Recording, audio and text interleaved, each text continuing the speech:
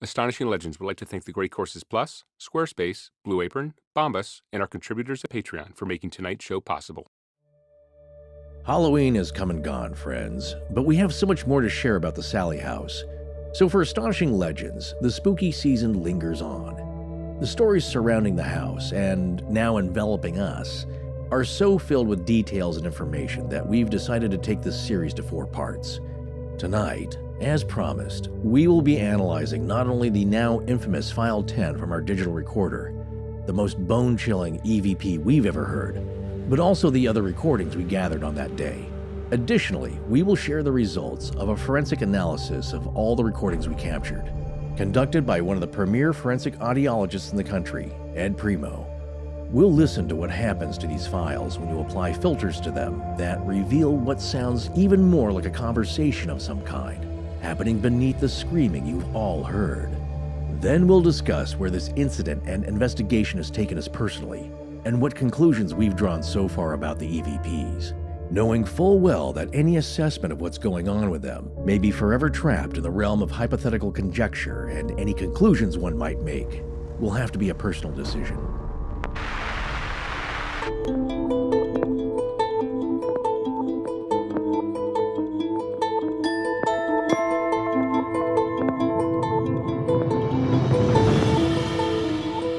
Welcome back to Astonishing Legends. I'm Scott Philbrook, and this is Forrest Burgess. I originally thought that it was a transducer overload, which translates into loud volume being recorded by a microphone that couldn't handle it. Based on my experience, that's how that sound would be created. I could not get the recorder to reproduce that type of a sound. Ed Primeau of Primeau Forensics on his first call to us after he received our recorder. Welcome to part 3 of our series on the Sallie House of Atchison, Kansas. And we're back. Hey folks, I'm not sure where to start here tonight, but I did want to acknowledge the outpouring of support that came into us from every possible channel after hearing last week's episode. When we decided to share the story from my personal perspective, I really had no idea what people were going to say, especially once they heard the recording itself, and I was ready for that. But what I was not ready for was the kindness that followed. So many people have been through so much more than just a dude getting a spooky recording in a haunted house. So needless to say, I wasn't fishing for all that, but it was greatly appreciated, and it did help me feel a lot better. There were a few people who took the time to write in and call me some less than polite names for a coward. Just a couple. I'm not going to share those names here, but what I will say to those people is call me back after you tell a story like that to a couple 100,000 people. Unsurprisingly, in most cases, these folks contacted us anonymously, so there's a measure of their bravery. I stand by my story and my decision to tell it, and I'm glad I did because the amount of similar stories we're getting in our inbox now is staggering. It turns out I'm not the only person that something similar to this has happened to. It would seem these stories are out there, but people have been afraid to share them for fear of ridicule. I've got not one single regret about telling it on the show, and I'd do it again. It's the strangest thing to realize that there's a profound difference between not believing in this kind of stuff and then not only believing in it, but refusing to grant it control over you, and then exploring the idea of moving even further past that to get some kind of power against it or over it. As for the haters, I've been screamed at by some kind of entity that scratches people, starts spontaneous fires, and levitates furniture. At this point, you're like a gnat in my soup. Thank you again to all of the supporters. Now it's time for us to take this EVP apart. Yeah, well, tonight we're going to get down to the nitty-gritty on these recordings. As before, fair warning, we will be playing parts of File 10 in tonight's episode again, but it will be later in the show, and we'll give you a heads up before it starts so you can skip it if you want. We will not be playing the whole thing in its entirety again, but just segments as necessary to make points or see if you hear what we and other people have said they hear. We've got a bit of other strange stuff to listen to too, but we'll categorize all of it as more typical of what you hear when you hear an EVP, not the sustained onslaught of what you heard at the end of part 2 of the series. Okay, well, where do we begin? All right, I want to start out talking about File 10 because we kind of just cut it off and we left. You know, it was Halloween, so we were trying to leave it a little spooky. You don't have the big finale of the movie and then come back and try and explain what happened. Yeah, there's a couple things I want to make clear about it because some people seem to have some questions about it. First of all, I want to be abundantly clear about how it was created. And what I'm going to explain here again, and we said this in earlier parts of the series, but I'm just going to make it clear again. we had been upstairs, all four of us in that room. And when I say all four of us, there were 7 people in the house, actually. But when I say the 4 of us, I'm referring specifically to the inner Astonishing Legends team that was there, which was Forrest, me, Megan, our listener and friend Megan, who helps us when we're on the road, and, of course, Tess Feifel, our head of research. So the 4 of us were in the room, and we had done a file there that we're going to talk about here just in a minute. Just in a few minutes, we're going to tell you about that one, too, because it had some interesting stuff on it as well. But I didn't really hear anything when I first played that file back. And I was like, there's too many people upstairs. There's too much contamination in terms of noise. And that's when I sent everyone downstairs. Everyone that was in the house that was upstairs, I sent them downstairs. And everybody went downstairs. Then I went into the nursery. I closed the door. And you heard my preamble, if you heard file 10, if you listen to it, where I say, look, if there's anything here that wants to leave a message, I'm going to leave this in here for 5 minutes. I'll be back. You can leave your message here if there's anything that you want to tell. I think I might have said the world, which might have been a mistake. but and then I put the recorder down and I closed the door and I went downstairs myself. And so we were all downstairs talking quietly. There was not any raucous conversation. And we know this because Forrest was filming this on our full spectrum video camera that we mentioned in part 2. I sat and I was participated in the conversation a little bit. And then I watched my watch. I did not have my phone because my son had it out in the car because he would not come in the house. And I was watching for 5 minutes. I gave it exactly 5 minutes. Then I went back upstairs to collect the recorder. I don't think anybody was really paying attention to what I'd been doing either, because it was just like, oh, here's another little experiment. Let's try this. It was towards the end of the tour. So we were kind of wrapping that up. Right. Maria had already explained everything about the house there was to know. Yes. And so we were kind of mingling around, and we still had a few minutes left. So we thought, like, why don't we try this out and see what we get? And I was still in the Pollyanna phase of my life. So, well, the happy days where you weren't scared. I wasn't convinced anything like this actually maybe could manifest in this way. Sure. Anyway, so I went back up to get the recorder. I came back down and I pressed play on it. You guys have heard the file, those of you that chose to listen to it. But here's the part that I want to make clear. The recorder itself was in voice activation mode. That's something that's going to come up several times tonight. And what that means is it only recorded when it heard sound, when it actually measured noise pressure, which we learned about from one of our interview subjects tonight. I wasn't really sure what triggered that, but it's pressure, I guess, that triggers it to start recording. So when you hear file 10 and you're trying to make out what it's saying and how it's working, the important thing that you have to remember is that the DR60, the Panasonic, the digital recorder we used, is starting and stopping at random times based on where it hears sound. It does not have any kind of time code or reference track that allows us to be able to tell how continuous the sounds are that are going into it.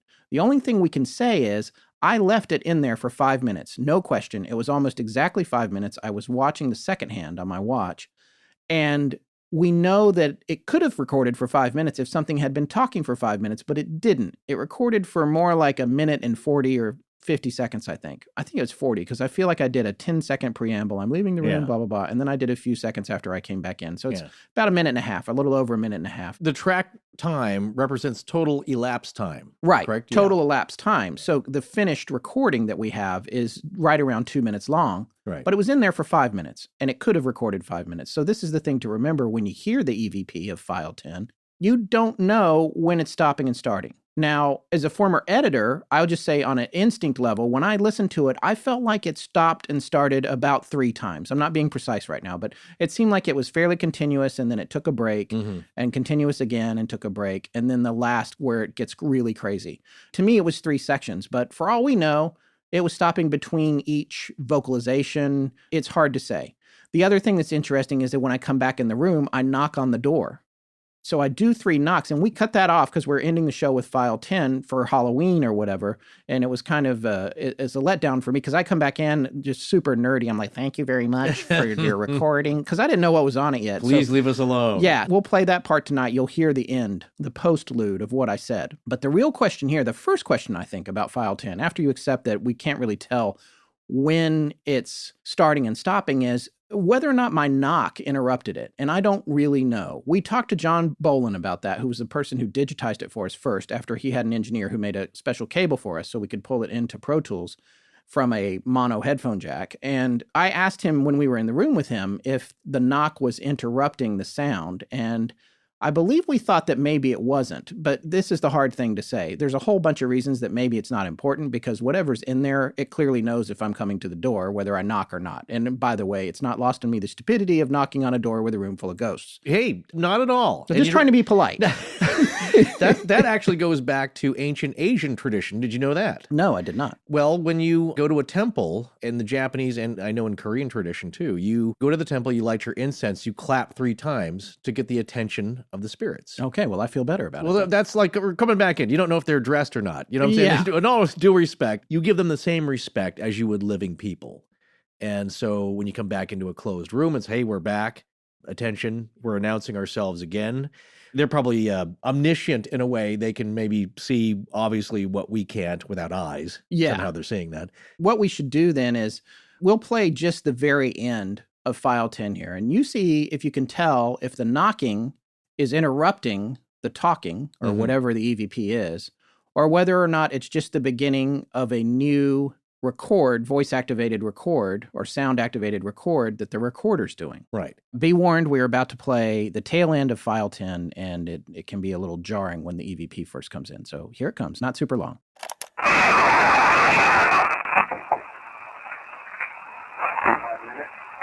Coming back into the room. I'm going to take the recorder. Thank you for your time. Wishing you peace. Okay, there you go. What do you think? Was the knocking its own separate voice activation file, or did it interrupt? You know, I'm not really sure. We can look at it on the waveform. It's one of the many different ways we can go in terms of exploring this thing. It's just... Well, we don't know. There's a couple of things that I did think of. If there is interference of some kind, radio frequency, electromagnetic, whatever it is, coming in, we're picking up radio signals. Wouldn't that also cover up our talking as well? It would be disrupting and distorting what we're saying as well. Right. Rather than just being on its own and stopping when we go to talk. The other thing is, a lot of people have sensed frustration and anger in the recordings. And I will say, when Scott and I go to talk, it sounds like we're interrupting the other voices. Yes. So I can understand how upset and frustrated they might be, because certainly we got plenty of comments about that in our earlier shows, interrupting each other. And it's frustrating to the listener. But seriously, it's like when we start talking, we don't know, of course, when the sound is happening on the recorder. Yes. We go in there and, we're deaf to it. So these sounds... I mean, we weren't in the room for file 10, but we were for file 9, which we're going to talk about right coming up. And file 10, we weren't in the room, but we've heard these sounds before on the recorder, just in file 9, much shorter versions of them. And we were in the room, and you cannot hear them there. And we fully believe, and this is based on not only our personal experience, but conversations that we've now had with other people who have gathered EVPs, including on the DR60. We firmly believe that even if you are in the room, you can't hear this sound. This is not a sound that's presenting itself to the microphone. Right. That's something to keep in mind on what it might be. Right. So when you hear it, you'll hear this sound. Scott will ask the question. We give it a pause. And again, we don't know when we're interrupting, but I think it was file 8 or file 9. File 8 was the first file we started. And here's my description of file 8 that I actually sent to our forensic audiologist expert, Ed Primeau. I asked if there's anything in the room. I cannot remember who was in the room with me, but I think people were in there with me, but they were not speaking. And it's a very short file, and we didn't think anything was on it. We actually disregarded it when we sent it off for analysis. But it turns out we sent it also to some friends of ours who are both psychic, actually, and one of them picked something up at the end of the very first file we recorded in the room, which is file 8. So I'm going to play file 8 for you right now. Then we're going to tell you what we hear, and we'll play it back again for you. And you can decide whether it's there or not. Don't worry, this one doesn't need a warning, okay? It's not going to freak you out like file 10 did. So here's file 8 from the recorder, also made in the nursery. If there's anyone or anything in here that would like to make itself known, please tell us who you are. Okay, so I didn't think anything was there, especially when you listen to it on that horrible little speaker. Exactly. This from the DR60, this was taken from the line out, and that's what that humming is. It's the line out coming into a professional mixing facility, mix bay, that is run by our friend John Bolin, who does the opening announcements for the show. That's right, yeah. John had pulled it in there, And when we sent it out to one of our two psychic friends, wrote back to us and said that she thought she heard a message towards the end of that very first question, which I disregarded. Well, we didn't really listen that carefully back again either. Right, after we with sent these out. headphones, Yeah. exactly. So we're kind of doing it now in a way for the first time, seriously, with our headphones on in the studio.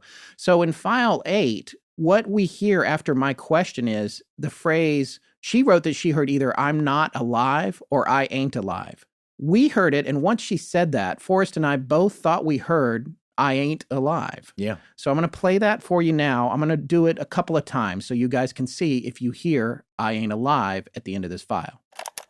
If there's anyone or anything in here that would like to make itself known, please tell us who you are.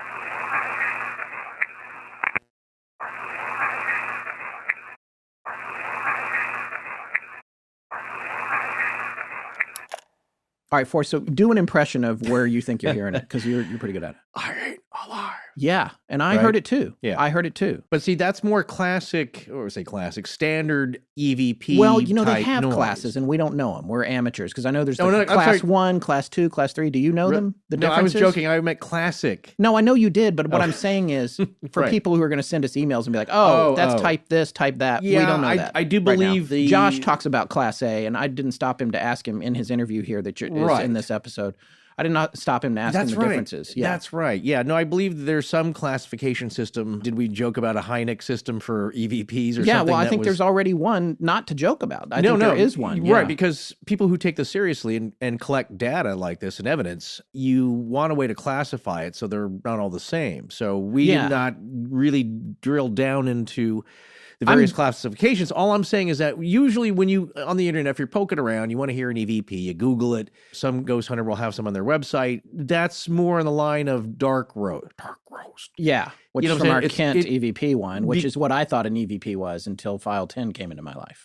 Well, they all are. Yeah. As you'll hear from one of our guests, Josh Lewis, it takes energy to do this from the entity. And sometimes it's like people. Sometimes you have a lot of energy, you're animated, and sometimes you're whispering. If I had to guess what Class A was, I Right. bet that's the one that just sounds like another person in the room with you. Yeah. Because we've heard those, by the way. Oh, there's some that are very clear. It doesn't sound like a whisper. I mean, it sounds like a low talking, but there's nothing breathy or ghosty about it. Well, and here's the other thing that's actually super scary, and we're getting corroboration on this from other fronts as well. There appears to be an ability for certain types of spirits or entities or whatever are doing these to emulate people that are actually in the room. Yeah. Where they'll play back a recording and one of the people in the party will say something really clearly, like, I'm cold, or I don't know about that, or laugh or something. And then they'll go and play it back and they'll find out the person who is supposedly saying was like, I never said that. Right. Or that person wasn't even in the room. They're Right. in another part of the location. Yeah. That is happening. So it gets into this whole thing, which it gets really bizarre. And we'll talk about that in terms of filtration too, because there's something very weird happened when we had our signal run through a program designed to try and recover dialogue from it. But that, again, there's so many different directions to go with this right now. All right, so let's talk about File 9. File 9 is the last recording we got before we made File 10, which was the one that we played at the end of the last episode, the Halloween episode. So I want to set the stage here for File 9. For File 9, we were in the nursery. It was our team. It was Forrest, Scott, Megan, and Tess, and we were all in there. And what we had done was, and Megan and Tess talked a little bit about this in their interviews for the last episode, what the circumstances were. So Forrest was in there with his camera. Tess was sitting on the floor with the toys, messing with the Raggedy Ann doll. Megan was sitting on the bed, and I was sitting on the bed next to her, and I had the recorder. And I started out by asking it a few questions, but then it occurred to me that I needed to set it down on the table to avoid handling noise, because the recorder is so bad, it's susceptible to any kind of noise. It turns out, actually, the noise is what helps. We're learning that. But there are recordings that have been made in noise-free environments with this recorder. It's another thing we're going to get to later in this episode. But right now, and I know I keep saying later in this episode, but we're having to touch on a lot of things, and we want to give each thing its due. So we want people to know that we're getting there, especially for those people that like to email their their questions before they've heard the whole show. Well, 10 minutes in. Yeah, 10 minutes in. So I sat down on the bed and I started the questions, and then I wound up putting the recorder on the very same table that it was on for file 10, but the difference was there were 4 of us in the room. And I cannot remember if the door was open or closed, but there were other people upstairs. So that's something to understand. This was the file that gave me the idea that there's too much noise up here and too many people up here. So then I made the next file, which is the really pronounced one. This one we didn't think had a lot on it, but then when we went back to listen to it, in comparison to file 10, it turned out it had some unusual stuff on it itself. I do want to warn you guys that this one does have some very similar characteristics to file 10. It's kind of loud, but it's not long and sustained like that. I think everybody's going to be able to take it, especially after hearing file 10. It doesn't feel as rageful as I've characterized file 10 as, and a lot of people have. I think you'll be able to handle it, but just be warned about it. And if your headphones are on, you might want to be watching your volume here. The other thing that's happening that Forrest and I have concluded is that we, and more him than me, kept interrupting it. Because it starts making these noises, and then we talk. And the noises are identical to the noises we got on file 10 when no one was in the room. So to be clear, there are 4 people in the room here, and you could say, oh, well, there's a bunch of people. The noise coming from the people. It's people in the hall. It's true. There were probably 7 souls upstairs in the house that day and 4 in the nursery when we made these recordings. I'm pretty sure I closed the door, but I'm not positive. Well, what's interesting is that you'll hear blips of it, bursts of it, even before when Tess goes to speak on the recording. You hear you'll hear a little blip of that. To me, if it was interference that was so powerful it's ending up on the recording that we can't hear, then is there some kind of mechanism that's, the voice activation or whatever it is that's shutting it off when we go to speak? It would seem to me there would be interference over the top of us as well speaking. Right. But what you hear is, so we don't know that we're interrupting, but it's kind of comical because this thing is like, I got something to say. Oh, hold on. What, and we're cutting it off. Is there anything in this room that would like to say hello or let us know that you are here? Okay, I'm trying to stick in I'm remembering the words now. Okay. Yeah.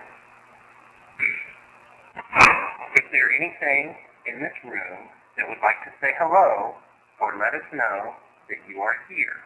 We are in the Sallie House on July 20th of 2018 in Atchison, Kansas. Forrest, Scott, Megan, and Tess in the room from Astonishing Legends. I'd like to know if there's anything in here that would like to say hello, and if so, what is your name? Is there an entity here that knows any of us personally?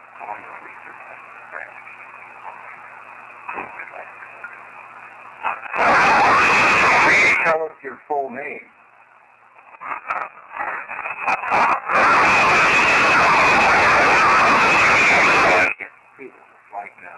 Solid, picking up that talking and flashing the whole time, but this thing also picked up on you. Sorry. You did. What did you do? Red wine. Okay.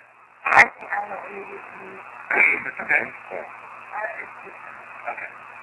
We are interested in finding out who you are. That is all. We're just visiting. We just want to communicate. Nothing more than that.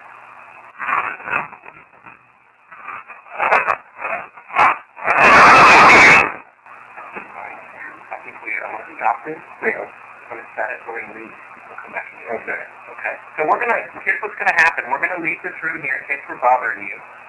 I'm going to leave this recorder here on the table, on this little black table, and if you want to leave a message in it, we'll listen to it later, and we're going to leave it in here for 2 or 3 minutes. I'm turning it off now while we leave, and then I'm going to turn it back on. Okay, one thing that's interesting about this is that this clears up an error that I had made. I thought that we made these recordings on July 21st, but in fact, we made them on the 20th, and that's going to be important later when you hear our interview with Josh. We thought it was the same day that something unusual happened with him and his recording. So actually wasn't. It was a day apart. It's still kind of significant to me for other reasons, which you'll find out when we get to his interview. But yeah, so we did this on July 20th. What that also means is that the panel, which we talked about in part 2, the Earhart panel that we said we went to do after this, that actually was the next day. That was not this night. So we had 24 hours before we went to go do the Chasing Earhart panel. That's I think what the I reason, thought, I think Megan had remembered it as being the same day, and then I was like, oh yeah, it was, and then we all just kind of accepted that. But we're trying to be as transparent as we can possibly be here, and that's why it's so good that we recorded everything, because I recorded the date here, and now we know the day that we were in there. We can definitively say it was Friday, July 20th, and that on the 21st we did the panel, and you'll see why that date's significant when you hear Josh's interview in tonight's episode. All right, so there's definitely a lot of things in that file, in file 9. There's more than I originally thought there were. I mean, we found out it had stuff in it, but then file 10 was such the big Megillah that it overtook the initial part of this series. But file 9 is significant too, because we're in the room, we're asking questions, we're repeatedly interrupting it, which is probably what made it so mad for file 10. Things. We think that we can hear things in there. We have some friends in the podcasting business. One of our friends, Tim Mullins, who is calls himself the sound guy over at Hillbilly Horror Stories, actually took these files into Audacity and was doing all kinds of stuff with them in there, slowing them down, playing them backwards, putting filtration on them. Right. And he did find some things that sound like words. And we're going to be linking those files up in the show notes for this episode, where you can go to our webpage and hear them if you want. But this can be a little bit of a slippery slope, where you start to hear things, or we tell you what we're hearing in it. That's a whole phenomenon in and of itself. I found this article way back when we did the EVPs at the KPW, at the Kent Paranormal Weekend. Yes. And this explained a lot of what we're kind of dealing with here, because this does have a lot to do with the Yanni or Laurel debate. Everybody remembers that. Some people heard Yanni in that kind of muddy clip. Some people hear Laurel. Yeah. And it depends upon what you're physically able to hear, because, again, we hear with our brains, not with our ears, the way we see with our brains and not with our eyes.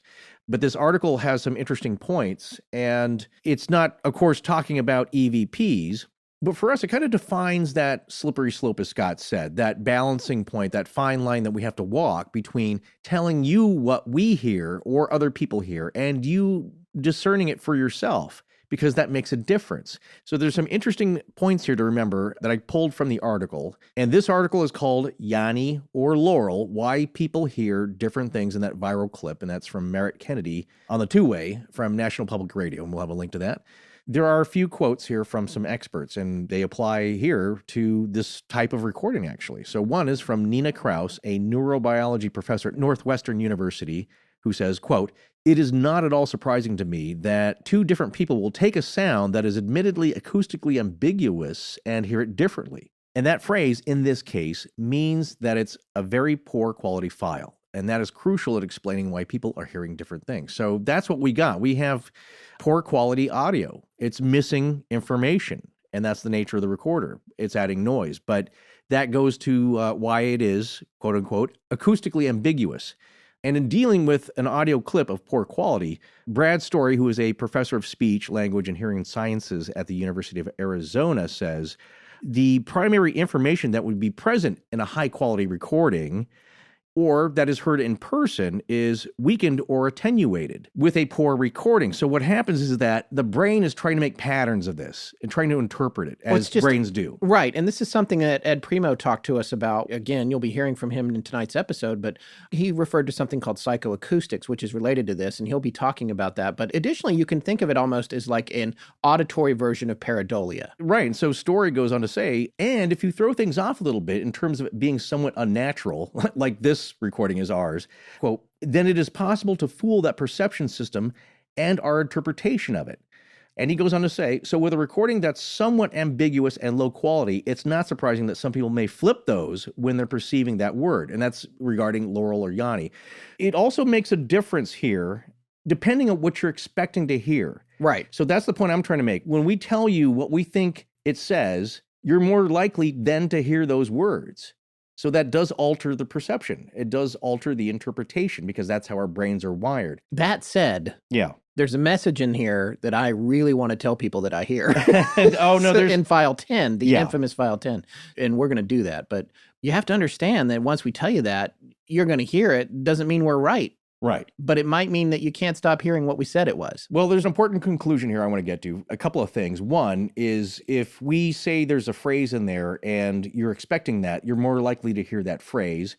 Your biological ability to hear may not be in the range of being able to hear what we are hearing or other people are hearing. That's the point with Yanni or Laurel. Some people could not hear above a certain kilohertz frequency, so they physically could not hear, or their brains did not interpret one name or the other. And so my point here, though, is that, okay, so we don't really know what the words are. We don't really know what the meaning then is, or it's hard to interpret, and that's a personal thing depending on who's listening. But the point I want to make is that there are words. So some people are saying it's just electronic. You're just hearing static or noise. Other people are saying, like, yeah, it's interference, it's static, it's noise, but it's coming from another broadcast somewhere. Which is why you hear words. Which is why you hear words. So there are different camps here. So what I believe, though, is that we can start, and a lot of us, most of us probably can agree, there seem to be words here, that this is speech. Even though it doesn't fit the cadence and the pattern of normal speech patterns or conversation coming over a radio station, especially with like DJs or something, or a commercial or anything like that, that's usual media, or even amateur radio. People don't talk like this, staccato-like. But I do believe what we are all hearing is words. So in conclusion to this little statement here, we do believe that words are being said. It's just that we can't all agree on what those words are. But sometimes when you hear them, and even if we point them out or you do it on your own, we believe there are discernible words in there and you can hear them. Just to set up what happened next, we were downstairs in the living room, milling about, getting ready to leave. We weren't really paying attention to what Scott was doing. But next thing we know, he bolts out the front door, like makes a beeline saying, I'm done. That's it. I don't want any part of this. And we didn't know what was going on. And then we calmed down and we figured out like, oh, it's the recording. It was track 10 that we all heard. So we went out to the backyard again. So we weren't out in the front yard. So Scott's son could see what was going on and get concerned. We took it out to the backyard. I continued filming and we played it in the backyard. And we all had our various reactions upon hearing it for the first time. I think Scott was serious. He's not going back in the house. Maybe through the house to get to the front door again. Yeah. And that was it. Yeah. And never coming back, setting foot inside again. I wanted to take that recorder and with my video camera and go back up to the nursery because the first thing that I thought of was like, this is something. This isn't static. This isn't radio chatter. This isn't interference. My gut impression was that something was trying to give us a message. Something was talking to us, yelling at us, and that it was serious. It was upset. So I just wanted to see if I could get that again, if there was more to the message, or if it was an anomaly, would this anomaly happen on a second or third attempt? So Maria let me back inside the house, went up the stairs. I went back in the nursery, and I had the video camera rolling, I think this time. And I tried 2 more times. So tracks 11 and 12 are my feeble attempts at getting something to talk to me and into the recorder. And I believe I had the video camera rolling for that. Maria was sitting on the steps, just waiting for me to do my business. I think I had the door closed too, just for noise, to make sure that we weren't picking up any extraneous outside ambient noise. And so I just kind of did the same thing. I said, track 11, hey, is there anything that wants to speak with us? It was a little garbled last time. Please speak clearly into the recorder. And I didn't get such great results, or at least I didn't think I did. To clarify here, the recorder in this case was on full-time record, not voice activation. I made the mistake. Scott just gave me the recorder. It's like, and I never used it really before, but I knew there was a record and a start and a stop and could control the volume and input level. But it turned out to be actually interesting because then I had it in 2 different modes. The first time around, I didn't realize it was on continuous record. Right, file 11. Right. So that's me asking the question, and then it's just on recording for the entire time until I turned it off again. Then I figured out what I was doing, like, oh, geez, usually we have this on voice activation record. So then file 12 is me doing that, which that's why it sounds truncated. So those are my 2 not quite as successful attempts at getting an EVP, or so I thought, because I didn't really listen to it. I just thought, again, listening to it over the speaker, so the little tiny one that comes on the recorder, that I didn't get much of anything. It just maybe a couple of pops and clicks of static. Right. But when we listened to it later with headphones, actually, again, we sent it out to these 2 medium friends of ours who listened to it and said, I think you got something here. and told us what that was. And when you go back and you listen to it carefully, and again, I admit I not really did that with headphones carefully, not so much because I didn't want to hear it, because I didn't think there was anything on it, so I just didn't really bother with it. And then once you do, and you listen carefully with the volume turned up, you can hear a little something. Here's the thing about this, and I think it's something that you and I both learned since we got these recordings and are starting to get into all this, is learning what to listen for. Right. Because when you don't recognize that you're not listening for normal vocalizations, you kind of slough over stuff that might have been something. And what's interesting about this, and this is just a short little thing, and some of you folks are going to be, I don't hear it. I don't hear anything. But again, going back to what we said a minute ago about once we tell you what we heard, you're going to hear it. So first, here's what we'll do. We're going to play it, this little piece of 11. It's a long file, and there's only one vocalization in it that we heard, and it's also kind of right when Forrest is messing with the recorder. So it's hard to know because you're actually you're holding it. It's not sitting on something. Right. And it's making noise, but some people will tell you that that noise helps things happen. Well, we've seen a lot of guys who do a lot of ghost hunting, and they just hold it with their hand. Now, they may have newer versions of this recorder that aren't loosened up over time and use. Ours is pretty beat up. Yeah. It's pretty worn. But again, maybe that's a good thing. Maybe that's why it works so well. So first, just listen to this. A very short little bit about Forrest setting up file 11. File 11 is a couple minutes long, so we're not going to play it here. We'll link to it. You guys can listen to it if you want. But we're just going to play this part where we thought we heard something. And recording track 11. Light is on. And it's recording.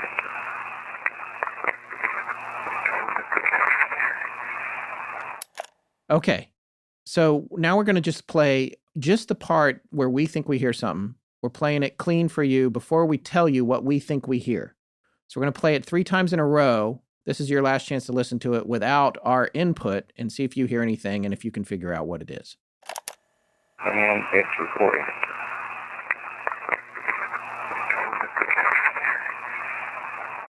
And it's recording.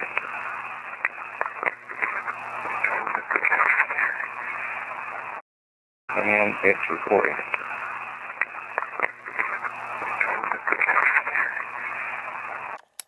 Okay, so that's probably the clip where people are laughing at us, but I'm going to tell you. Well, I'm going to tell you something. At me. Yeah, after our medium friend told us what she thought was on there, of course I'm hearing it, and just to the point that we just made a few minutes ago.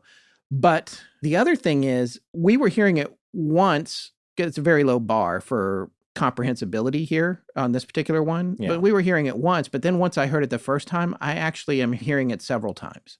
And then there's another mitigating factor for me that freaks me out the most. Yeah. And that is in the clearest part of the time where you can hear it. And the other ones are so subtle, I feel like no one's going to hear it but me. And I'm listening to it on a $400 pair of headphones right now. Right. So if you're in a car or you've got cheap little ear pods in, I don't know if you're even going to hear what we're hearing here. But the last thing not only sounds like the phrase we're about to tell you that we're hearing and that it's being whispered, but it feels like, to me, it's being whispered by me. Like I'm in the room whispering it to you. It's my voice, except that the catch is I'm out in the backyard. So I don't know what it is, but here's what we think it is and what our medium friend thinks it is. She thought that it was, what's he got there? Or what's he got there? Yeah. The thing is, it's right when Forrest is shifting the player a little bit. So there's a little bit of, you'll hear that kind of handling noise. And I can't hear the what's super clearly, but I do hear the got there. Yeah. And it sounds to me like me saying got there. That's interesting. So she thinks it's what's he got there. Now, the other thing that I'm hearing personally, and I don't know if anyone's going to hear this, but me, and maybe my mind is making it up. It's the auditory pareidolia. It's psychoacoustics. It's a hallucination. But I feel like I can hear it a couple of times, much lower and much fainter before it comes out, like there's multiple voices saying it. Yeah. So when it plays, I hear very lowly, what's he got there, and then what's he got there.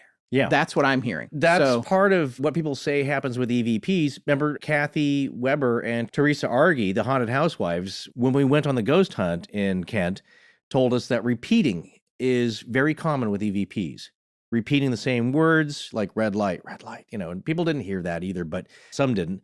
But repeating and also the mimicry is another factor that happens sometimes. Yeah, and that freaks me out almost more than any other part of it. Well, yeah, of course. And especially when it sounds to me like me. And that's not the last time that's going to come up with this stuff. And if you're wondering what they're wondering about, keep in mind, at this point, I've got a 4K camera on kind of it's a bracket with 2 IR lights going and, an onboard microphone. So it's not a huge camera rig that you see in the movies. Not what they're talking about. You think they're talking about the DR60? Yeah. You think so? I don't know why. I just feel like I know that. I have no idea why I That's said that interesting. just now, but I just feel like I know that. I feel like they're talking about the recorder. Okay. I was just crap about the camera. A billion people have been in there with cameras. That's Those true. DR60s are rare. That is true. I mean, less rare with paranormal people, but right. You know what I'm my saying. overall feeling, I'm not discounting what you're saying. I'm not saying I'm right. By the way. I know. That's just a feeling I have. My thing is, what would they be talking about? Well, in this case, I'm juggling again a couple of things. So I've got a Zoom recorder I'm holding. I've got the camera on this bracket with 2 lights going. And they say that infrared light also affects them or lights them up some way. They interact with it. And I'm also holding the DR60. So I've got a few pieces of gear here. So to me, logically, that's if there is a ghost saying what is all that? What's he got there? That to me makes sense. In general, looking at what I'm holding and juggling and trying to figure out, what is all that? All right. So we're going to play these 3 clips again, exactly as they were before. You listen, you see if you can hear it even once, or if you can hear it multiple times like me, or if you don't hear it at all. It's entirely up to you. We're not trying to tell you what to think. Here we go. And it's recording.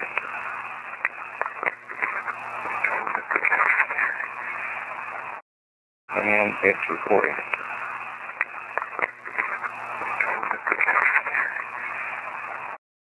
And it's recording.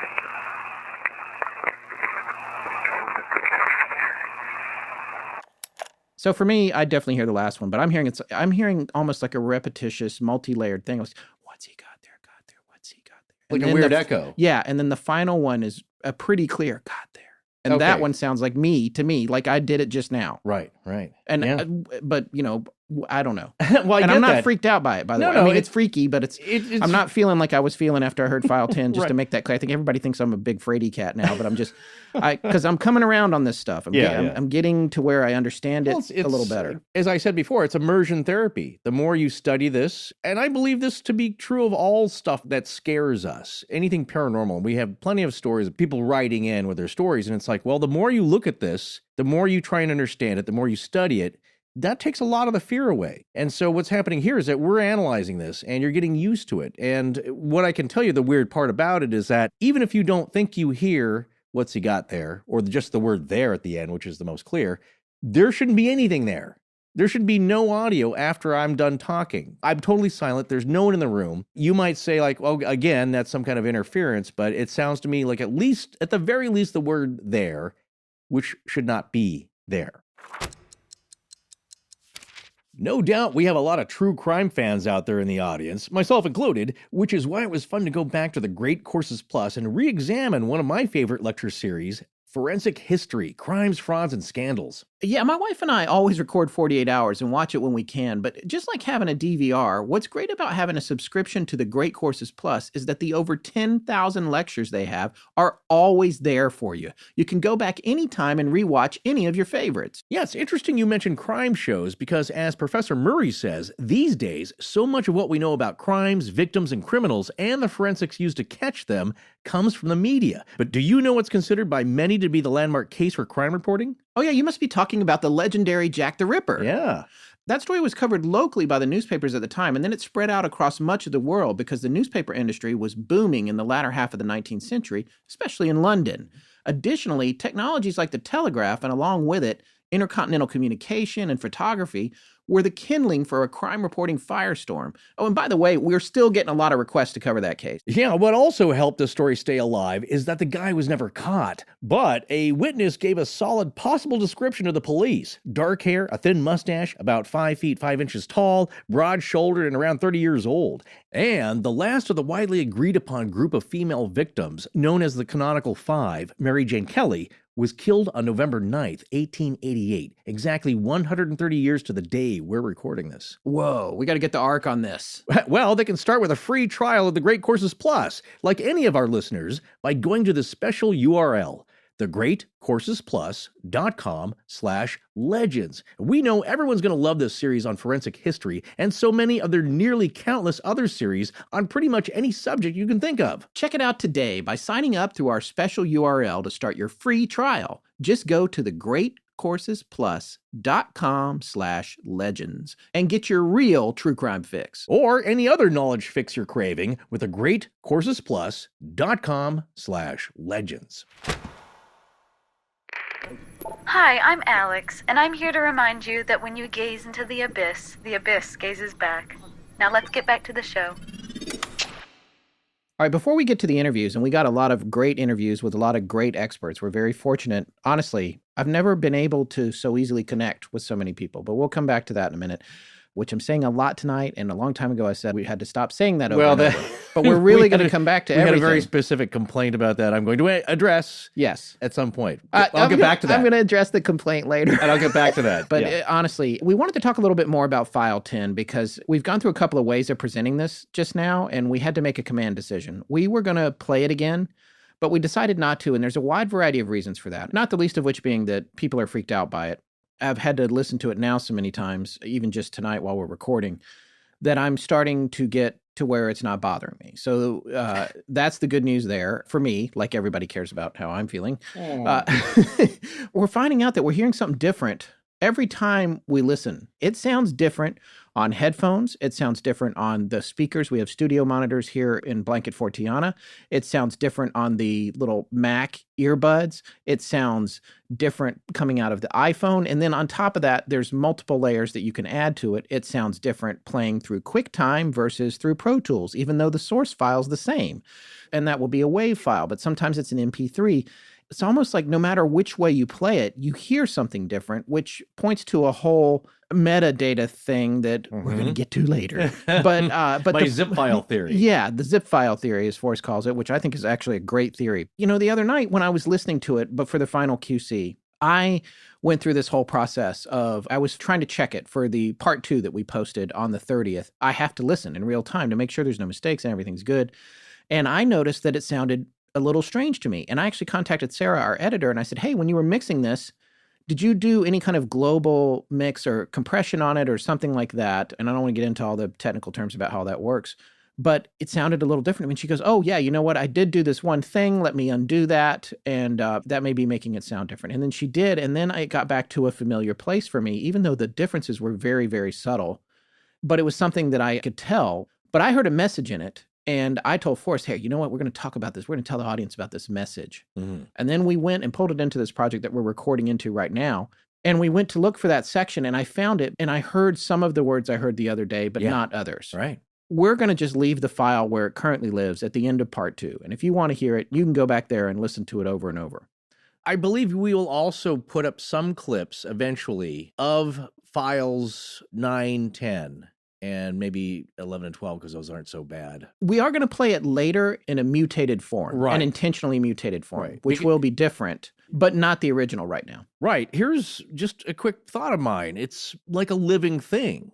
You squeeze it one way, or it's a piece of clay that analogy we use in trying to form words. You squeeze one end, another end bulges out or misshapens, and it becomes something else. It's elusive.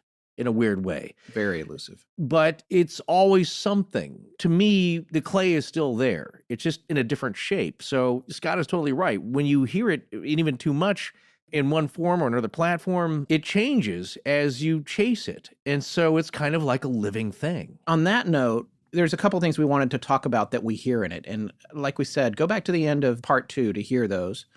But there's some really strange stuff buried in this file. Obviously, you know that. But once you get past the fear of listening to the crazy screaming and the sounds and you accept what it is and maybe you turn the volume down and you listen again and you start trying to hear words, you start to hear things. And one of the messages that I heard pretty clearly a few days ago, but then today I could only find parts of it. And that's the thing I can't figure out. And I'm just being honest about it.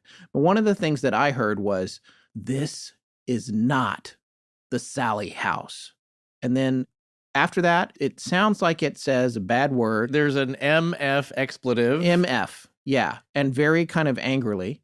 And then it says after that, so this is not the Sallie House, Mother Hubbard. But it's not Hubbard. Well, it's a different word for Hubbard. The initials are fitting too. Yeah. And then after that, it says, "This is my house. Get out," or "get out of here." Yeah. Here's what we've heard from other listeners who wrote into us on the Facebook page and other places, and they said that they heard that. And although I had posted it in a reply to a thread on Facebook somewhere, it was pretty well buried. I don't think the other people that were hearing it found that post. I think they heard it out of the blue. And then a lot of people were saying, "I heard get out of here." So there was this message in there that seemed like, this is not the Sallie House, beep. This is my house, get out of here. So then tonight we were playing it and looking for that. And we're like, I'm telling Forrest, we're just going to play this section. They're going to hear it. But then I couldn't hear it anymore. But then we heard something else, which was really bizarre and sounded really clear to me. And Forrest actually picked it out. And that was, the clip starts with, "This is Michael. This is Michael. This is Michael. This is Michael." And then I hear it. What's funny is it's strong the first time, and then it's kind of whispered or quieter the second time, but it sounds like the same 3 words. And that is a clip that I will play. We're going to play it right now.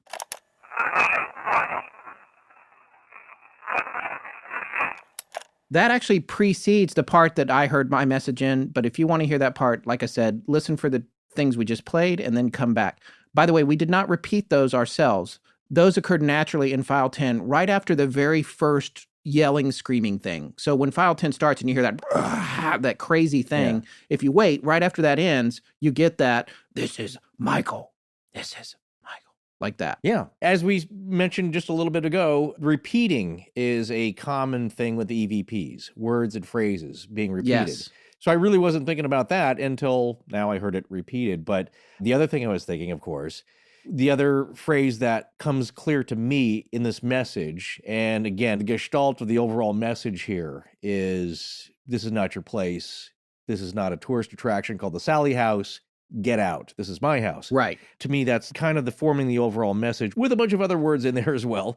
But what came to my mind when it said, "This is Michael," and also going back to the very clear and discernible scratches on Tony's back from the sightings episode, the words MC, well, whose house would this be? Who built this house? MC Finney. Michael Croman Finney. Exactly. Yeah, and that's interesting. It's a connection. Again, a lot of investigators will look for a person that actually has a physical tie to the house.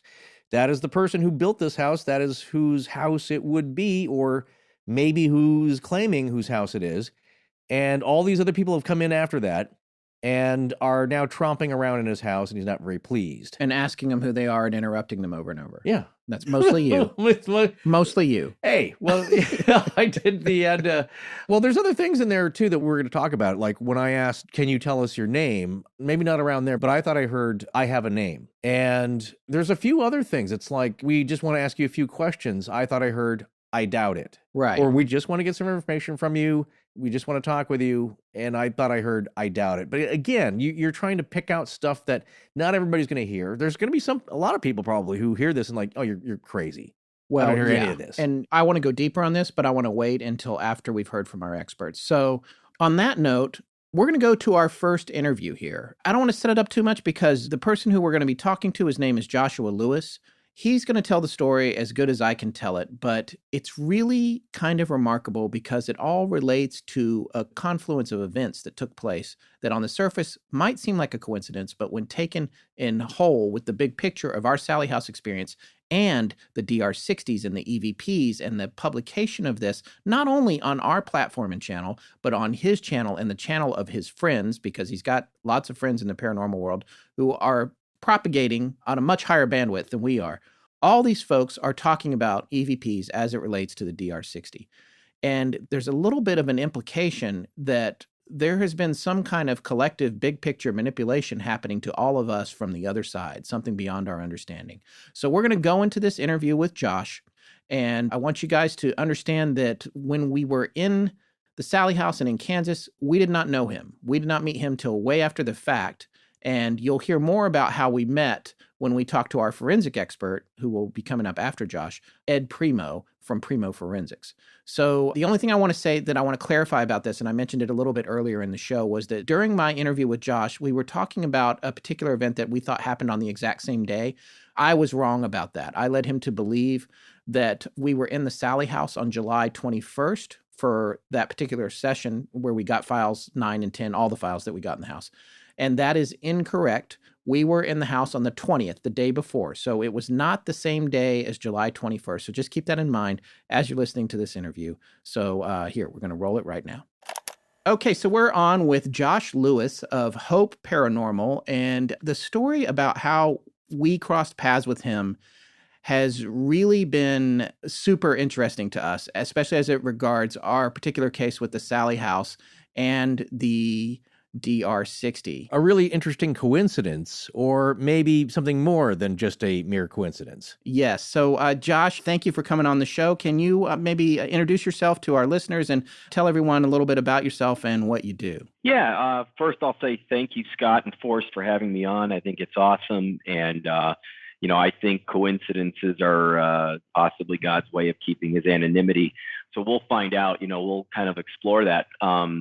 I'm in South Florida. I'm an entrepreneur. I'm a filmmaker. I'm kind of a couple different things, but my main passion and focus is, afterlife research, spirit communication, ITC, intertrans communication, and exploring those, as well as trying to offer, as kooky as it sounds, trying to offer help and assistance to the living and the dead, if that makes sense. So do you have an ability that you would say that maybe not everyone has to communicate in that way? And if so, when did you realize that that was something that you could do? Well, it's interesting. About 6 years ago, I had, the yearning to find out more about what's on the other side, what's going on. I'd seen the shows and all that stuff. I've always been a spiritual person. I was raised religious, Catholic, but kind of fell away from that, like a lot of people do, I think, but still hung on to the fact that I had a spirituality and kind of an understanding of a higher power, I should say, and went out into the field with just a few different little cheap devices and wanting just a recorder and a little spirit box and seeing what could happen. And I ended up picking up voices, and that was shocking alone, responses to me talking, but also they were responses saying, help me, I'm stuck, things like that. And I kept hearing that. And so that really got me to thinking, well, is there anything that we could ever do to try to help these voices? Are they just echoes, or are they actual spirits? Like, what's the deal? I worked with a medium, and a medium who was pretty well known, doing it 20 years in her field there. And we brought her out into these places that we already had been, these locations, graveyards and things like that. And, I had recorded those voices with some names as well. And, sure enough, she just started picking up those names that I had already recorded without feeding her any information or giving her anything. And shortly in, about a month or so working with her and really kind of verifying that she was right through the recordings on a lot of her channelings and things like that, I started to pick up stuff. And I kind of wrote it off as just like, I think Forrest said, kind of like a coincidence and, maybe just kind of, feeling some stuff. And I didn't give it too much. And then eventually she said that I was going to be picking up even more on my own. And I kind of had a period where I was very reluctant and, I don't know, skeptic. This is weird. My logical brain was not fully letting me go to that place, but yet these things were coming in spite of that disbelief, I should say. And eventually I got a couple things that I knew I couldn't overlook anymore. And that's when I started to work with someone who has this it's called the International School of Clairvoyance. Her name is Deborah Katz, and she's worked with Ingo Swann and all these amazing people that have worked on, the remote viewing for the CIA. So she's actually getting her parapsychology PhD. She's working with some amazing people. And so she took me through her course, I worked with her extensively. And I ended up starting doing readings for her because I started getting stuff so amazing. So I've now done over about 1,500 readings for people with a lot of testimonies from people, strangers that I've just done readings for. And that's been absolutely amazing. But what I've really wanted to continue to do, and I have a channel, a YouTube channel, and I display my work and showcase it there. How do people find your channel? It's Hope Paranormal White Light. That's the channel. The new website coming, hopeparanormal.com. But Hope Paranormal White Light is the channel. And HOPE is an acronym, stands for Helpers of Paranormal Entities. And cool. what it is, so I'm all about marrying the intuitive, the psychic ability with the science of ITC and trying to verify both. And that's what I work on. That's what I do. We're using a number of different devices to do that. We're using different spirit boxes, radio boxes, sound bank boxes. But the coolest thing that we're using, that's one of the biggest things that skeptics can't just discredit is, and why we're talking today, is the DR60 recorder, which is just a regular, basic, cheap voice recorder. Well, it was from Panasonic. Cheap in the 90s.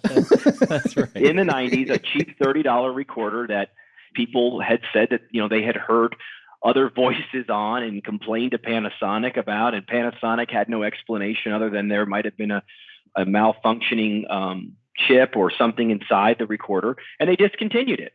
And so now someone found that about 10 years later, I believe, in like the early 2000s, a paranormal investigator had found one and started using it. And that's when they started to kind of pop up on the radar for this purpose. Now they're going for $1,500, $2,000, some $3,000 on eBay.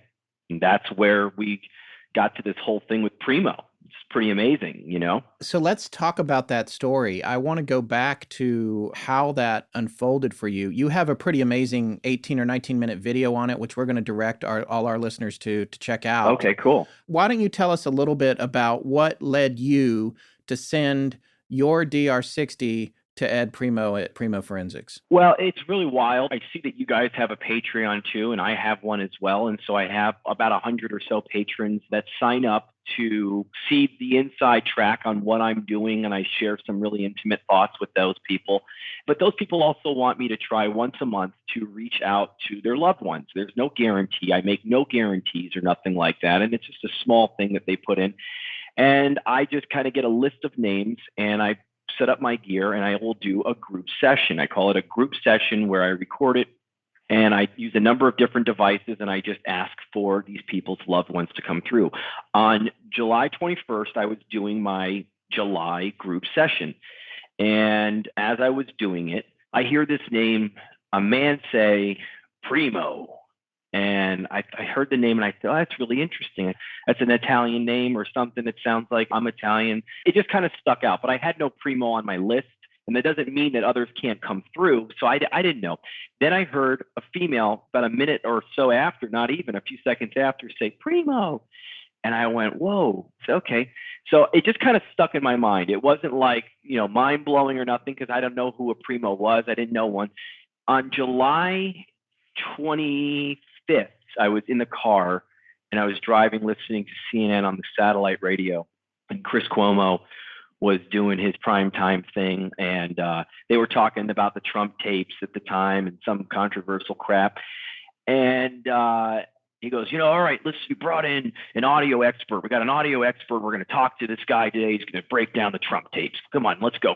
We got Ed Primeau. Ed Primeau, can you come in here, Primeau? And he starts calling him Primeau, and I'm like, whoa, my ears perk up, and I'm listening, and this guy comes on, and he's like, I'm a forensic audio expert. What I do is I review speech on really bad tapes, and I have to be objective. I have to have fresh ears. We all have an ability to hear different aspects of sound and speech, and this is what I do over 35 years experience. And I said, wow, this is either the weirdest coincidence or what? I don't know. But, like I've done my whole life, I've pretty much been that go-getter. I attack it whenever I could see something. That night I was Googling Primeau. I found his office. I found his office number. Next day I was calling his office in the morning. I got his assistant who said, oh, yeah, he's in his office. We put him through. Bam, I was on the phone with Ed. I said, you did a great job on CNN last night. Josh, can I stop you for a second and ask you a couple of quick questions about stuff that you already said? When you were doing the group session and you talked about the voices, were these voices that you were getting over a spirit box or something, or you were hearing them in your head? No, they were over the spirit box. When I'm in the group session, I do some intuitive work, but I'm mostly focusing on the box and trying to get the responses to come through for the patrons to hear. Right. It was through one of my speaker boxes my spirit boxes that I was using. And what's cool about that is that you actually have video of this session in that one particular video that I was referring to, right? Where you can see. Right. I put it all in there. Right. I put everything that I have regarding this whole thing in that video. And the spirit box you have, that's one that you bought from Steve, one of his, right? Right. I have a number of different boxes, so I don't just have that one. I have a couple of different boxes that I use, one called a Frank's box, which is... Those are the originals, right? Yeah, Frank's box is... Frank Sumption was the one that created the spirit box. He's the one that created it. He's no longer with us, but I have number 78 of one of his boxes. Oh, They're kind that's of expensive. cool. That is cool. So it's pretty cool. And then I have like the PSB-7, which is like a $70 cheap, like it looks like a little handheld radio that you can get from China. And it's really just a radio that is able to just skip through all the stations very quickly. Oh, interesting. Yeah, that's it. So, I mean, you would say, any skeptic would say, well, isn't that just bits and pieces of radio coming through? And yes, there are bits and pieces of radio coming through, but spirit, we know now, can manipulate sound and formulate what they want to say with some degree of limitation. They can use those little its and bits and pieces of audio to formulate a full word that you might have to just slow down to 70% or so, just to, kind of hear what they're fully saying. But when there's a pertinent, clear, intelligent response to a comment or a question that I've made, we know that that's not radio. Sorry, it's not. If I say, can you say my name? They say Josh. The chances of my name coming through the radio at that exact moment from a radio station is next to nil. It really is. So those are the things that we're looking for. And that's what I was doing during that group session. I was doing one of those spirit box sessions. Can you explain for our listeners who aren't familiar with what a spirit box is? Can you explain a little bit about how it works or what its components are and how it actually, where the voices come from or where we think they come from? Yeah. So what I'll do is I'll just explain, without even bringing up Steve Huff's boxes, which are the more newer ones. I'll just talk about, like I said, the Frank's box. The Frank's box was really just a radio. It was a box that he had a housing for. He just, he used to make these out of all different things, wooden boxes where he would put a radio inside this box and he would hook it up to just a speaker or whatever. And then he might add an effect to it where there's like a switch, like a little bit of a reverb or an echo. And the reason is because spirit doesn't have a voice box. They're energy. We know that they're energy, and energy cannot be created nor destroyed. And so they are energy, and they're able to use their energy to formulate words. And they can do this through the recorder, as we're talking about, just without any kind of extra noise really in there to help them. Or you can feed them a little bit of noise. And that could come from something like a radio source, or even just a sound bank. I mean, we've taken one word. I think it was like we did an experiment where we used the word meow, like a cat meow, and just kind of played it in a sound bank repeating.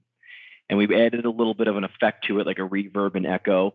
And we'd ask questions. And you can hear the spirit trying to manipulating those sounds to formulate their own words to answer us. It's controversial. It's called ITC, intertrans communication, and there's different forms of it. You can do a number of different ways to try this. But yeah, I mean, this is all about experimenting, and we found that they can use it. So with the spirit box, well, I'll just say that it's a radio, like I said, and so there's a skip on it, and you can make the stations kind of slower or faster. And you put it up faster, so maybe something like 150 milliseconds, 200 milliseconds. And it's kind of like, you kind of hear those little bits and pieces of sound with a little bit of white noise in there. And when you can ask a question and the spirit can formulate an answer over 3 or 4 different stations, but it's one word over 3 or 4 different stations, that's amazing. It's very hard to discount. I mean, you can't just, that's what we've got. And it's getting clearer. And it's getting longer, it's getting better. It's really come a long way from when Frank Sumption created his early Frank's boxes. Do you have any idea what made him come up with the idea to make the very first one? Yes, I do. In fact, it's really a weird, quick side story to that. But he was not trying to create this to talk to spirits. Okay. He, in fact, was kind of against the idea of using it for spirit communication. It was for alien communication. Oh, wow. Just as interesting. Now, on every one of his boxes, he would add a little alien that he would burn into with like a wood burning pen. He would burn in a little alien that's like with a spaceship above it. And it was meant for alien communication. And he was big on using these boxes for that. And he didn't like making a lot of money. So he was very like, he was kind of in his little renaissance of just trying to, he had the ideas and he was doing it. And he was kind of a grumpy old man. But I had talked to him in his later years, and it was weird. Right before he died, about a week prior, he posted on Facebook. I was Facebook friends with him as well. And he posted, I've spoken to the aliens. They've made contact with me, and they said that they are coming to get me in a week. So in a week, I will be leaving. And if this wasn't something out of K-Pax, I don't even know. Because let me tell you something. A week later, the man dies. So that's the side story in Frank's assumption. There's a lot of people, though, now hypothesizing a connection between the spirit realm and aliens. I think it's all connected, Forrest, I would say. I think everything. We say that on the show all the time. I don't think there's separation. We've stopped just short of trademarking that expression, actually. So thank right. you. You brought it right in there for us. Oh, good. So let's get back to, so you called Ed Primeau's office. You're talking to him. You're on the phone with Ed. What happens next? So I said to Ed, I know this sounds crazy, but I'm picking up disembodied voices. I'm in afterlife research. This is what's going on. And it's been going on for 6 years. And he goes, are they discernible? And I said, a lot of them are, maybe not to the layman, but, someone that does listen to speech on a regular basis could definitely pick out a lot of these words. He goes, I'm intrigued. I said, I'd love to send you something and show you, and if we go further, I can actually record something for you. And he said, yeah, I'm intrigued. Send it to me. And that was on July 26th.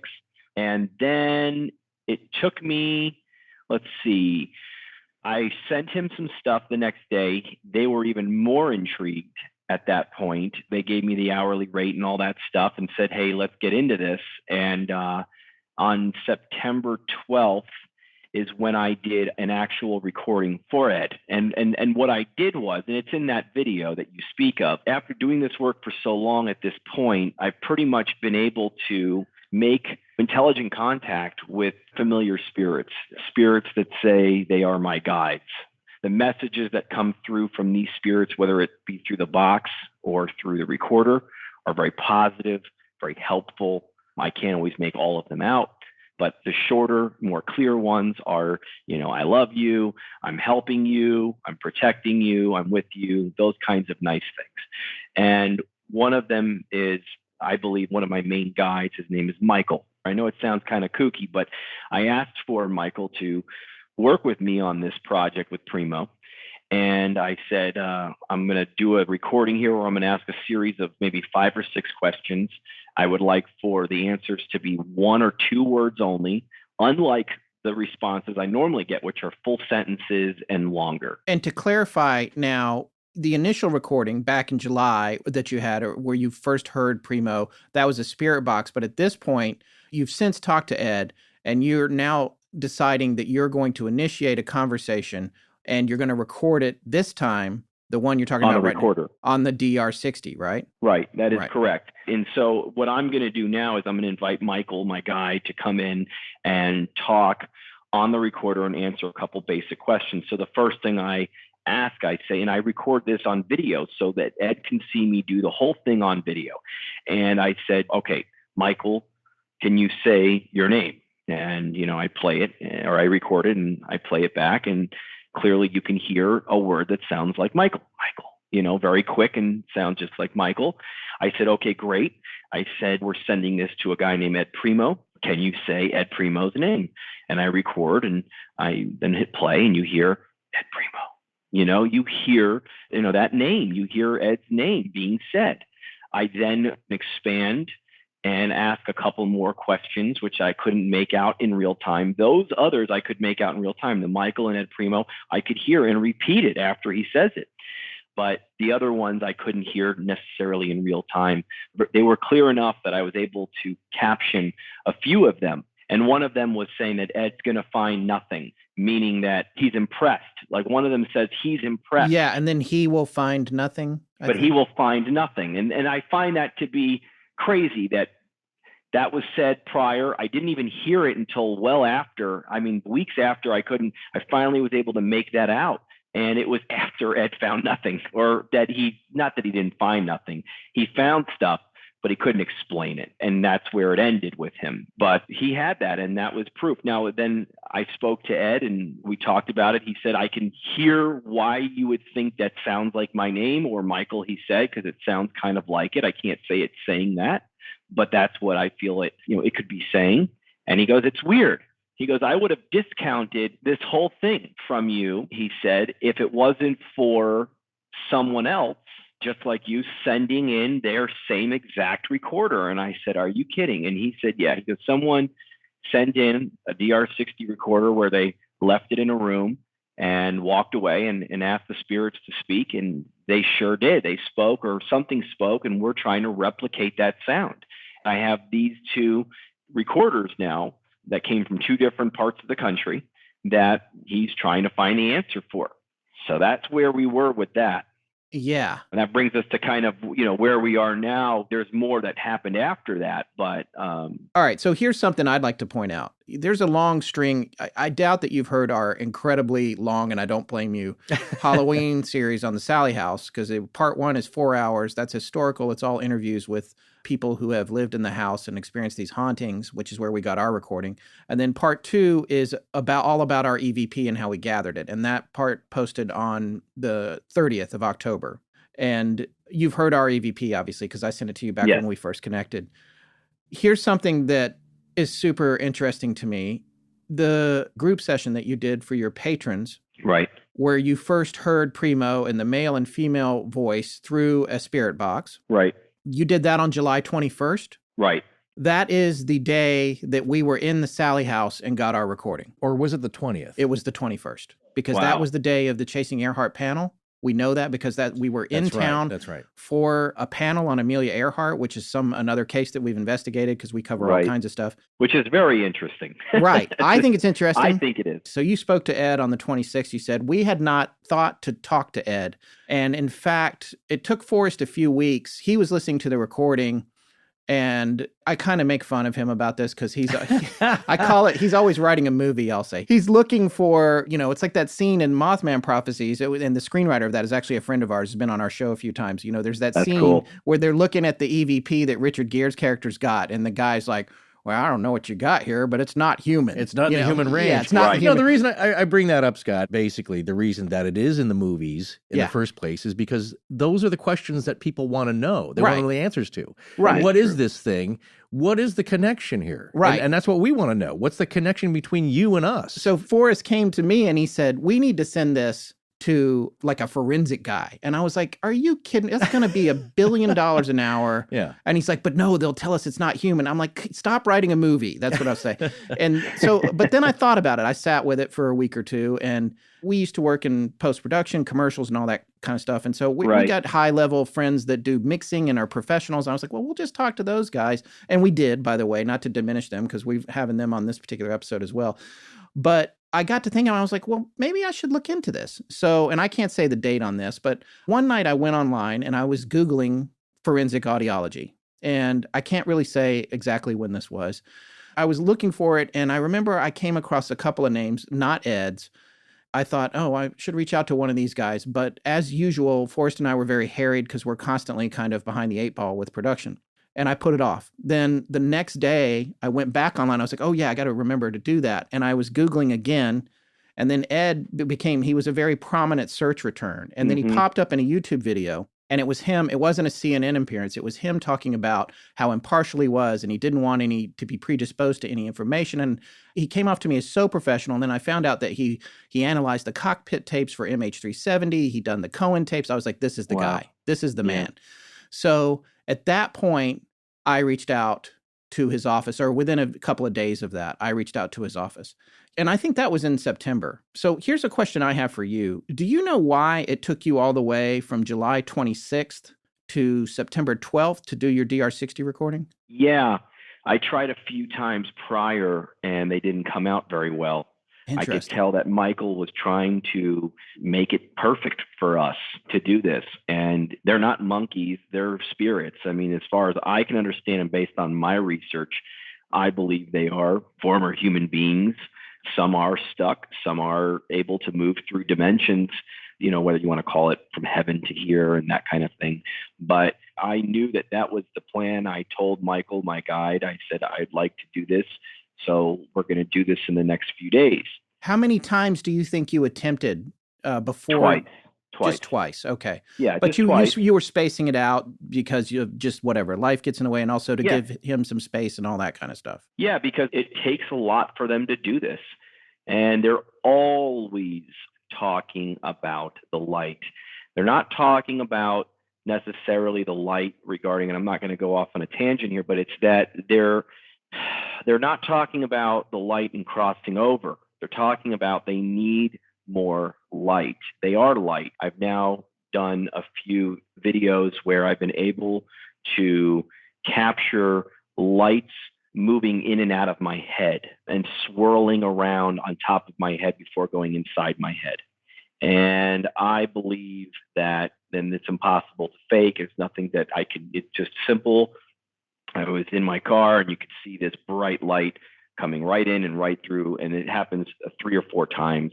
And it's now kind of showed me a little bit more that I believe those are the guides. One, I believe those are my guides, kind of moving in and out of my space, energy field. And they're always talking about the light. And they're saying, we need more light. Call down the light, channel the light, ask for the light. And they're not saying we need the light to go to heaven. They're saying we need more light to communicate, to talk. And sometimes they're tired. Sometimes they have to rest. They say they need to rest.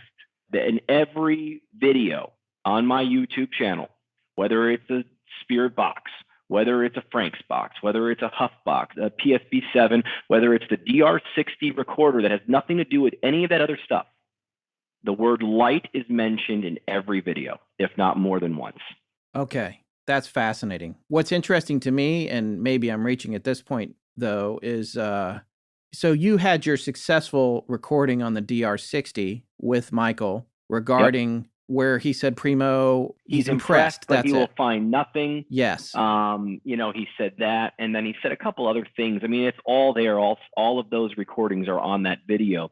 We should, by the way, listen to your recording again in hindsight and see if there's any connection to ours, I think, or to us, to our names, to what we experienced. But here's the thing I wanted to tell you. You made that recording on the DR60 on September 12th. Right. We shipped ours to Ed on the 13th. I have the receipt. So those are two coinciding I have the shipping dates. receipt. Right. So July 21st, we made our recordings on the same day, you in Florida, us in Kansas. And then well over a month later, you were making your second recording, and we shipped ours the day after you made that recording on the 13th. Actually, it was the third. I had tried 2 prior times. It didn't work. So that would have been the third time on 9/12 that I recorded it, and it worked perfectly. You couldn't ask for, pretty much better results as far as I was concerned. Right. And then you shipped it on the 13th. Right. Josh, what do you think is the connection here? Why is this happening? What is beyond coincidence here? So there were a couple messages that I recorded in between, and that's on that video. I recorded on the DR60 after talking to Ed that day. So on the 25th or 6th, I spoke to him. Later that day, or actually right after getting off the phone with him, I went into my office and I pulled out my recorder and I asked Michael to comment on it. And he said his name. He said it for the first time then. And he said some other things that I believe were like, this could really help. This could be big or something like that. I got to look at it again because there's so many that I record, I tag them, and then I kind of have to move on, There was something in reference to, at that moment, it felt like Michael had some kind of hope with it. It almost feels like, if you watch the video, I think you'll kind of feel that. Just based on what I believe I tagged. Again, whatever I tag on these things is not fact. They are my suggestion as to what I believe they are. Okay. So it's always open for other interpretation, but I scrutinize like Ed does. I don't just listen one time and go, oh, I think it sounds like this. I will literally listen to the same recording over the course of a week on multiple different devices, headphones, regular speakers on the computer day and night. Ed says you have to have fresh ears. I've read his book. I've read Ed's book. That's Not My Voice. Oh, yeah, Ed that's right. Primeau. I do remember that now. That's Not My And Voice. Yeah. I had one of my patrons send it to me, and I read it, and he talks about having, the little hairs in your ears that help listen to sound. After hearing so much, they start to get tired, and they start to lay down in your ear, like near where you hear this, and, I guess the eardrum or whatever. And so you kind of have to give it a break. And so that's what I do when I tag these things. I have to get up, walk away, come back, fresh ears. It's all about that. So you could hear Michael kind of having some hope. When I recorded on 9/12, and I didn't know that in real time, but it sounds like maybe Michael kind of knew something again that we didn't. So what was the point of that? What's the connection you're asking? And I think that there was something going on where my short-sighted mind says, oh, Ed's the key. They're leading me to Ed. This is kind of crazy. And Ed's going to blow the doors open, and he's going to off this thing, and he's going to verify our work, and we're going to be able to really show the world this and that. Okay. That doesn't happen. So I don't know if something went wrong in the space-time continuum, changed on some level or whatever it was, or that this is still all big part of the master plan, that Ed wasn't the final result, that it was maybe to talk to you guys and then to share it more. Maybe someone else hears it, maybe the Colorado University thing. I don't know. The chess game is a lot bigger than just a couple moves, so I don't know. But it sounds like there was more than one spirit or whatever it was, forces that were trying to kind of get us to send this in and start getting this stuff looked at, verified, just looked at, I guess. I mean, I think that that's got something to do with it. I mean, I have a theory as to why I have a channel and why Steve Huff has a channel and why we do what we do and why we are so different than most other paranormal people. I think that there's a theory to that. I think it's because we have a lot of people that message us both and say, thank you. I've had no faith. I don't believe in religion. I didn't believe in afterlife. I'm an atheist. And based on your findings and your videos and your research, you're giving me hope, or you're showing me that there might be something more. And it's not just about showing people that there's something more, but it's about living the right way now. It's not about do what you want, wait till death, and then we're going to escape this mess. It's like you got to apply these things into this life right now, so that we don't go into the afterlife and feel like we're stuck or have these issues and these messages that we continuously get. So I think that's the theory. So I thought that this had something to do with that, helping to get this out there more. That was my idea to answer that question, I guess, in a long-winded way. Sorry. Well, that's okay. That's okay. We're starting to get those emails too, albeit we have a large body of work in terms of investigating different kinds of mysteries and that sort of thing. But it's not all focused in this arena. And when it comes to EVPs, this was exactly our second show where we even talked about EVPs. Wow. One of the first things that Ed said to me in the transcript now, and this is I'm so looking funny. at it too. Yeah. Did you see a blog post anywhere and contact me as a result of a blog post that you read about this recorder? In hindsight, he didn't really cop to this, but basically he was convinced that maybe I had seen your posting. There has been some talk of the TV show type stuff. And I had mentioned that to the showrunner that's working with me on that and all that, and about the Primeau situation. And then all of a sudden, Primeau tells me about this. And so, we thought maybe, and I only had mentioned it to my patrons. And he said, oh, it's a high profile or someone with a big following, he said. And I said, oh, man, I hope it's not like Zach Bagans or something that, found out about this. And now, because he's got a DR60 and that's what he does. He kind of leaves him in a room and walks away sometimes. So I said, Zach's going to try to upstage me here. What the heck is this guy, Yeah. So I didn't know what the situation was until Ed said, no, it's not that. And I said, because that's too big of a coincidence, Ed. I said that this guy, whoever it is, just found you at the same time that I found you, and I think that's what I put that in his head at first until he kind of squashed that and said, no, it's not that. I Googled him. To me, it makes it even weirder, I guess. And then here's the other thing I want to talk about is what he said to us in our first call. But we're hoping to talk to Ed just for our listeners' sake. At the time that we're recording right now with Josh, we don't know if we're going to get him. But if we don't get him on the show, we'll get him on later. because he has agreed to come on the show and talk about both of these recorders and the recordings that he analyzed. But one of the things that he did say to us was that they had the same thing on them. To him, they were the same thing. And what's interesting about that is that our EVPs do not sound alike. No, they don't. They don't sound alike at all. But what he goes by is the sine wave. And when he looks at the sine wave of our EVPs, he's seeing the same signature. And so one of the things that he told me, I'm just going to read his exact words here. Everything about the recording of you speaking has the appropriate positive and negative cycles for each of the sine waves. Right. The sound that's unknown doesn't. It has a very heavy north signal and a very low signal under the horizontal line. And that's the same as the other case that I have with the same type of sound. And he's talking about your DR60 and your recording that you got with Michael.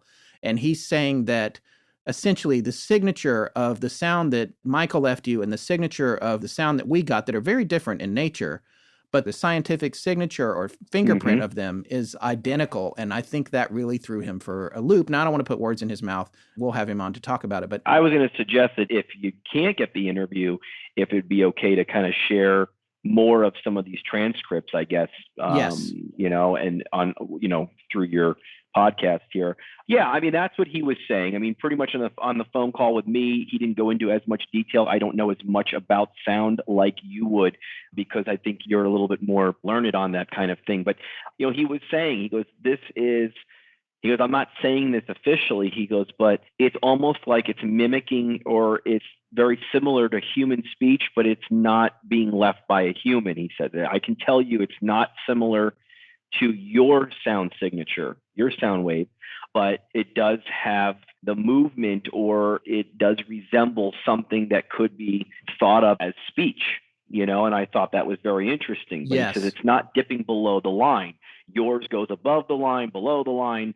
This is kind of staying above that baseline, and that, of course, we found to be very interesting, because one of the theories that Steve Huff has, he's the one that kind of found this out more. He proved this on some level, and I'll tell you how he did this. He is convinced, and I would probably concur with him at this point, that the spirit is not using the microphone.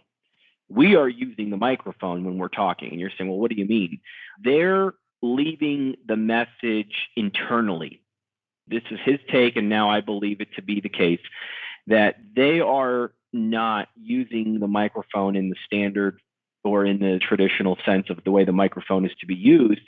They're using sounds, internal hissing, almost like there's a little bit of an internal hissing from the recorder. They're leaving it on the recorder in a different way. And I'll say this, what Steve did, he took his recorder, he hit record, he put it in one of his Pelican cases, and he swam to the bottom of his pool. He asked the question before going underneath the water, and the video's on his YouTube, and he went underneath the water, and he asked the spirit to leave a message when it was down there, and he came back up, and there was a message on the recorder. So when Ed was trying to replicate this sound, that was his thing. I don't want to focus on, he says, I don't want to focus on trying to interpret it or go into any more about this. He made that real clear. He did not. He made that very clear. Yeah. That's not the scientific way to go about this. I don't want to do that, okay? Right. I don't want to do that. But what I do want to do is I have to get a standard. I have to get, I forgot the term for it, but exemplar? An exemplar, thank you. He had to get an exemplar, which is an exact, like him creating the sound himself. And that's all he wanted to do. And he couldn't do it. He could not replicate that sound. And when he told me this, I said, I don't know how you're going to do that, Ed. I said, what I can do for you is I can get on video call with you, or I can get on a voice call with you, whatever. And you can have my recorder over there in Michigan, and I'll tell you how to move the volume to the sweet spot that I have found, and the sensitivity level that I have put it on. And you can turn it on, and I'll either ask one of my guides to go over there and speak for you or with you or whatever, or a spirit around you is going to say something. I said, but I can guarantee you that I can get some kind of message with you doing it. And he was all about that. He wanted me to even fly to Michigan, and I was ready to. I said, let me jump on a plane tomorrow. I was ready to do it, me and Steve.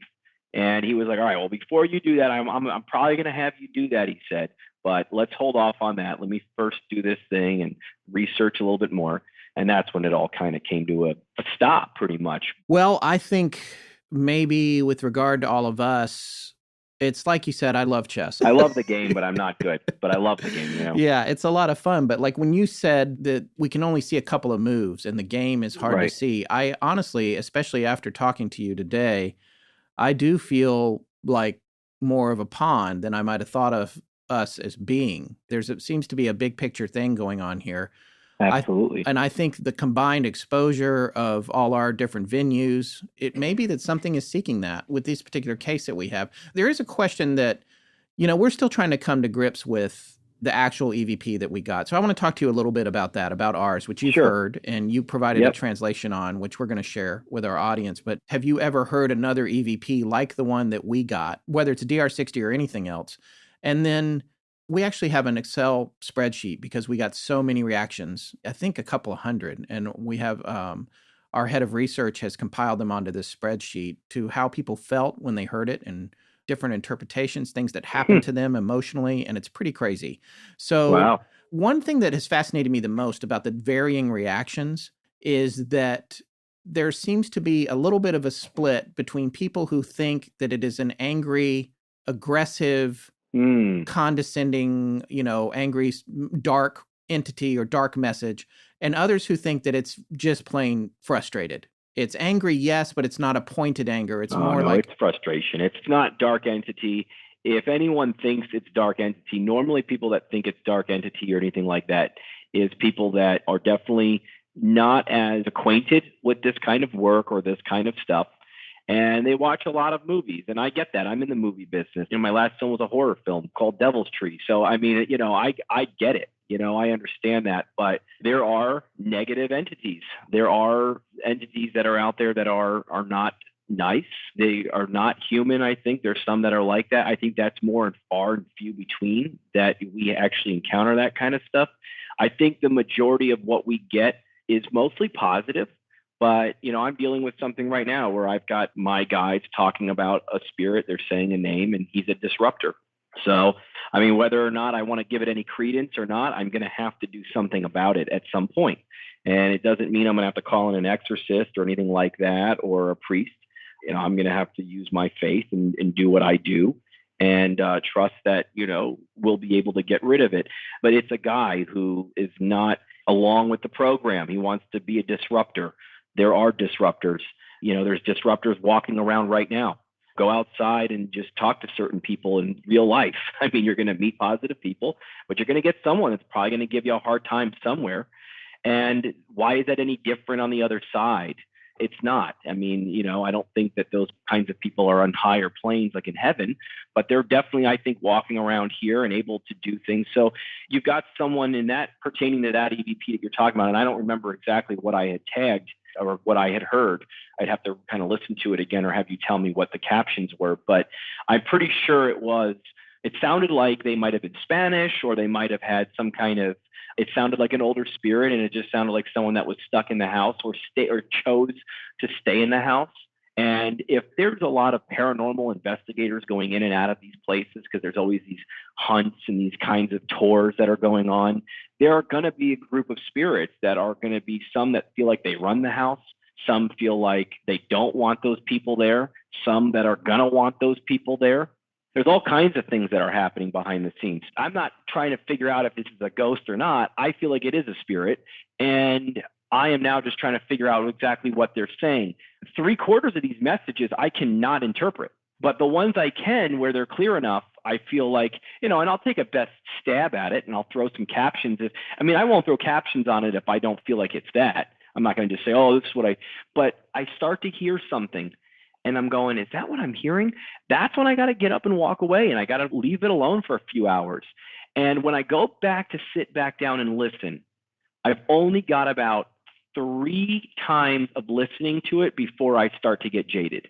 If I don't get it within the first 2 or 3 times, once sitting down, I got to leave that recording alone again. Right. And at a later date, I will find sometimes if I'm in a different space, maybe it is. Maybe I'm more intuitive at that moment. And so, or I'm more tuned in. And so maybe there is some kind of intuition that I'm feeling regarding that. You know what I'm saying? So I could see what you're saying as possibly being the case. Well, I'm an amateur, so I don't know. Well. I'm undergoing some changes, but I'm a different man than I was before I went into the Sallie House in July, and I'm trying to figure it all out. Yeah. Well, in regards, welcome to the journey, man. Do you think that there's a connection between the specific entities at the Sallie House and anything that you're doing? Or no. Okay. It's just wondering if there is a bigger thing, and say you have some spiritual help there, are they monitoring what's going on at the Sallie House? I get the feeling, for me, and I've got nothing to base this on, but I get the feeling that the guides that are with Josh have as you say, the 10,000-foot view over what we were experiencing. I would say so. And they said, now's the time, Ed's not going to buy this unless he gets 2 recorders at the same time. Well, think about it. I mean, Ed says to me, I was going to discount what you sent to me unless this other guy sent me his recorder. Yeah. I mean, that's kind of weird. He kind of admits right there that there was a greater reason for you sending it, or not me for you or you for me, but together that we both sent it in. Yeah. Not like one's more important than the other. It's really just that there is some kind of network on the other side, right, where I think there is a little bit of a fight for good and evil. I think there is that going on. I think that the spirits that are around me and around Steve know that they have a platform, in a sense, that there's an importance to what we're doing, that we're reaching more and more people. Now, you're doing the same thing in a way. You're reaching more and more people. You're showing and shedding light on some things that are very taboo. There's a lot of, real or whatever it is, people that are, Bible thumpers that are like, dude, what you are doing is the devil's work, and you are communicating with nothing but the jinn, the demons, all these horrible things, and you're giving them a voice. And I say, well, what's the end result?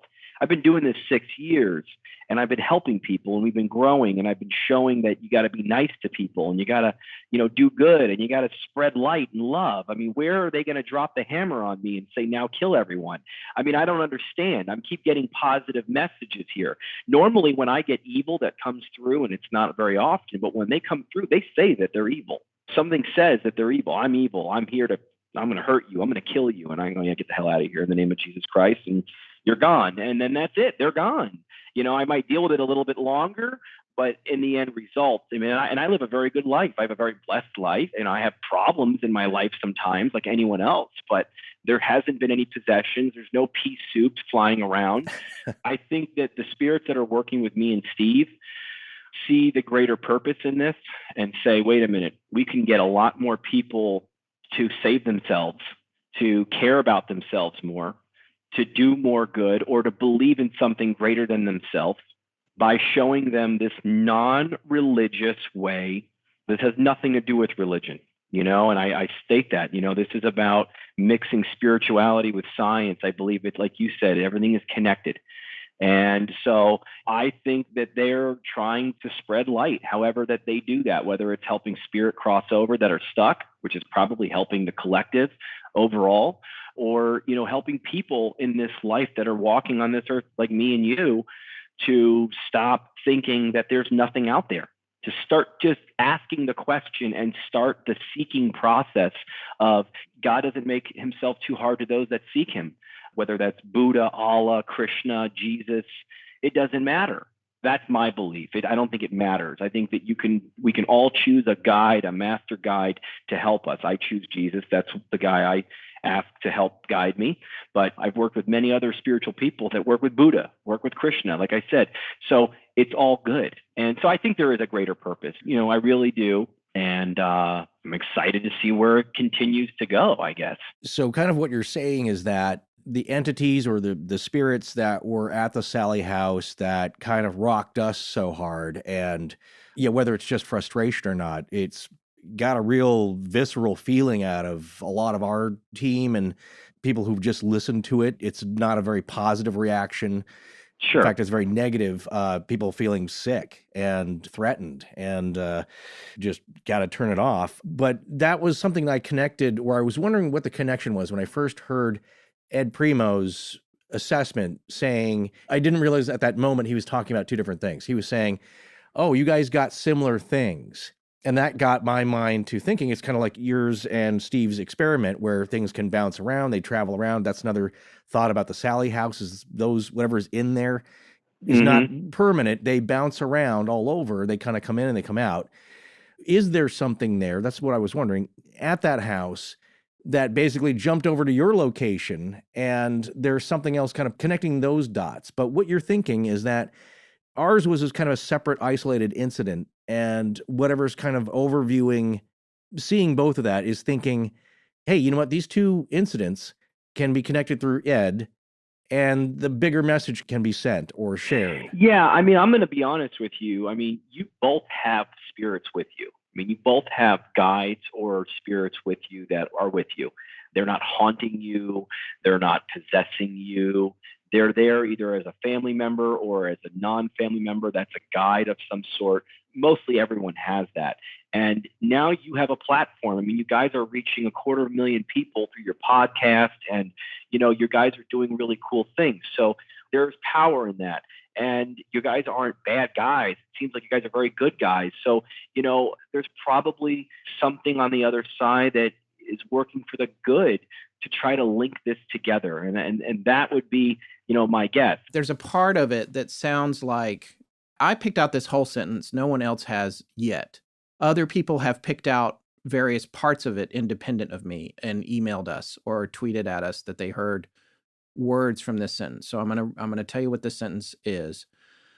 This is not the Sallie House, mother. Okay. This is my house. Get out of here. Okay.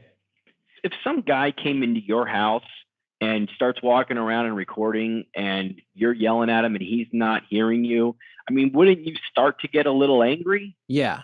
You know, I mean, you might even say, listen, mother, get the out of my house, dude. Like, what are you doing? Yeah. You know? Right. Yeah. So it's not a monster. Right. Right. You know, and I don't think it's a demon. You know, there are those out there and we have there's ways to protect ourselves, but you know, we're just dealing with, I think, people that don't want to go anywhere. They don't want to leave. I've done so many residential investigations and cases where there's someone at that house that doesn't want to leave and wants the family out because they want the privacy of their home again and they don't want to cross over. I mean, on a scientific level, you say that's nonsense. It sounds ridiculous. There's got to be another reason for that. But no, I mean, consciousness moves on. It goes on. It leaves our body. And, you know, I think it's points of light. I think we're all light. I love that idea, the points of light idea. And now that you mention it, Josh, it's occurring to me how many times I've actually heard EVPs or stories where people have communications that mention light. It's so fascinating. Well, man, thank you so much. Thanks for coming on the show. Oh, thank you guys. Yeah, I thank everyone. And if anyone wants to check me out, you know, Hope Paranormal White Light is the YouTube channel. HopeParanormal.com is the website with a new site coming. patreon.com/Hope Paranormal. So any of those things you could check me out on, and I'd love to show anyone that's interested. Thank you. I am so sorry, man. I did not get my part of the outline done yesterday. Seriously? Why not? Well, I was just too busy updating a ton of stuff on our website. There was like 50 patches we hadn't installed yet, and a few things about the design were out of whack, so I had to do some serious code jockey kind of stuff. Took all day. Okay, now I know you're full of it because it's been so long since you even had to do anything on our website, you've forgotten we were with Squarespace, which means there are no patches, no upgrades, no installs, and no fixes ever. It's all magically done behind the scenes for us. Yeah, but I was spending the entire day trying to put together that Lego Aston Martin. Maybe. Well, my hat's off to you, man. What's it been like, 2 months now in that thing? But hey, look, everybody likes to build things, but websites typically aren't one of them. Save yourself the headaches and check out Squarespace, where they have a ton of beautiful templates created by world-class designers. Graphic designers, photographers, artists, writers, bloggers, record labels, and architects are just a few of the folks already using them. With award-winning customer service, a new way to buy domains with over 200 extensions to pick from, built-in analytics, and search engine optimization, you really can't go wrong. Squarespace is truly the ultimate partner for your business, giving you more time to do things like play with Legos. Yeah. Head over to squarespace.com/legends for a free trial. And when you're ready to launch, use the offer code LEGENDS to save 10% off your first purchase of a website or domain. That's squarespace.com/legends. Keep dreaming, but make it a reality with a website from Squarespace. Hi, this is Claire Tullis from the Netherlands, and when I'm out on my bike, I'm listening to Astonishing Legends.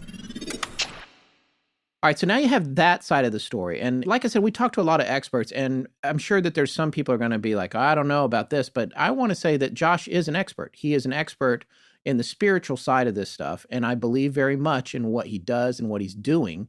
I've had a lot of communication with him over the past 2 months or so now, including when we initially talked to each other. And you heard him explain how that happened because basically Ed Primeau connected us. And we had a long talk for a couple of hours, I don't know, about 2 months ago. And then it took us, we had to get through all of October before I got ready to actually interview him for our follow-up parts here that Forrest and I are working on right now.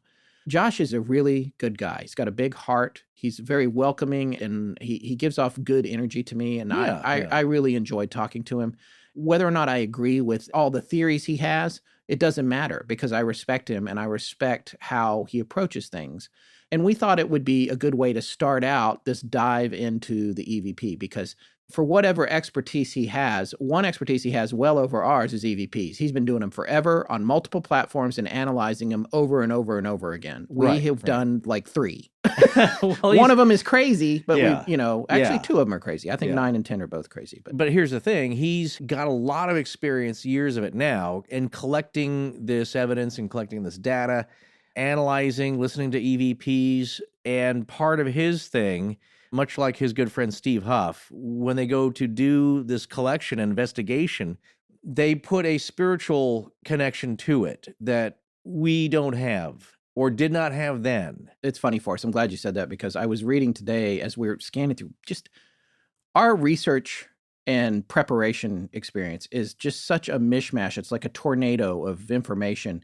And I was going through these websites. Oh, we got to talk about this. We got to touch on that. And then, of course, I came across this one forum, and it's talking about the DR60 and how everybody that gets a DR60 hears a recording on it, and suddenly they're psychic. And some person, it was a post from 8 years ago where somebody had said, paranormal is dead. Everyone now. Well, I guess some part of it is. Yeah, I know. It was, very cheeky, but right. And everyone hears this and then they think they're psychic. And I'm like, oh, wait, am I doing that? I don't know. I don't know if I'm doing that. But, Josh himself said that you and I had spirits with us, so that I was very encouraged. I was like, ooh, that's well, I'm hoping I'm not getting ahead of myself, but we talked about, when we say, track 8, track 9, that means there are 7 tracks that Scott got in my house, in his house, just goofing around with this thing when we first got it, because of course that's what you want to do. It's a cool toy. He was goofing around. I heard them. I was here for a couple of them. We were just kind of just sitting around and thought it'd be fun. And there might have been booze involved. There might have been booze involved. Drunken EVPs. That's our next show. That's our spinoff show. We're a lot more approachable that way, I suppose, and entertaining. But the idea was that we played them back and it's like, oh, well, maybe it doesn't work here. We didn't expect to get anything. So in that case, we didn't really listen to it. Plus, it's on that tiny little speaker. You don't really pay attention. Like, oh, all right. Well, I don't know what we're expecting. Yelling, screaming, maybe. Dark roast. We didn't know at that time. Yeah, that's right. That's right. Yeah, something that's kind of more prominent. But when you find out that maybe you did get something, that changes your whole perspective because now that's in your house. But I wanted to say, you mentioning spirits being all around us. Well, that's nothing new. I believe Edgar Casey also said that he could see them. They're around us all the time. There's really nothing to be scared of. It's just a part of life and death. It's natural. Sometimes there's more of an incursion than we would like, or that is intended or allowed, and it happens from both sides. But it is nothing that is that out of the ordinary. They're around us all the time, and again, that's part of our world that we would like to ignore or deny. So now that you heard from Joshua Lewis, it's interesting to find out how we met Joshua. And the way that we got introduced to him was by Ed Primeau. And he talks about how his recordings led him to send his DR60 to Ed Primeau. And then we went down that path as well. Now, Ed Primeau owns a company called Primeau Forensics, and he is one of the premier audio forensic analysts in the country, or a forensic audiologist. And I want to read a little bit here from his webpage at primeauforensics.com. That's Primeau, Primeau. Along with actively working on cases, Ed has consulted with the media on several notable cases. Some of the biggest cases include Trayvon Martin versus George Zimmerman, Malaysia Airlines Flight 370, and Laquan McDonald. Ed, along with JFK assassination researcher Bill Kelly, assembled and restored the Air Force One recordings from the day that JFK was assassinated. He also performed a voice identification on Susan Bennett, a voiceover actress, and was able to positively ID her as the voice of Apple's Siri. Yeah, she follows us on Twitter. Ed Primeau is a registered investigator and certified forensic consultant with the American College Forensic Examiners Institute. He is a member of the International Association for Identification and Audio Engineering Society. Ed is also a member of the American Board of Recorded Evidence. So that gives you an idea of his background and expertise, and one of the things that we did was we packed up and sent our rare DR60 to Primeau Forensics and asked him to analyze all the files that were on it and get back to us with what he thought had made those recordings and try to determine if there was anything there that could be made out. Okay, I'm interrupting the show right here. What was supposed to happen here is that I was going to interview Ed about this investigation, the two DR60s, working on our stuff, working on Josh's stuff and all that, and he was totally ready to come on the show about it. Unfortunately, he had a medical emergency this past week, and it just didn't work out. Being the amazing person that he is, he stayed in touch with us throughout the week, continuing to try and push the interview to the weekend. He's out of the woods and he's back home now, but he's still recuperating and understandably did not want to get on the phone today for an interview. And when I say today, I mean today, the day this show is being released. I am recording this pickup, which is what we call additional material, at 3 p.m. on Sunday, November 11th, the day this show is coming out. However, we had a backup plan for Mr. Primeau. You see, when he called us for the first time, after checking out the DR60 in our recordings, I recorded that call with his permission, just so Forrest and I would have it for research and understanding. And today, when he and I were communicating via text, I said to him, hey man, since you're unavailable, do you think maybe we could use that first phone call you made to us that I recorded? He asked me to send him the audio of the call, which I did, and he went ahead and listened to it. He told me after that it was totally fine if we wanted to use it. So, here come the caveats. I did not record this in an interview style. This was not an interview. This is a candid conversation between forensic audiologist Ed Primeau and myself that took place after his initial investigation into our recorder and the files on it from the Sallie House. I used an iPhone app called Tape-A-Call to record this, and the quality is horrible, but Sarah's probably going to run it through RX to clean it up or improve it, and you're going to learn all about RX tonight, so just file that away for now. But hopefully you'll be able to follow it. My family and I had just headed out to dinner, and I was sitting in my car talking to Ed while they had gone inside the restaurant to get a table. I would much rather play this conversation than put words in Ed's mouth about his investigation, so I was thrilled when he agreed to let us use this. Keep in mind that at this stage, we were halfway through the process and having a conversation about going further. So I'm going to play my call with Ed Primeau of Primeau Forensics for you guys now. All right, I'll give you the Reader Digest version. Wait, real quick. Is it okay with you if I record this? I'd rather you just hang on and just let me tell you where we are first. Okay. And then let's hold off on anything else because I have a proposition to do another hour. Okay. Because of what we found so far. Okay, all right. Hang on 1 second then. Here's what I'm going to do. I'm going to call you right back because I'm using the app on my phone. Now, if I recorded it, it was not to use on the show. It was only for my co-host. But that's fine. That's okay. Fine. Okay. All right. Then we'll let it roll. Okay. Yeah. Go ahead then. Okay. Did you see a blog post anywhere and contact me as a result of a blog post that you read about this recorder?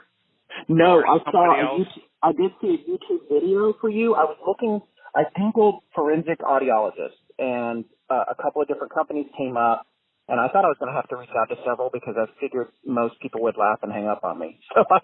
And then you had a YouTube video that popped up, and I only watched the first maybe 20 or 30 seconds of it, and you were talking about bias and trying to stay, uninformed about things. Yeah. And I was like, this is the guy. And then I called you right after that. Okay. The reason I was asking is a heck of a coincidence. I got another case in with the same recorder and a very similar sound with the same kind of sine wave. And let me just briefly explain. If you drew a horizontal line across a sheet of paper and you made an S, the S would start and on the top of the line, and it would go up, and then it would come back down, kind of like an S laying on its side. Everything about the recording of you speaking has the appropriate positive and negative cycle for each of the sine waves. The sound that's unknown doesn't. It has a very heavy north signal and a very low signal under the horizontal line. And that's the same as the other case that I have with the same type of sound. To my ear, and looking at the sine wave and the spectrum analysis of that sound, it's the same as the other case. And he did the same thing where he left it. Thank you guys very, very much. Have a great weekend. I'll see you next week. Okay. Yeah, I will. Thank you. So I'm further intrigued. And I talked to him, and I just hung up with him a short while ago. And he agreed to my proposition, and you could certainly talk to your partner, and I respect that. I'd like to move another hour into this investigation because we tried to recreate distortion, which I originally thought when I found both of these that it was a transducer overload, which translates into loud volume being recorded by a microphone that couldn't handle it. Right. Based on my experience, that's how that sound would be created. Right. I could not get the recorder to reproduce that type of a sound. Right. So I spoke to the other client in detail, and I don't want to keep you because I know you're with your family. No. They went in the restaurant. They knew this call was important, so you don't have to rush. Yeah. Okay. Yeah. So what I'd like to do, I lost my thought. I had a thought there. I'd like to be able to, because I can't recreate it at this point, I'd like to do some further research and, of course, not open or disassemble the recorder, but rather research the electronics. He gave me, I know what I was going to say. He gave me a great description on what he did, and he encouraged me to try to be able to do the same thing. Sure. With the settings on the recorder at the optimum settings from his success. Right. And I suspect your recorder won't be any different other than I think his was newer and yours was a little bit more used. Otherwise, he sent the same model to you, a DR60. Yeah. Okay. With recordings on there that had the same sounds that yours did. Which were, this might seem like an absurd question, but they're not from the same location, right? He's in Florida. You were in Kansas City. Okay. Gotcha. Okay. So Panasonic concluded that it was a defective something, resistor, capacitor, transistor, in the electronics of that recorder, which is why they discontinued it. Did you confirm that? No, I knew there's been some rumors about that, right? And I don't think I ever found it pinpointed to that degree of preciseness now. We couldn't either, and which is why I'd like to take, you could talk to him and then get back to Audrey or Tyler. Oh my gosh, I'm having a day. And let Tyler know if you decide you want to move with another hour. What's the rate for another hour? $375. That's fine. I can greenlight that. He won't have a problem with that. Because I got to figure this out. Now we've got two recorders in-house at the same time with very, very similar. And when I say similar, the only difference is the duration and the number. Yours are more frequent and various durations. His are single and fairly consistent length, although I haven't gone in and measured them to that extent. Duration. And he even made a video of himself recording the sounds on his recorder, which, I've seen some illusionists that are pretty good. So I told him I wanted to take that video out of the equation. But he sat there and talked into this recorder, and then he remained silent, and then he played it back, and his voice was reproduced, and the sound was there, and we didn't hear the sound while he was recording it. Did you listen to both Files 9 and File 10? I listened to all 10 of yours. Okay. All right. As a matter of fact, everything on your recorder has been digitized. Okay. And everything on the other client's recorder has been digitized as well. So I have versions of the recordings that I can look at in a spectrogram. Great. And listen to. And the recorders are both back in their packaging and safe in our lab. Do you feel that it is, aside from the sine wave analysis, do you feel like there is the cadence of a conversation in there? I can't pick up any dialogue at all. He asked me the same question. He was more convinced that there were words in there, and I can't identify any formants. I can hear, I can hear sounds like that, but I can't identify any formant. A formant is an ingredient in being able to identify speech. It's part of how the voice, when it's recorded, is reproduced. Okay. And so there's none of those in there, but there is rhythmic sounds of that unidentified sound that could purportedly be a word, but no, I have not been able to identify that, and I don't think that's worth chasing right now. I'm more interested in understanding how that sound is getting on that recorder and recreating it and researching the electronics of those recorders and maybe even contacting Panasonic and doing a little bit more research like that. That's what I'm thinking next step is. What you're trying to determine is the possibility of whether the recorder is producing this in two different locations because of the nature of its construction or whether it's coming from some sort of outside source. Correct. Okay. And I also want to try to do it myself. I'm going to try to do similar tests as well and see if the recorder will capture. I've called it vapor to the other client. I want to know if it's getting sound from vapor, kind of like the way these happened at the same time almost, because yours came in just a few days after the first clients came in. Right. And when I went into the lab to talk to Audrey and say, hey, what do we got today? We had both of those side by side. So we captured everything at the same time, put it in two separate folders like we do when we've got multiple clients, and tried to recreate the sounds today with car horns, yelling into it, trying to distort the microphone, and it was not recreating it like those sounds were. And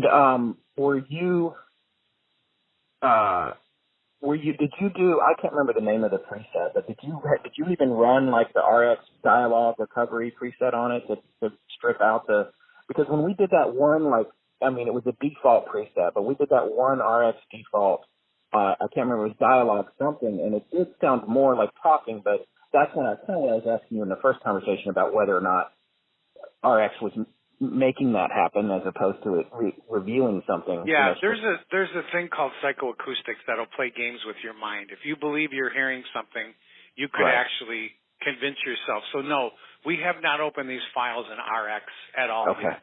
Okay. Because I'm more interested in the sine wave, the way I just described it to you. Yeah. That's a phenomenon that's scientific. Yeah. And I can't recreate it. So what I want to do is I want to spend more time trying to recreate that sine wave. Right. Okay. Well, those recorders are available on eBay. Feel free to pick one up. Yeah, I noticed them. I want to take that sucker apart is when I want to start doing some measurements. But, for $3,000 or $1,500, I don't feel lucky. You know what I mean? Yeah. Just to let you know, I'm committed to answering this question. How did this happen? Where did it come from? And we'll get closer to that with another hour, and then I'll have a plan at that point. We'll decide what we want to do. Okay, that sounds great, Ed. Thank you very, very much. Hey, you're welcome, Scott. It's my pleasure. I'll be back in touch with you. Give me till maybe next Wednesday or Thursday, and I'll be back in touch. Okay, that sounds great. All right. Thank you. Thanks. Take care. Bye. Yep, you too. Bye. Okay, so Ed, I know you're going to listen to tonight's show, and I just want to thank you again so much for allowing us to share that call with our listeners, and we hope you'll be feeling better soon. We would still love to have you on in the future when you get back on your feet. Everybody, please send Mr. Primeau some good vibes. All right, so I just want to say a few things about what happened after this. Again, I'm picking this up the day the show is going out. Forrest isn't over here in Blanket Fortiana today, so I'm going it alone for this little section. But what I wanted to point out here is that, as you heard, I said okay to doing another hour of investigation on this to see if we could get further into what File 10 has on it. And here's what happened with that. After a few days, Ed called me back and said something to the effect, well, we just couldn't get any further with this. We were unable to reproduce the sounds you have on those recordings, and as a result, I'm going to refund you guys the last hour of work we did on it, and we're just going to go ahead and send the recorder back to you. Honestly, I was pretty amazed. that happened. That was followed by an email from a forensic technician at his shop, Auditory, that said the following. Good afternoon, Scott. Following our conversation today, you confirmed interest in sharing your information with our other client who had such a similar case. His name is Josh Lewis, and then she gave me his email. I'll be sending him an email as well, where I will share your email address with him, and you can both connect from there. It is unfortunate that we were unable to do any more research or analysis that held more scientific support, especially with how intriguing these cases are. Ed will be in contact with you within the next couple of weeks regarding his decision on the interview you proposed. Also, I will have my case manager, Taylor, repackage your recorder and cord, because we sent them the cable that John Boland's engineer made for us just to digitize from. Repackage your recorder and cord so it can be shipped back to you safely. I will have her forward you the shipping details with that. Lastly, I will make sure you are refunded the $375. If you have any questions in the meantime, let me know. All right, so there you have it. You've heard from one of the premier forensic audiologists in the country about his findings. When we were texting today, I asked him what his conclusion statement would be about his investigation into our recordings. And he essentially said, I could not recreate the sounds you have on those recordings, and I cannot find a scientific explanation for them. One of the things that Ed talked about was how he did not want to run it through RX. Now, I want to explain a little bit about what RX is, just in case you didn't fully understand it. RX is a plugin. For people who don't know what plugins are, if you have a program that edits video or audio the plugins apply to all kinds of programs, actually. But essentially, it's like a third-party offering that enhances the program you're already using to do creative work on your media. Yeah, you could have a plugin for Google Chrome. Exactly. That helps you edit or maybe download YouTube clips, whatever it is. It's an additional piece of software. So what you're saying, though, is RX does not stand alone. It's not like Audacity. It's meant to be plugged in to another program, right? And Pro Tools, which like we use, is one of the programs that you can do that. And it is an intensely powerful third-party plugin. Right. RX has so much power. There's so many things you can do with it. And it comes from a company called Izotope. And that's not isotope, it's Izotope. They've changed the S to a Z. It's a capital Z. A lot of people, I think, in audio post-production would consider RX almost wizardry. It is unbelievable what it is capable of. And we've purchased it, but it's going to take me a long time to learn it. But I've gotten comfortable enough with File 10, even though I don't want to listen anymore. But I have to say, I can't tell you how cathartic doing the second part of the Sallie House was. It helped me move past all the hangups. I'm not saying that I'm going to go to bed every night and listen to that recording, but I'm comfortable enough that I think periodically I can go back and maybe analyze it. Now, I'm going to learn how to use RX from Izotope and Pro Tools and see what else we can get out of that clip, and maybe even be able to start processing EVPs for other folks who send them in to us. That's what I'd like to be able to do. You'll soon be that guy in the movies that people take I'll their be the file guy. in. Yeah. Yes. You're the audio this guy. is not human. So this is out of the human range. I want to read a little bit about Izotope from their webpage here. At Izotope, we're obsessed with great sound. Our intelligent audio technology helps musicians, music producers, and audio post-engineers focus on their craft rather than the tech behind it.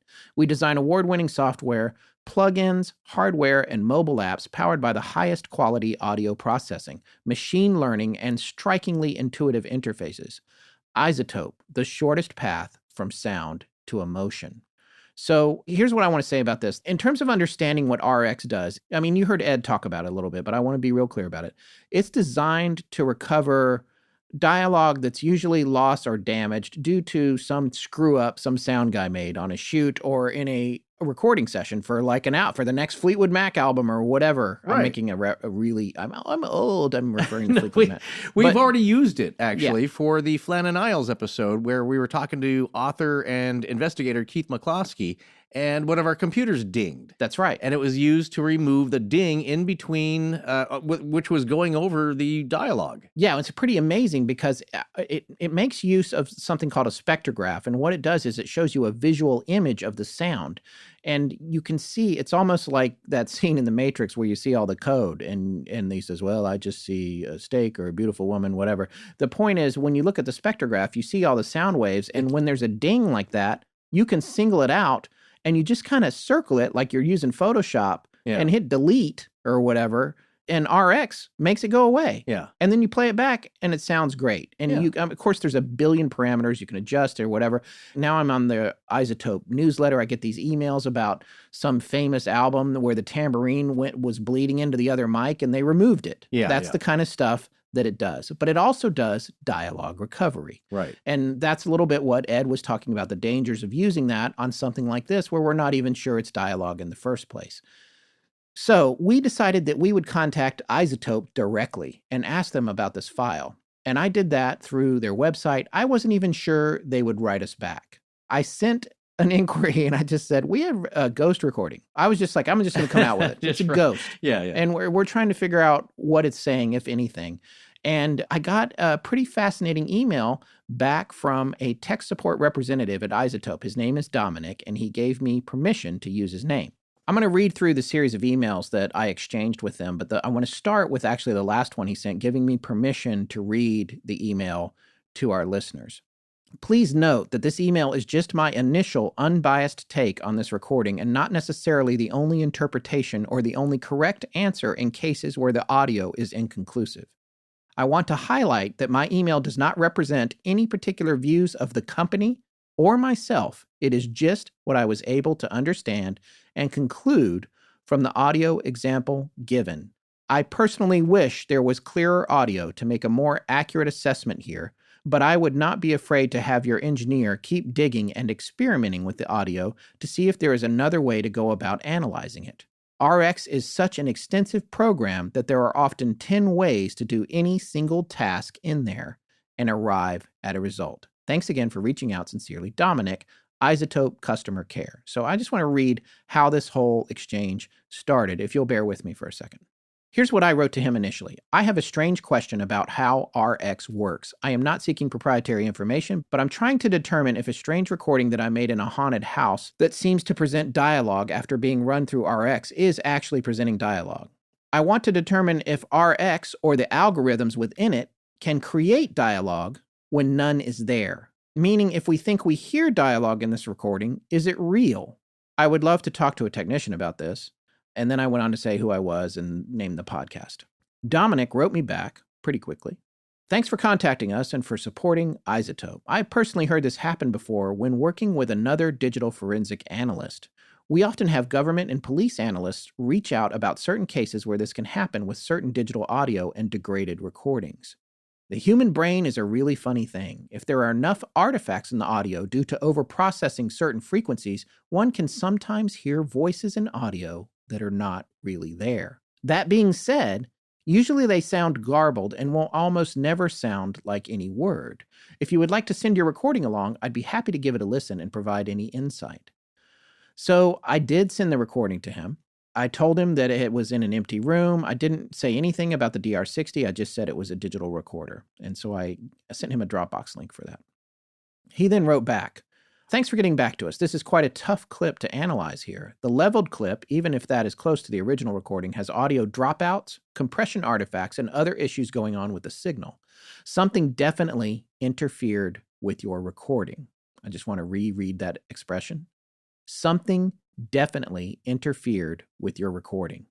There are huge areas of static as well as indication of amplified electrical broadband noise as seen in the lower and upper parallel bands at times. The best bet here is interference from a walkie-talkie, radio station, or something else with an amplifier/broadcast capability. Most of the sounds that come in during those periods are not intelligible and have a higher noise ratio or total noise origin. After running dialogue isolate and voice denoise, it is easy to get the noise to mimic sounds of voices, as I explained in my last email. The only place I had trouble telling for sure was towards the end, right before you talk about opening the door to go back in. There is definitely audio signal there that may contain vocals. I'm going to repeat that. There is definitely audio signal there that may contain vocals. Whether this is from devices you own or external, there is trace evidence of vocal signals towards the end before you begin talking. The main thing here as to why I think it is external interference is the noise ratio, the presence of external low and high frequency hums/interference, and the randomness of it. Voices typically follow a pattern of sorts with meter, non-jerky pauses, and fluctuations. Most of these sounds in between your voice intro and outro bookends do not exhibit these human characteristics and appear to cut in and out at random, much like when a car is leaving the area of a radio station and the voice is cut in and out as the signal changes. I really enjoyed taking a look into your case today. Much like the show The X-Files and their unresolved cases, I don't have enough substantial evidence to say what exactly is going on here, but you did pick up some strong signal with traces of voices from somewhere. Unfortunately, I don't believe there is much more cleaning to make it more intelligible due to the high noise and signal interference as picked up by this recorder. I will let you decide what may have happened here in this recording. Due to the nature of this recorder and the recording quality, any heavy dialogue isolation or noise processing will introduce artifacts and leave behind noise that does fall into the vocal register as it tries hard to locate a vocal signal. While the majority of this may be a false positive, I am almost certain you have picked up radio interference in places. If you have questions or concerns, please let me know. I'd be happy to help. Firstly, Dominic, in case you ever actually listen to this, I do want to say thank you so much for taking so much time to really dig into this and give us a thoughtful and complete answer. All right, so now I did invite Dominic to call, but he did that customer service thing where it's like, we're not allowed to call out. Right. And so, but I did read his disclaimer. That's the interchange that I had with these guys, and they are the masters of this kind of software. Now, a couple of things you're going to pick up on in that entire interchange is that he says there's definitely vocals there. Yeah. His bet is on radio interference. But he also said that running RX can introduce artifacts that will sound vocal.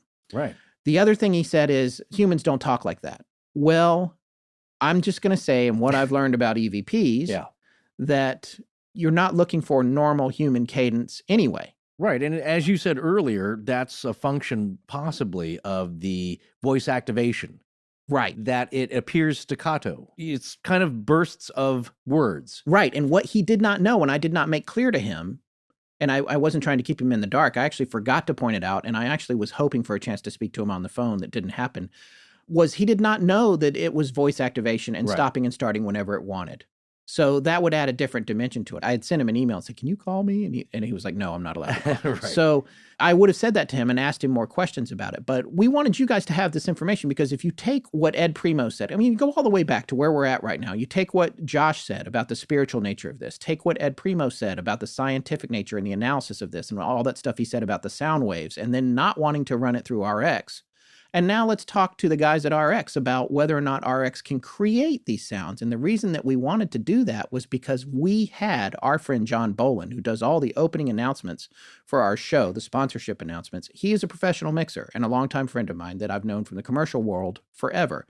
And he's the one that originally, one of his engineers created the cables that allowed us to digitize this stuff into Pro Tools, our audio software.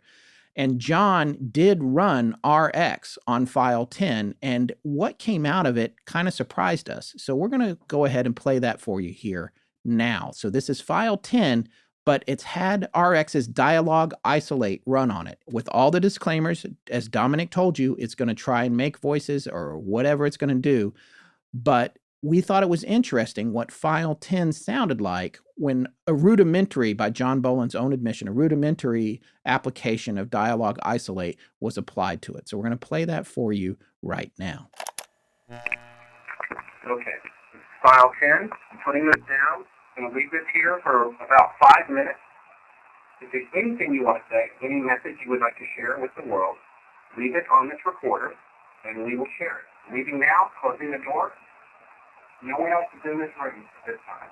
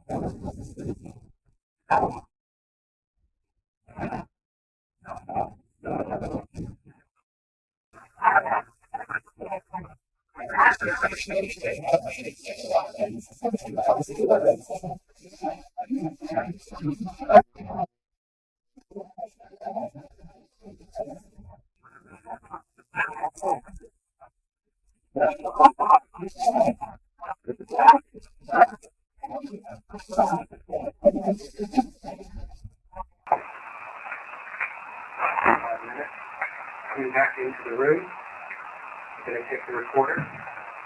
Thank you for your time. Wishing you peace. There's a lot of things about that freak me out. After, talking to Izotope, yes, we know they're looking for dialogue. The program is, I guess, putting dialogue in there. But I want to remind everyone, in the middle of that file, you have me at the beginning saying, I'm going to make a recording. Me coming back saying, thank you. In the middle of that, there is no one in that room. There are no people in that room. And what John did, our friend who's a mixer, and it's been a while, and we actually recorded our session with him, but there's just been so much material to go through. We can go back and talk exactly about it if we wanted to, but the long and short of it is, I'm pretty sure he did a noise reduction pass on it with RX, where it went through and it looked at all the screaming, and it did its best to eliminate that. Then what was left behind was this stuff that seemed more like it might be vocalizations. I'm not saying he said that. I'm saying that was Forrest and I's opinion. He then additionally applied the dialogue isolate, which is a built-in preset in RX, Izotope's third-party plugin for Pro Tools, as well as other digital audio editing software. And so he put the dialogue isolate on that. So there's a noise reduction and this. So that's why the screaming is all gone. There's none of that. That's been removed. Right. And then something has been left behind. And then it's trying to make words out of what's been left behind. Again, all that stuff you're hearing, that's like that is coming out of whatever was underneath all that other noise. Yeah. From an empty room. I want to remind everyone it's an empty room. Now, I know we were not outside the room either. We were downstairs. We were downstairs. In another part of the house. I know everybody's still thinking about radio interference, and we're going to address that here coming up, but there was nobody in there. To me, I hear garbled conversation. Yeah. And here's the part that really freaks me out about it. Because the first time I heard this, I heard it in John's room at his mixing facility where he works, and I thought, oh, well, that's strange. But then when I heard it on headphones and I started listening to it, there was something about it that really stood out to me that still gives me the goose flesh feeling. I've gotten past file 10 because we've had to listen to it so much now. I'm getting past being able to listen to it personally. But the thing that's freaking me out now is that these voices that are left behind, even though you can't understand what they're saying, to me, it sounds like you and me talking, Forrest. I hear intonations that sound like myself and like you. Right. And we were not in the room. No. It's the zip file, which we're going to talk about the zip file theory.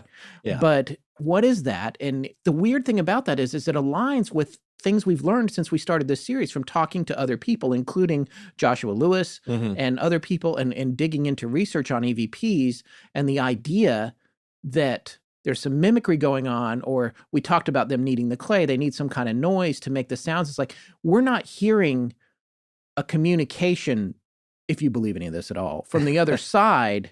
This is only occurring to me just now. It's like a Star Trek thing.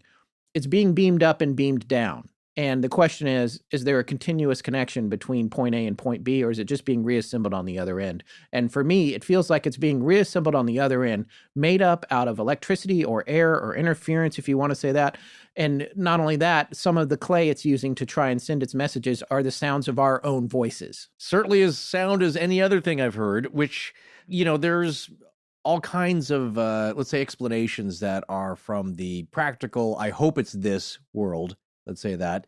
People are suggesting you're hearing radio signals bouncing off the ionosphere or the ice sheet of the polar ice caps. There's something happening there, or it's a radio signal that's interfering with that, and that's what you're hearing is radio chatter. And in a sense, you can kind of get that from this pass of RX, but we do kind of hear the tonal qualities of our own voices a little bit. And I guess when you're saying it's ending up on this recording, it's like, well, how's it getting there? Because again, we are downstairs, we're talking quietly. This recorder, which does not pick up stuff very well, is by itself in a room. It can barely pick me up when I'm in the room with it. Yeah, the only reason you can hear that. Yeah. The only reason you hear me clearly here is because we mixed the volume on the part where I'm talking up. Right. If you heard it originally, I'm like way up in the ditch. Yeah. I'm in the room and I'm making a recording. We brought that up so that the listeners could hear it. That was the only change we made to that initial file 10 when we played it at the end of part 2. And just now, this particular RX pass on file 10 that John Boland did is mixed so that the levels are even. But if you could hear it normally, you wouldn't even be able to hear me in the room. Yeah. Exactly. And we were all the way down. The room was closed and we were downstairs in another part of the house. Well, that's part of what carpeted house, by the way. Exactly. So that's part of my grouping of explanations, and that feeling that is part of the real world and the possible and not the woo-woo is that somehow it's getting signals of voice from somewhere else that's interfering with the recording.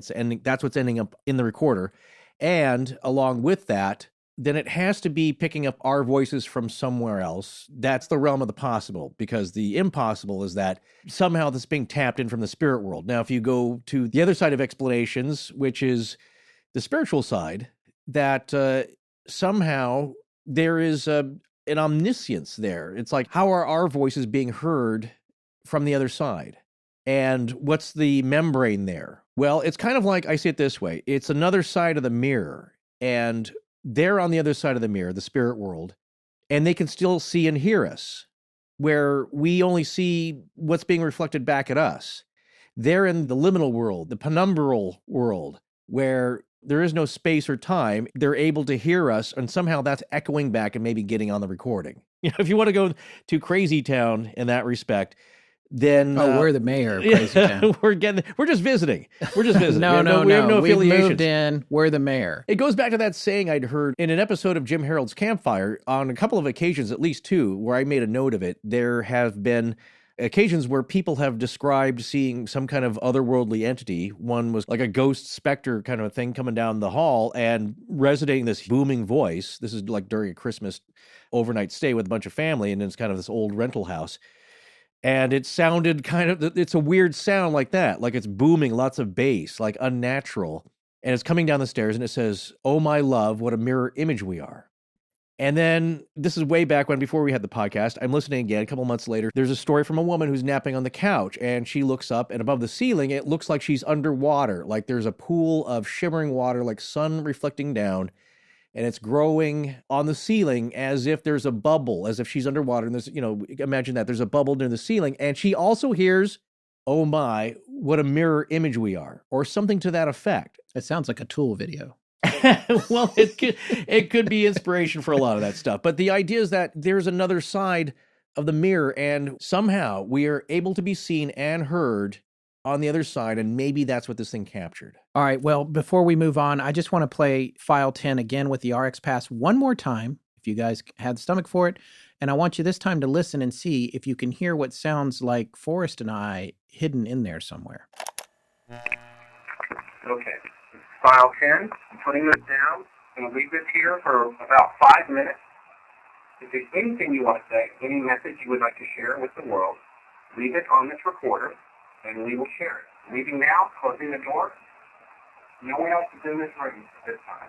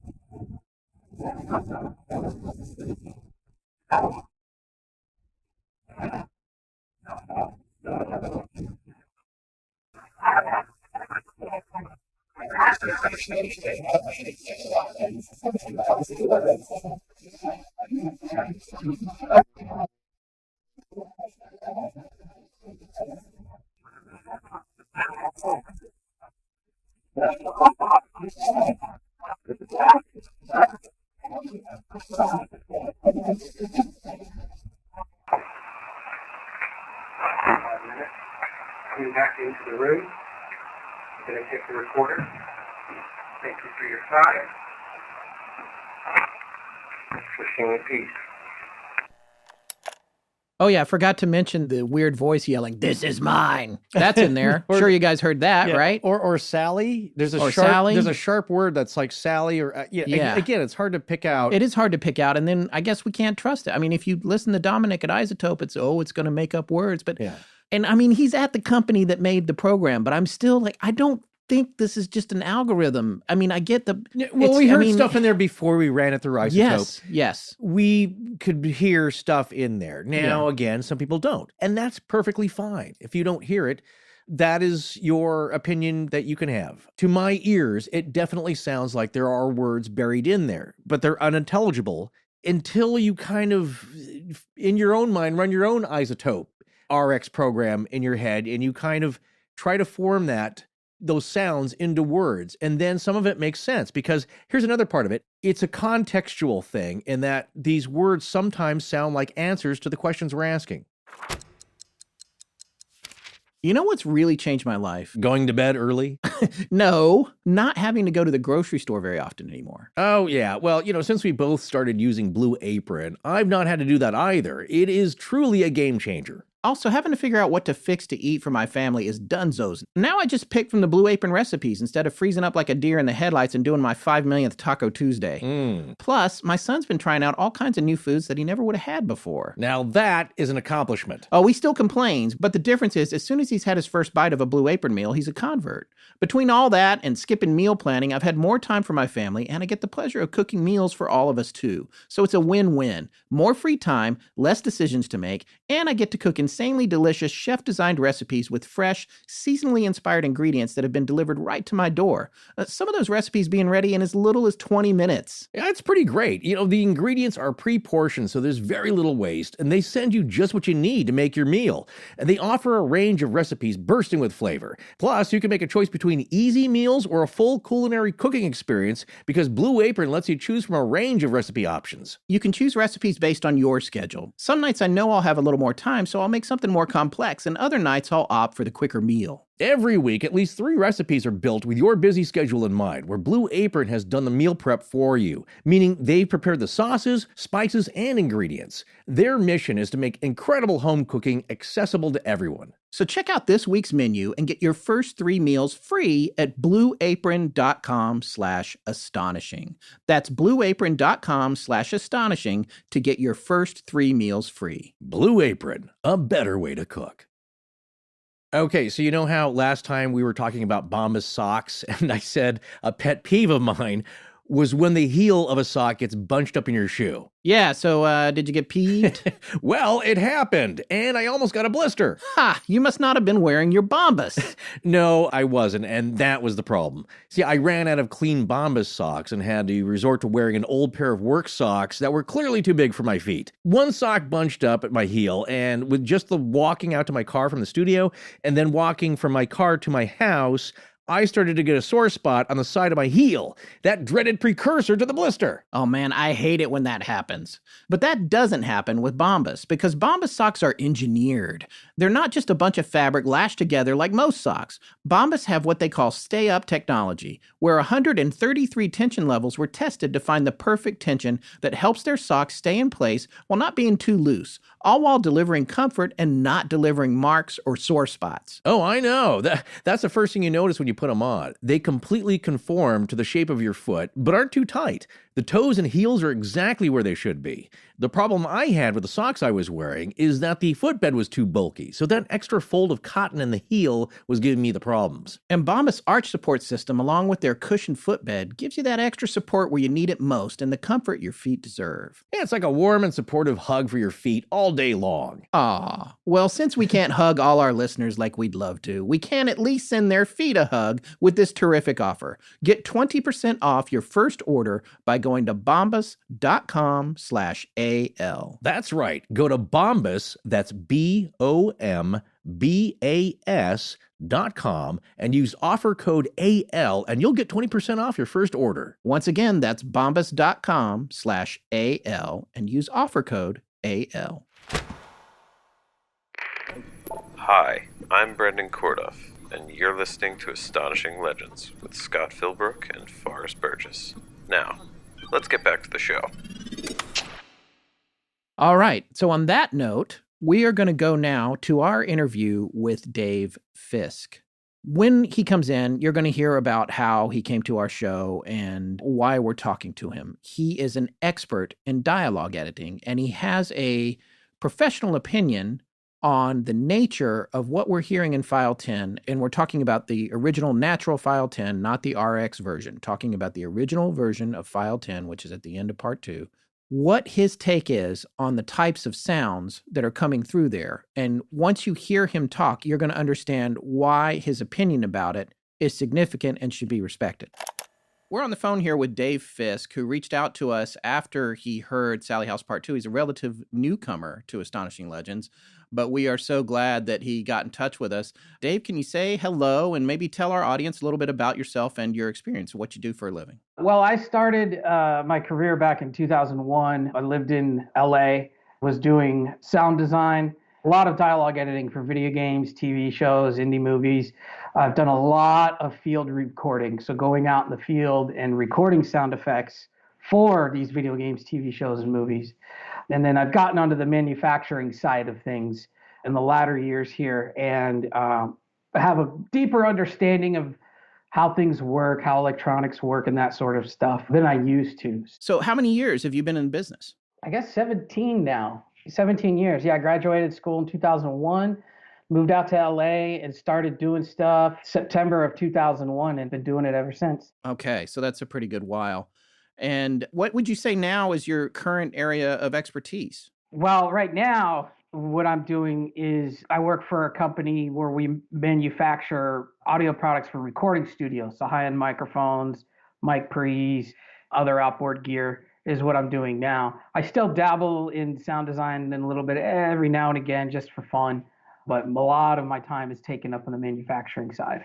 Okay, when we talked the other day, you also indicated that you have an extensive background in field recording for professional shoots and that sort of thing, and video games as well? Yeah, so I kind of just fell into my lap because I spent some time working on the retail side for a company that sold, rent, and serviced production sound equipment. So because I knew the gear, and when I had first moved to LA, I was interning at a place called Dane Tracks.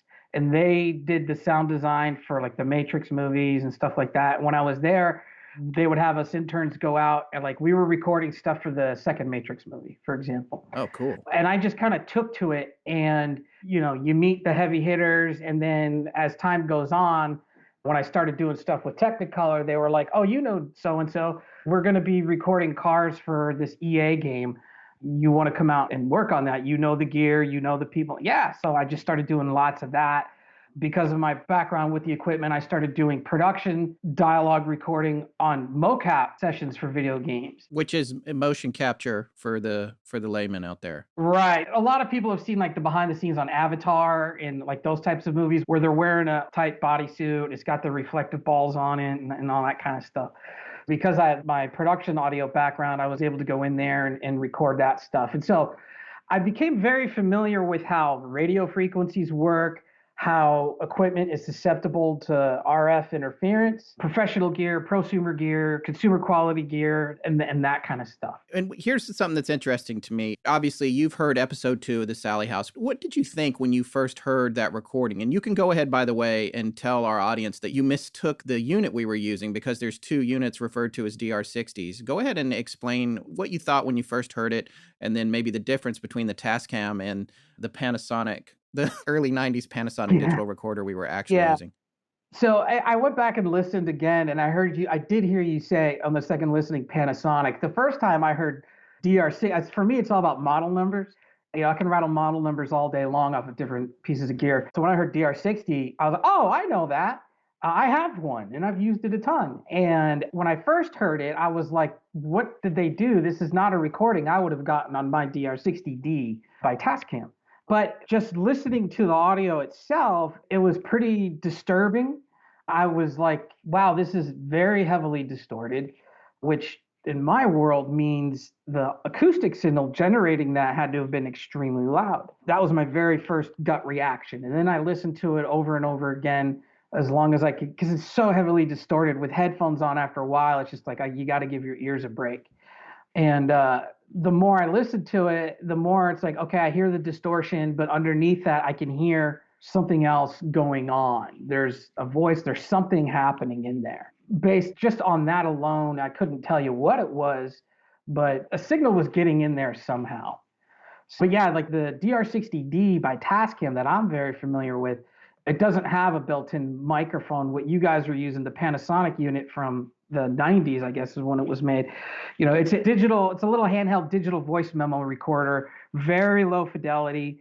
Even when you're talking, you can hear the artifacts on your voice. The artifacts is all the stuff that sounds really high frequency tinkly. Right. A good example is you can take a music file that you know and compress it really heavily into a really low quality MP3. All the high frequency stuff like drum cymbals or vocals or guitars, you hear this weirdo tinkly stuff at the top, and it's because it's removing bits out of the bit stream. You're removing data, and that's what makes it sound like that. So back in the early 90s, like a lot of that digital recording on those small recorders was in its infancy. So the technology to do the high fidelity recording at low cost that we have now didn't exist then.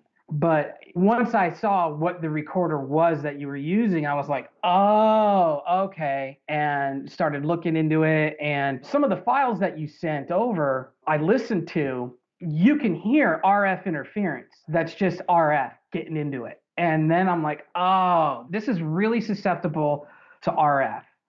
And so when people say that the Panasonic DR60 is the preferred recorder of choice for getting EVPs, it's like, well, yeah, but the thing is so lo-fi that even casually spoken dialogue gets distorted and can be hard to understand. RF getting into it, whether it's just standard RF that sounds like white noise, or if you pick up a radio frequency, can really heavily distort it. And some of the other audio files I listened to, I could hear, it's where there's 4 of you in the room and you're talking, and there's some like EVPs that get picked up in the middle of what you're saying, and it sounds like it's responding to what you're saying. But in that sort of context, it didn't sound as threatening to me. I'm like, oh, okay, now that I know that, if I go back and listen to the other one, the longer one that's like 1 minute and 40 something seconds, I have a little bit more context to it. And so I wouldn't say it's not an EVP, but I also wouldn't say it's not interference from something else. What you're saying here essentially is that, one, something is getting into the machine, let's say. There is an input of audio being formed that is obviously getting into the recorder either as interference or somebody has to be in the room. You would be auditory in the room that we would have to hear it to end up that loud on the recorder. Right. And what makes me think it's interference is because the one file where it's the 4 of you in the room, you guys are talking and stuff's getting picked up on that recorder, but nobody is reacting to it. So that tells me nobody's hearing that. So it's either some sort of radio frequency interference, could be from a variety of different sources, or it could be an actual EVP. It's tough because it sounds like it's responding. You can't understand what it's saying. Right. It's just mangled distortion. But when it pops up, it's like, well, I think, Scott, you said, like, do you have a name or something like that? Like, you just hear this burst of some sort of response, and it's like, and it just makes you go, Right. So what you're saying is that it's more likely, since I can tell you, I was in there and none of us heard anything other than total silence, us standing there in a normal house with no one else in it, no street noise, no railroad noise from far off, no train tracks, no planes, nothing. It's a real quiet neighborhood that we're in, a very old neighborhood. So there's really no traffic. We didn't hear anything in the room. What Scott and I are noticing is that now we really do hear what sound like distinct words. And to your point earlier, they sound like responses to what we're asking. And so to me, there's also a contextual component here where it's not just random chatter that you're picking up from a radio, that's somebody else's conversation. In context, it sounds like answers to what we're posing as questions. Getting back to that, we're now going to go through the different possibilities that people have brought up to us that we were also aware of. Like, we had a talk the other day about it being the possibility of it being a baby monitor. And then we were talking about how these days they all seem to be digital. And you were explaining to me how that would work and then what it would sound like if it might have interfered with the recorder. Right. So it's been a while since I've used a baby monitor. My youngest boy is now 10. So now when it says digital, is it a digital transmission? Is it an analog transmission of a digital signal? If it's an analog transmission of a digital signal and that was getting into the recorder, you wouldn't hear what sounds like responses or conversation where you're describing where you've cleaned it up and you can hear words. An analog transmission of a digital signal would sound like what we call digital hash. If you've ever heard time code running, it's a ones and zeros recorded to tape or recorded to an audio track.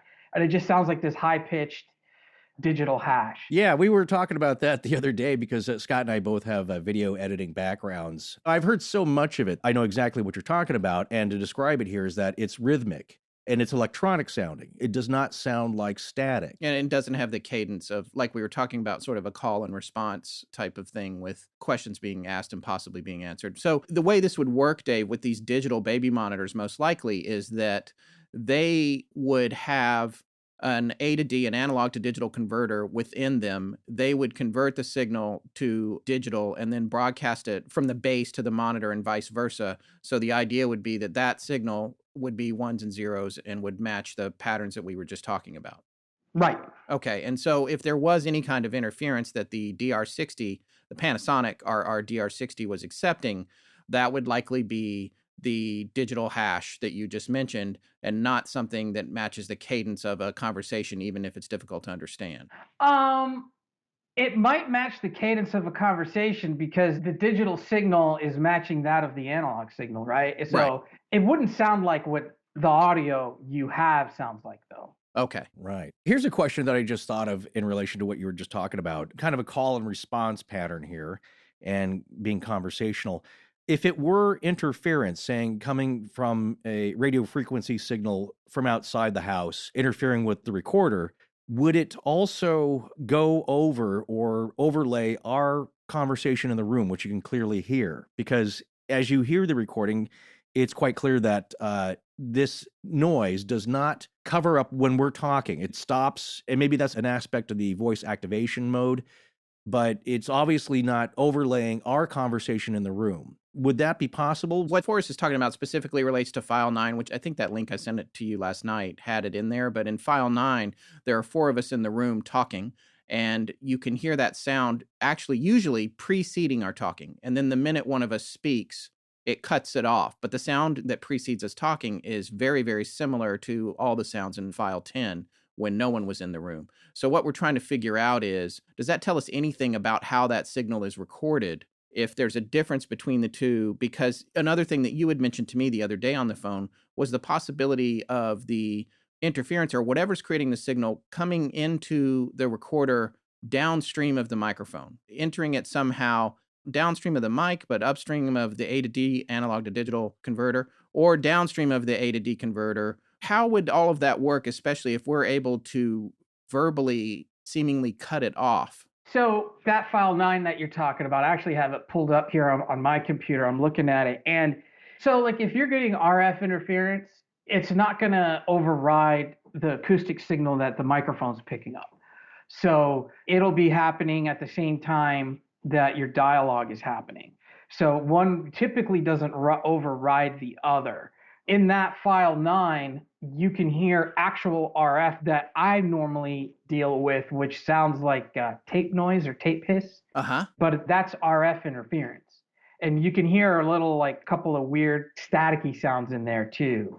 That's very typical RF interference. Over us talking, to be clear, just for the listener here, it's happening as we're talking, and you can hear our voice plus the RF static combined. Yep. So then what you're saying is in File 9, to your trained ear, you're able to make a distinction between typical RF interference and the other sounds that are present that we're not exactly sure what they are or where they're coming from. Right.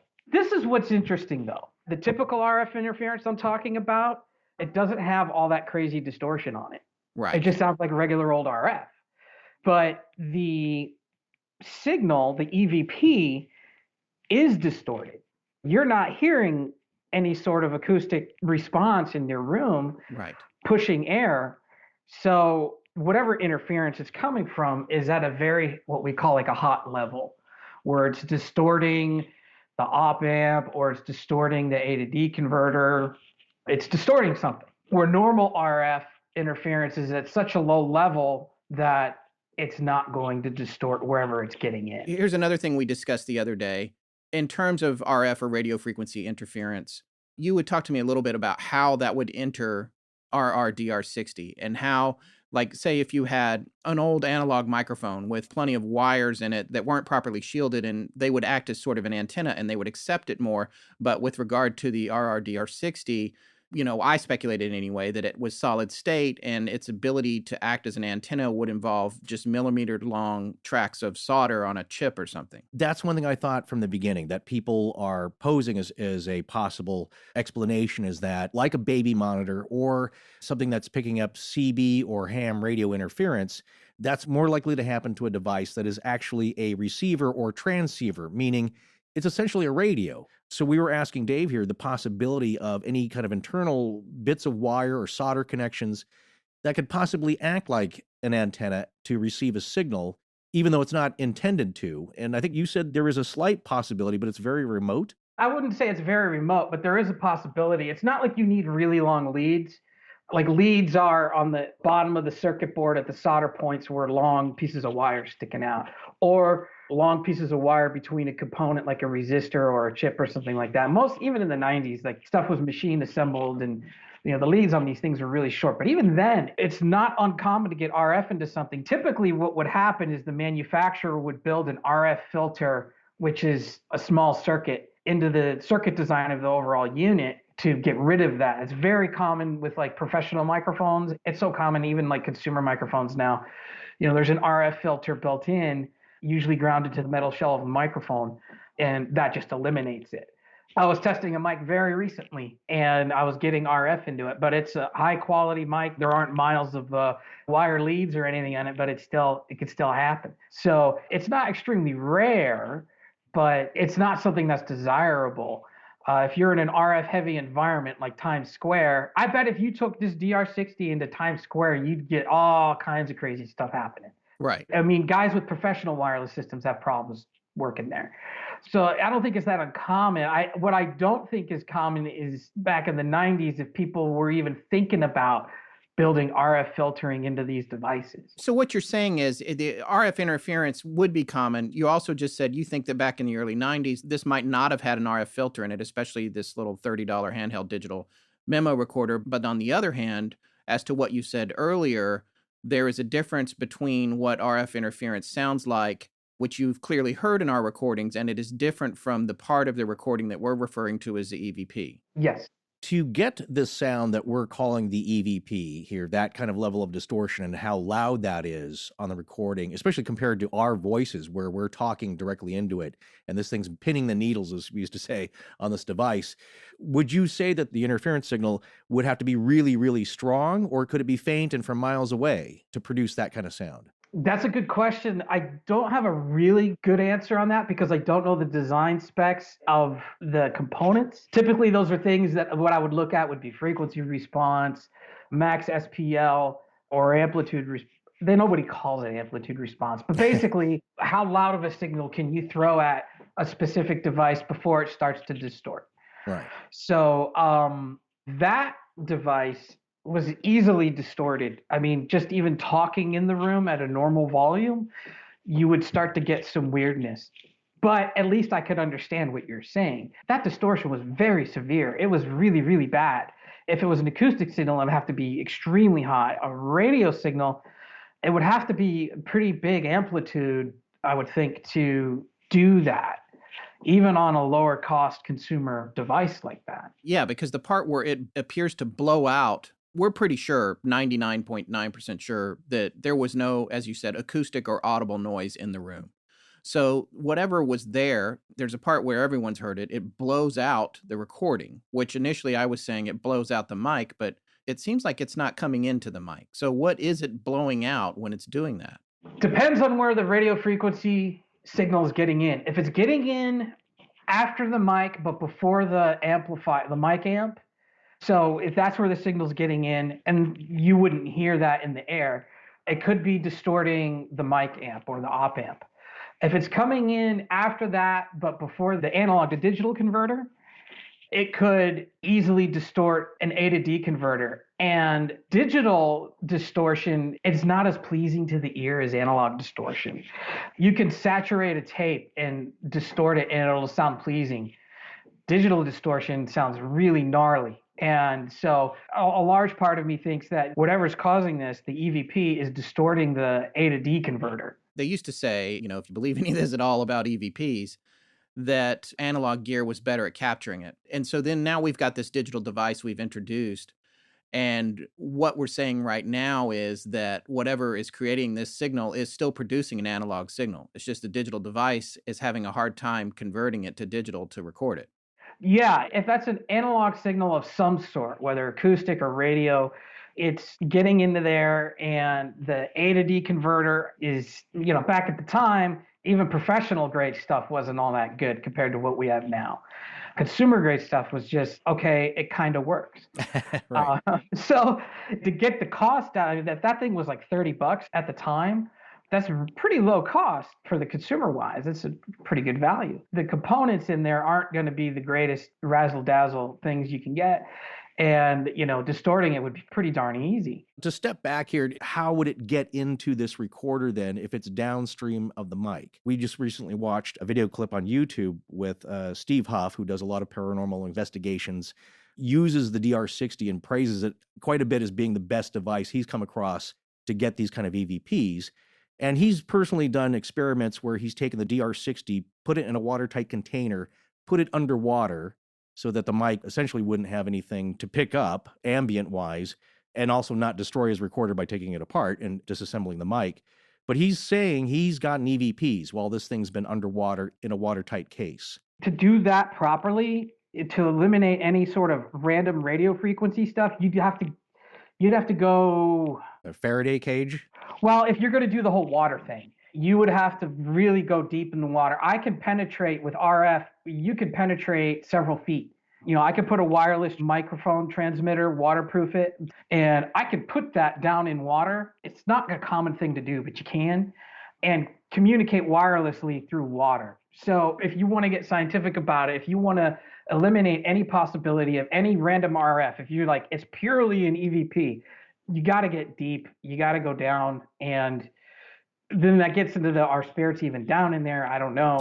Right. What could you use besides water? Because some people, they get the Faraday cages or the bags that people use to keep their car keys in so that criminals can't unlock their cars. Would that be a better alternative, or what would you do to isolate it?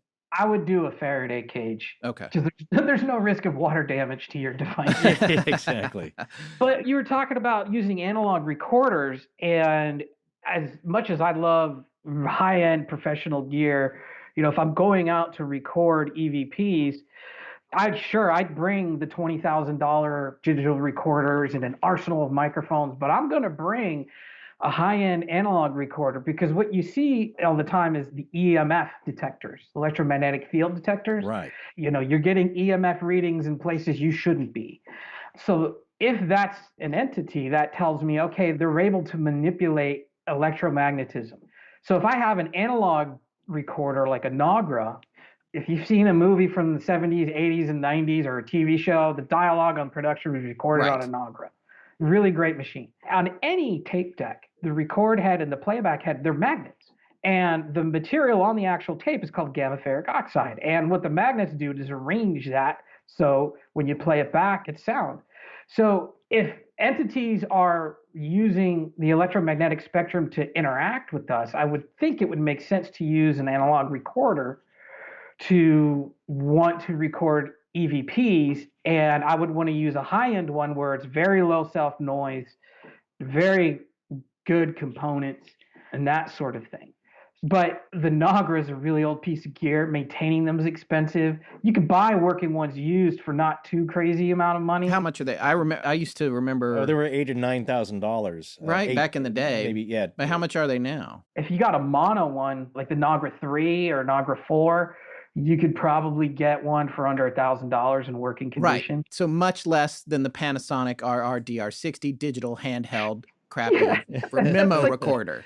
But you would need that kind of where it helps, because people, without using this background noise of static or water running or fan noise and all that, they have picked up voices. And what even Steve would say is that, yeah, but they're very faint.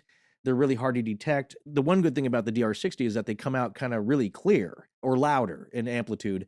You can get it with any device, digital or analog, but oftentimes it'll be kind of faint and short, and they're not as good of evidence to work with. So with this recorder, though, even with the Nagra, it might help to have that background noise as kind of the medium to work with here. The bottom line is that all digital devices ultimately are analog too, because they're converting an analog signal to digital. So it's the signal that's going into everything is starting as analog. If you don't have the A to D converter, then you don't record anything. Yeah, that's true, unless you're coming digitally in from a digital source. Yeah. Right. In the context that we're talking about, that is correct. We've had some listener feedback, of course, people asking questions. They're curious what your take on it is. We had one person who contacted us on Twitter and said, I can see train tracks, and there are tracks about a half mile away that are active, but they also run through downtown. The train comes through there fairly slow. We actually stayed in the Holiday Inn Express while we were in town that was right next to them. And I did notice when a train would come through, there was kind of the low rumble. They're not going super fast. They're not squeaking on the corner or anything like that. And it's not super freak. It's nothing like Flagstaff. When you stay in Flagstaff, there's 2 double stacked trains going opposite directions about every 5 minutes. But this was... Yeah, which you can hear because, yes. And that's my other point, when we're in the room, and also as it's evidenced, I believe, in our recording, which is admittedly kind of crummy, but we can all testify, when we're in that house, in the nursery there, we didn't hear any train noise. Not the squeal of the wheels or train whistles, any of the things that you'd normally associate with tracks being nearby. We also have audio from the video footage we shot that backs up that there wasn't a train. I mean, was there anything about the EVP that sounded to you like it might have been mistaken for something like that? No, because if it was a train, let's say like the physical noise a train makes when it goes by, it would have to have been really close to the house, like 25 yards away, 50 yards or closer. And it's a steady sound. Right. So, and they do make a lot of low end rumble, and depending on how the house or whatever building you're in is built, whatever, a low end rumble, if you set a recorder on a table on the second floor of that house, and there is a train 25 yards going by, there's going to be a lot of low-end rumble that you may not necessarily hear, like a lot of vibration that goes through the ground, into the house, into the table, into the recorder. But that's not what we're hearing here, because it would be a steady sound that goes on for however long that train's going. It would fade up, coming in from a distance. And if it's one of those really long ones, it would last for a while, and then it would just fade out. But that's not what we're hearing here. This is intermittent, whatever it is, causing the sound. I did a lot of listening to this. There's a lot of like really quick crescendo coming in, coming out. Some of it sounds like a steady yell. Some of it sounds like it's very fast conversationally kind of stuff, but it's indecipherable. This is not a train. It's not a helicopter flying around overhead. It's not a quick airplane like a low-flying Cessna or even a commercial jet that's coming in for a landing at the local airport. It really doesn't sound like that. Any of those typical environmental sounds that we normally filter out in our day-to-day hearing, to me, it does not sound like any of those. Can you rule out electromagnetic frequency in a really strong signal having an effect on that DR60, or is that still a possibility, even though the meter didn't go off? If your meter didn't go off, I don't know how any sort of EMF would have any effect. If it was a weak signal, yeah, I don't see how that would really, because not knowing the type of microphone, certain, microphones have like a voice coil with some of them, like a dynamic mic will have a magnet in there. But I mean, I've never heard of that really being an issue. Right. Before. Other than an EMP, which just jacks everything. The reason I sound puzzled by the question is because I've never heard of EMF interfering with, in this context, interfering with an audio recording. Interesting. Honestly, it could be a couple of different things. I think it could be an EVP. I'm always skeptical of recorded EVPs, especially on low-end equipment. So that's always like strike number one, like what was it recorded on? If you had picked this up on a Nagra or some other like higher end piece of gear and it was discernible, then I'd be like, oh my gosh, like this is really strong evidence. Because I'm a technophile and I don't like to turn up my nose at lower cost gear. In fact, I think that does a disservice to equipment manufacturers. But at the same time, I was like, well, when I listened to it, I was like, oh man, I really wish this wasn't so heavily distorted. And even on the cleaned up audio file, there's like a high pitch that you can hear when it's cleaned up. And as soon as I heard it, I'm like, oh man, I know exactly what that is. That's what happens when you really do a really strong cleanup on something like Izotope RX or anything else. You start getting, again, the word artifacts in there. And that's very, that exact thing happened to me on an indie feature I worked on years ago where the dialogue was really gnarly and we couldn't go back and re-record it and like loop it or do ADR. I had to clean it up. And my dialogue sounded exactly like that. And we had to get someone else in with like better gear to help clean it up. So that 6K kind of tone that you hear in there, that's like so typical. I'm like, oh yeah, I know exactly what that is. That wasn't something else creating that was an entity or whatever. That's an artifact of cleaning up the sound. Okay. It's not anything in the environment. It's not a train. It's not a plane, helicopter. It's not cars. But I don't know if I could say, oh, I know 100% it's RF from a CB radio, or it's a ghost, or it's a demon. It's a low pitch sound. And even when you pitch shift it up, it doesn't help it. Or if I speed it up, it doesn't help make sense of it. And I typically don't like to do that.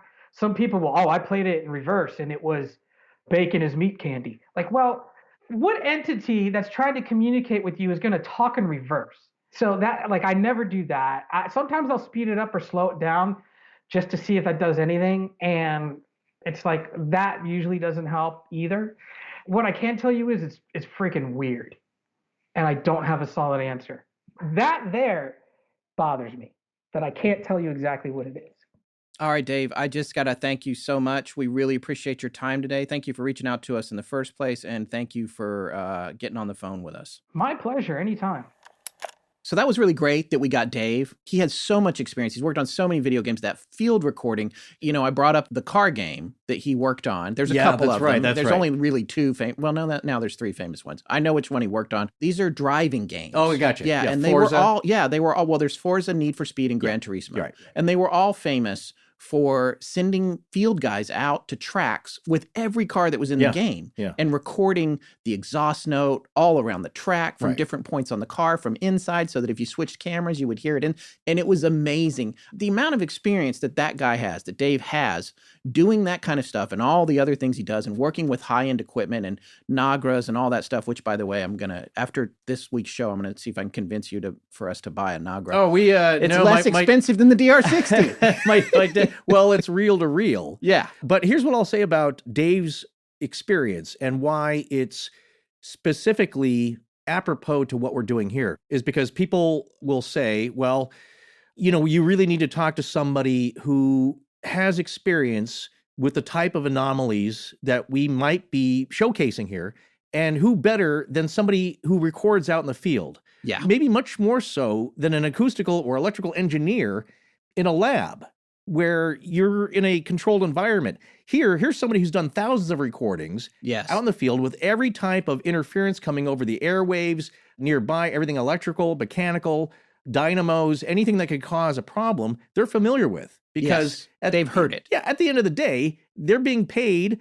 to deliver a clean track. And if you can't get it, you should know why. So that's why I value his expertise here and his opinion on this. Yeah, and I think one of the things that we talked to him a little bit about, and something that's been a recurring theme, not only with our listeners, but a lot of people just kind of suggesting, was the idea of radio interference, and that being something that the DR60 picked up. And there were several emails to this effect. This one was a little bit more pointed, but I wanted to read this. There's a few that are pointed, but they're fun. Yeah. So listen to this email. I hate to break it to you, but you guys caught CB interference from long-range truckers. Grew up with this issue at my grandmother's house over her intercom system. Very similar device to the recorder you used, which is why investigators, in quotes, love them. It's how easily they pick up interference from a number of radio waves. If you don't believe me, just ask any ham operator. I can tell through the static because of typical trucker shorthand. It's all in good fun. I did not take offense at this email for the gentleman who sent it, if you hear me reading it on the air. But one of the things, I don't know how on earth you would say that a DR60 is similar to a home intercom system. I'm not sure where you're making that comparison. No, they're not. It's just a jump. It doesn't. There's no connection there, so I'm going to go ahead and refute that. And I do take offense at the word investigators being in quotes. We're investigating this pretty hard, I'm going to tell you. But we're not. We are sort of investigators in quotes here. There was other folks on our Facebook page, in our closed Facebook group, and in other places, and they were in the minority, but they were definitely present, and we're glad to have people that are skeptical among our listeners. We welcome everybody. There was this one gentleman who made several posts that more or less said the same thing. I'll read one of the things he wrote in quotes. It's nothing but static, garbled radio discussion. Right. So going back to the email that I read that says, just ask any ham operator. Well, that's what we did. We happen to be not too far from the ham radio outlet in Burbank on Magnolia Boulevard. Let me read you a little bit about the history of this company. In 1971, a California Highway Patrol officer and veteran of the Navy Signal Corps, who happened to be a ham, came into possession of a little radio emporium on a wooden train platform in Burlingame, California. Bob Ferrero, or Bob, who was then K6AHV and later became W6RJ, was a dedicated California Highway Patrolman. He loved ham radio and was determined to make a go of starting a business selling amateur radio products. Today, HRO, meaning Ham Radio Outlet, is a family-owned business with 15 sales locations throughout the United States, which include a formidable presence on the internet, making it the largest ham radio dealership in the world. HRO is continually expanding with our newest location in Milwaukee, Wisconsin, which opened on August 27th of 2016. With worldwide distribution, HRO is geared to fill the needs of hams everywhere, whether online on the World Wide Web, over the telephone, or in person in one of our stores. Customer service is one of our primary goals. We employ, this is important, we employ active hams with varied backgrounds and expertise to be able to assist in any area of the hobby. Welcome to Ham Radio Outlet. And they were very welcoming, too. Yeah, so we decided we were going to drive over there. We went and had one of our customary late 3 o'clock lunches because we're always working like crazy. We were starving and inhaled a couple of beers and burgers. Yeah. And then we went to the Ham Radio Outlet, which was right up the street. And you're going to have to bear with us. This is not our normal quality of recording. We were pressed for time, so we just went in there with an iPhone in record mode. And we decided that we were going to interview the guys in there. We had called them ahead of time, and they were like, yeah, come on by.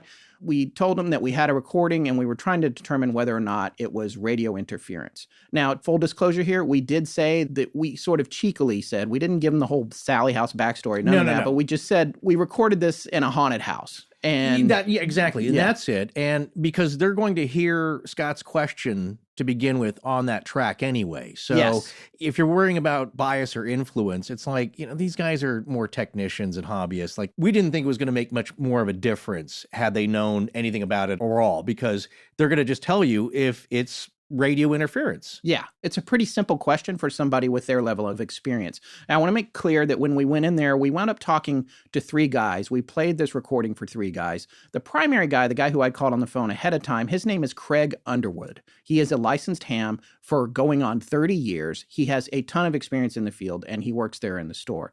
So we're going to play this file of what we recorded while we were in the store. And you're going to be able to hear the entire conversation between Craig and his 2 compatriots in the store where we talked to him about the recording and what was on it. There's a couple places we're going to break back in and explain to you what's happening. Initially, we didn't really start this at the right point, so it's just going to jump in. You're going to hear me saying, playing this recording. Here's the next thing I need to warn you about. At the beginning of the recording is file 10 again. It is going to be playing file 10 from the DR60, which we put down on the counter in front of them and played it.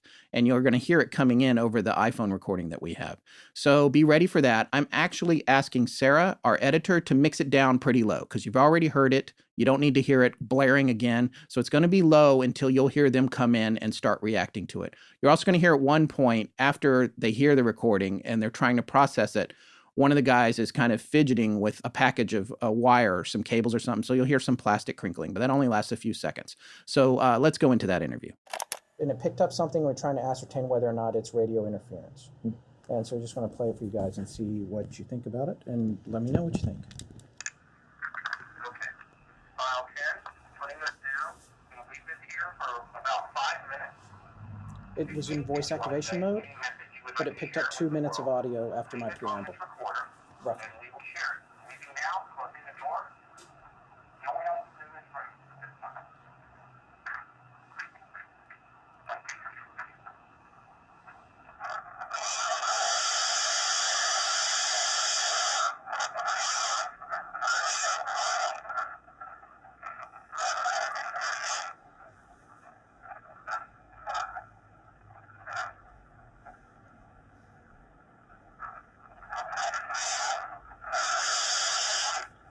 That particular sound is not RF. Not unless it's encrypted.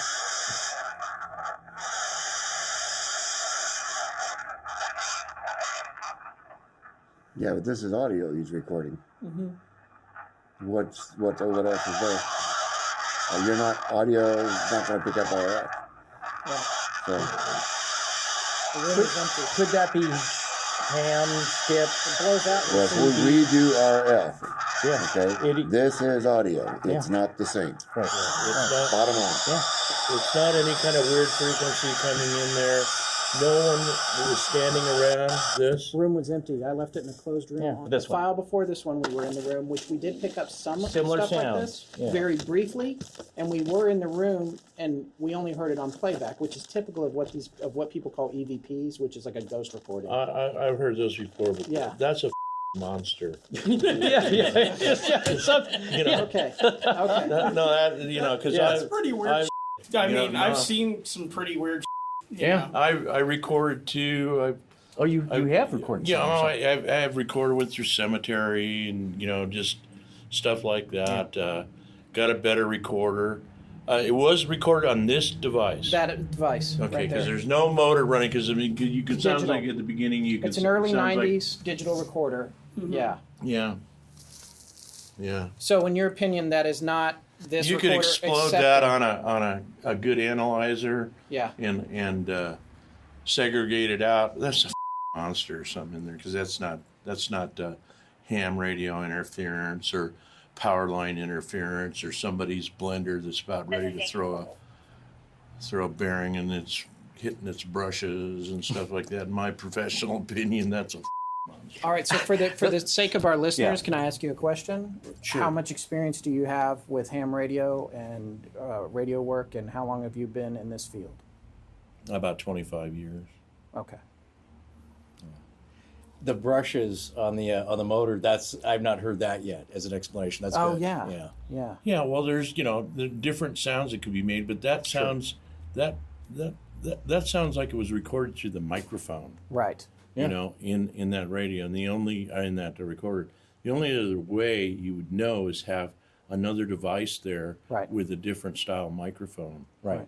And isolated, not setting down on anything, but something in a rubberized mount, like a broadcast microphone. Right. What would generally, if you were, because here's my thing, I've been harping on this, is that, that recorder is not a transceiver. It can pick up interference, it's possible, but what would ham sound like if we were to get, it had to be really strong too, right, for something like that to pick that up? It's nothing like that. Nothing like that. The bands are not good right now, but...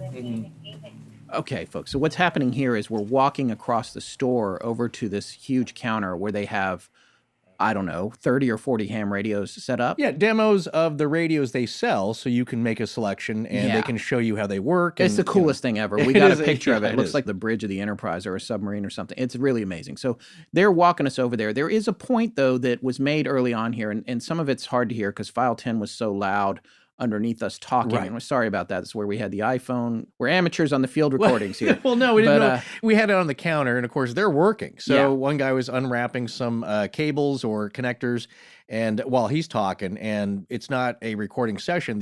We're having a conversation with these guys. Just having a conversation. But there was something that one of the guys said kind of at the outset for us that you wanted to mention to the audience. Yeah, one of the senior guys there of the three, as he was listening, he's commenting, and he made an important point, which may have gotten lost in the noise there, literally. Yeah. That to him and his experience, this was not RF, this was audio. So Audio. You'll hear them. You're going to hear people, this is coming up again and again with our experts, by the way.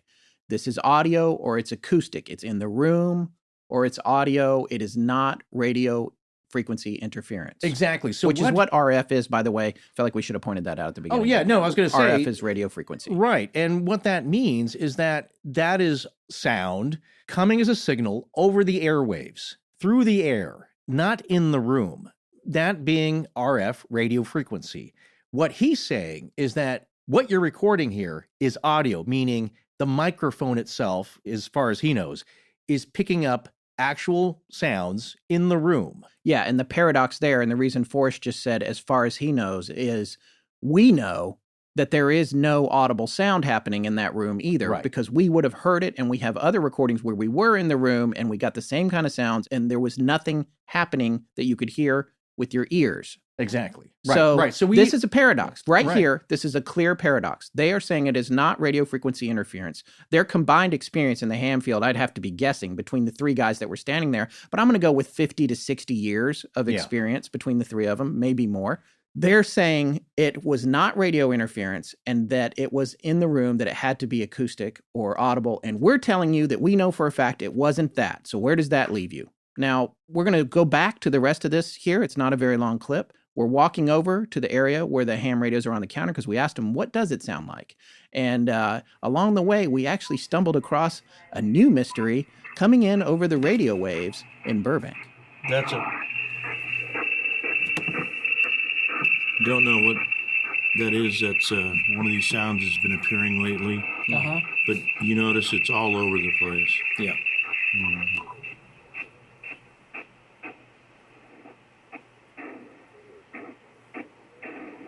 It sounds a lot like Space Invaders. It does. Yeah, it does. It does. It's taken me back. It's all over. You don't know what that is? No. Where's it coming from? Don't know. Some pulsing noise. Suspect it's something in the neighborhood. But it just so happens, this is 425, and then we were over here, we're getting the same type of noise on 40 meters, 20 meters, very far apart in frequency. So it's some type of electrical pulse noise. Interesting. But the bands are kind of quiet right now anyway. But I was trying to get some.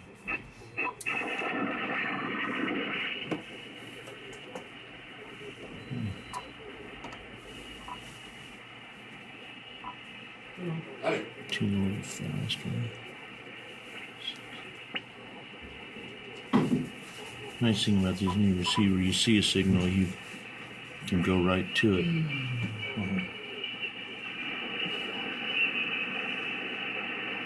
That's really cool.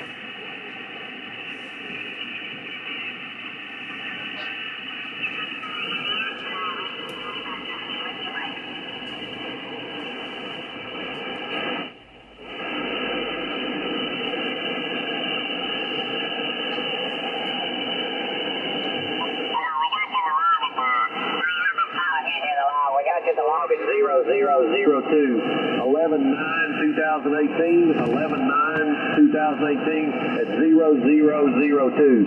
We're a little slow getting you in the log there. Keep waiting on the computer to update. Go ahead. And that time was UTC. Right. Okay. Well, that answered that question. We'll be on hand-called spots. I know we'll be on that spot. All right, Craig, I can't thank you enough. Well, I hey, really wish I could appreciate give it. you more. No, No. that's what we That's need all to we hear. need. We just need to hear, because again, people are going to keep questioning this. You could throw it up on a computer and We got pull it. things apart and, Yeah. salvage any kind of audio, like somebody's real bad circumstances, just trying to find out what they're saying. But it's nothing like that. Yeah. That is it sounds human enough because the way it, it's tone, the cadence. Yeah. But otherwise, it's a monster. All right. You guys take care now. All right, you too, man. Thank you.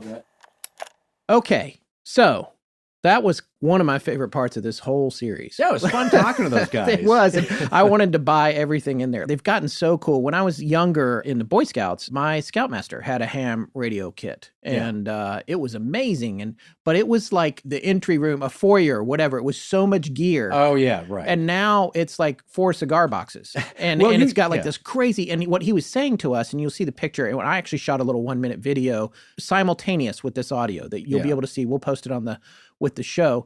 What you'll see is he was saying when you see a signal, you can go to it. He's like, that's one of the cool things about this particular receiver. It was about a $4,000 receiver, I think we were looking at. There was a big display on the front, and you would see a signal on a display, and then you could just tune over to it. It was really neat. Back in the old days, you couldn't see squat. You just hunted around with the knob. Well, that was part of the fun, and you had to make a log, and that's what ham radio operators did. You kept a log, and you made friends around the world because you can talk to anybody around the world. Yeah, it's really cool. In the old days, a lot of it was done by Morse code. So to take the test back in the old days, you had to learn Morse code. You don't have to do that these days. Yeah, they dropped that. They dropped that, but I still kind of want to learn it, Yeah. in case I'm taken prisoner and I need to tap out code instructions. And so like you said, I grew up, we both did, talking and listening to CB communications and truckers and just our own family. And also my dad and I, we used to listen to shortwave radio, which is a similar deal where you're just listening. We're not transmitting, so we don't need a license, but you can listen to stuff all over the world, news programs, all these radio stations all over the world. And I was very familiar with all the kind of cool, weird sounds like you just heard. Yeah. Where like the pitch is shifting. It's like, wow, And when I hear that, I had never heard it before in my life until Star Wars. Oh, right. And I thought, oh my God, they invented that. But really, they were just taking this exact sound because there's some radio transmissions in Star Wars where it's like, it's right at that point where he was tuning the station in. Right. It's so neat. But we've talked to all kinds of experts, and especially experts who have experience now with ham radio and obviously CB radio, which is ham radio's very, very, very little stepbrother. And they're not saying that that's what that recording is. And these are guys who have a ton of experience with that. Here's another interesting thing about that. That clip was kind of a mess when we gave it to our editor, Sarah. And the reason was we just recorded it on an app on the iPhone, and it was picking up everything. And you heard our disclaimer about it during the clip. But the other thing that was happening is one of the guys had a crinkly plastic bag with, like we said, a cable in it or something. And it was super loud, the crinkling. And so we handed it over to Sarah, and we asked her to clean it up, try to get the crinkling to go away. And that's why it sounds a little muffled, because she had to do that to get the other stuff away and get it to sound more reasonable across the board. What she used to eliminate the crinkling and to make it more listenable overall was RX by Izotope. All right, so to recap where we're at so far in our analysis of the EVPs from files 9 and file 10, more importantly. We first spoke with Joshua Lewis of Hope Paranormal, who talked at great length with us about the somewhat unusual simultaneous journey that his DR60, with recordings that suggested he should send it to Primeau, and then later said he's impressed, he will find nothing, which pretty much matches Ed's reaction to everything exactly. Yeah. So that's the initial step. Then our DR60s go to Ed. We talk to Ed Primeau. He tells us, you know what? I can't reproduce this. I tried to reproduce it. I can't reproduce it. I cannot find a scientific explanation for what created these sounds. And on top of that, he described the nature of the sine waves and how they were similar between our DR60 and Joshua's DR60. Even though the sounds weren't the same to us, technically, the sine waves of the sounds are identical. Yeah. But an unusual signature. An unusual signature, exactly. He wasn't sure what created it. We then sent it to Izotope, the makers of the RX plugin, among many other things that they make, and asked them what they thought of it. And they said, well, it's garbled, but it definitely sounded like words. The guy at Izotope, and he made clear, by the way, to go back to his disclaimer, it was just a personal opinion. He wasn't representing the company. Right. This was just, he had a chance to look at it. He's a support guy. I don't want to put him on the spot. But this is what he said. He said it sounded like words to me, and that he was betting on radio interference. We then spoke with Dave Fisk, who is an expert on field recording, dialogue editing, working with high-end audio equipment. You heard all his opinions about that. And he talked a little bit about the idea of radio interference. Then we spoke to the ham radio experts about the recording being radio interference, ham radio interference, or possibly CB interference, even though we didn't specifically mention that. It goes hand in hand with their expertise. They said no. They said that it was audio. So I want to remind you, they said that it was something that was made in their minds into the microphone. But we know it wasn't made into the microphone. So what we've got is all these experts who agree that they can't figure out what it is, and each one thinks it might be the other thing, but we've covered pretty much every angle, and no one has got a solution to what created these recordings. I was really expecting, Forrest, honestly, I was expecting somewhere along this way for someone to, open the drawbridge and stop us. Oh, I wasn't. Well, no, well, right. And that's, actually, I'm glad you said that. That's the difference between you and us, and the difference between where we started in this show and even before this. And then for me, because you're like, no, this is an EVP. Even though you made fun of me initially, and when I ran out of the house, you did. We have it on tape. We have it on videotape. No, but here's the thing. Yeah. I'm the one that's come around on it, but I was expecting Ed Primeau to say, oh yeah, this is this and that and the other thing. I was expecting the radio guys. I didn't know what to expect. We played it for them. I thought, oh, they're going to say, yeah, you know what? This sounds exactly like, I've heard this before. It's coming in from a close by FM radio station. No one is figuring this out. That's the bottom line. Everyone is deflecting it to another area, and we've addressed all those areas, and there's a lot of passing the buck going on, is what I'm saying, sort of in terms of responsibility for this sound. Within the specificities of their fields, they only go so far and can only give you answers that they are familiar with. And the only person that kind of goes outside of that is Josh Lewis, because he's studying the intersection between technology and spirituality, not religiosity, but the side of spirit, the other side of the veil, and using technology like recorders and spirit boxes and those kinds of things to try and gather evidence. So if you look at all these other guys that are audio engineers and professionals and audiologists and people who analyze this kind of stuff and get field recordings, they only have a certain subset of possibilities to deal with, and they can't go outside of those. They might if they studied this kind of thing personally, but most of them don't. It'd be irresponsible of them to say like, oh, well, that's your class 4 type ghost. There's no classification for them to go to on the spiritual side. So, well, if we're looking at the technical aspect of it, it's got to be either audio that's in the room as you hear it being recorded by the microphone, or it's got to come into the room through radio waves. RF, radio frequency. And that's what the ham guy said. Our friend at Izotope, who does the tech support for RX, is saying, it's like, well, look, to me and what it sounds like and the signature, what I can see here, it looks like words. And then the only way that those words can come into the room under the conditions you specified would be through the air. So they're going to the very limits of what they can claim as a possibility, and they're kind of conflicting. But my overall point, when I said earlier just a minute ago, I knew it would be inconclusive in the technical realm of audio. And the only person that was going to go outside of that was going to be Josh, because, again, he's accepting of that. Wait, how long ago you knew that? My feeling when we started this, it's like with Ed, and we were going to submit this audio, and we didn't know who. I just said, when we started this, like, we should have a professional audiologist look at this. You were convinced that early on that there was going to be no solid result or explanation for this? The best I could hope for, I would think, is, and again, you're going to tease me because that's the movie aspect of it. That's the Mothman. It's like, well, this is a voice, obviously, but it's not within the human register. We did get that a little bit. Yeah. That this sounds like voices. We're all living in your movie, Forrest. This is all fake anyway. I just wish it was going better for me overall. The idea, though, is that these are voices, or they sound like it. And so we've had people weigh in saying like, yeah, this looks like speech where there shouldn't have been any speech. But what Ed would determine is that it's not within the range of regular human speech. So we did get a little bit of that, but that's the part of the movie where somebody looks at it and the audio specialist can't tell Richard Gere where Indrid Cold is from. And he can't tell him, oh, well, I can tell by the speech Forrest pattern. Is specifically referring to the Mothman prophecies that's by our right. friend Rich Haddam. Of course. And one particular scene in it that he thought we would recreate when we did this EVP series, and apparently we almost have.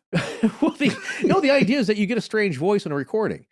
And Richard Gere just wants to know, like, well, who is this? Is somebody pranking me? And he takes it to an expert and he's like, well, it's a voice, but it's not a voice created by a human. Outside of that, the audiologist can't tell him anymore. I can tell you what dimension this comes from. I don't know how this was made. That's kind of the answer we got. And so what that confirms, though, for Richard Gere is that it's not really a prank done by a local guy trying to embarrass him like a Gray Barker, trying to embarrass John Keel. It's something outside of that. So before we started this, I just knew it should be looked at, and we have to eliminate things. That's how you do any investigation. You eliminate the things you can, and it's the whatever remains. That's what you deal with. I'm not saying that's the truth, is that you just whittle away the stuff that you can. So Well, here, and that's what we did. That's what we tried to do. Again, radio frequency, try to eliminate that, or at least get an opinion on that to discount it or set that aside. As far as the shape of the words, finding the words, it's like, well, that's the part where we have to stop ourselves because, as we said earlier in the show tonight, it's still up for interpretation. I think I hear some clear words, but I can suggest those words when you go hear those clips, and you might hear them too, but just me suggesting them is influencing you. That's such a personal thing. So you have to interpret those for yourselves. But I do hear what I believe are words where nobody should have been speaking. So as far as all these guys are concerned, they gave us what they could, and it only went so far. And it was kind of what I was expecting, is that you're not going to have an audiologist say, yep, it's a spirit from the other side. They're from the netherworld, and that's what you got here. Because we have yet to hear of any that will go that far and have that much experience. Because as the spirit told Josh, they are intrigued, but they will find nothing. So I'm not surprised, but we have to do it. You got to do it. All right. Well, when wrapping up this EVP episode, I want to address one last thing and then draw some conclusions on it. And by the way, these are conclusions specifically related to the EVP portion of this series. We'll be talking about our overall conclusions on the Sallie House in part 4, the last part of the series, which will be out next week. I guess we got to get started on that. Anyway. Oh, dear. But there's one thing I did want to point out. A lot of folks out there who are looking at the DR60s and they're like, oh, the DR. Just Google DR60 and Angry Man, and a bunch of stuff will come back, and you'll see, everybody gets this, and then they all think they're getting spirits and da-da-da-da-da, and I want to talk about that. And by the way, we had some listeners on Twitter specifically who sent us 2 other clips of recordings that are extremely similar to what we got on File 10. We are not the only people to get something like this, and I want to make that abundantly clear. Yeah. Other people are getting this on that, and we're actually reaching out to them, the ones that we can, to try and talk to them more about the circumstances that they got their recordings in. And Josh alluded to this a little bit, and he told me this even before we interviewed him today. He goes, you have to be careful how you've set up the recorder, because you're more or less likely to get the quality of a recording based on how it's set up. So I know there was this one web page where this gentleman had gone, he took a DR60 to a cemetery, and he said something about, by the way, he believes in EVPs and spirit recordings, and he's using a lot of the terminology. I heard some ITC gems in here, and the EVPs are not what I'd call Class A and that sort of thing.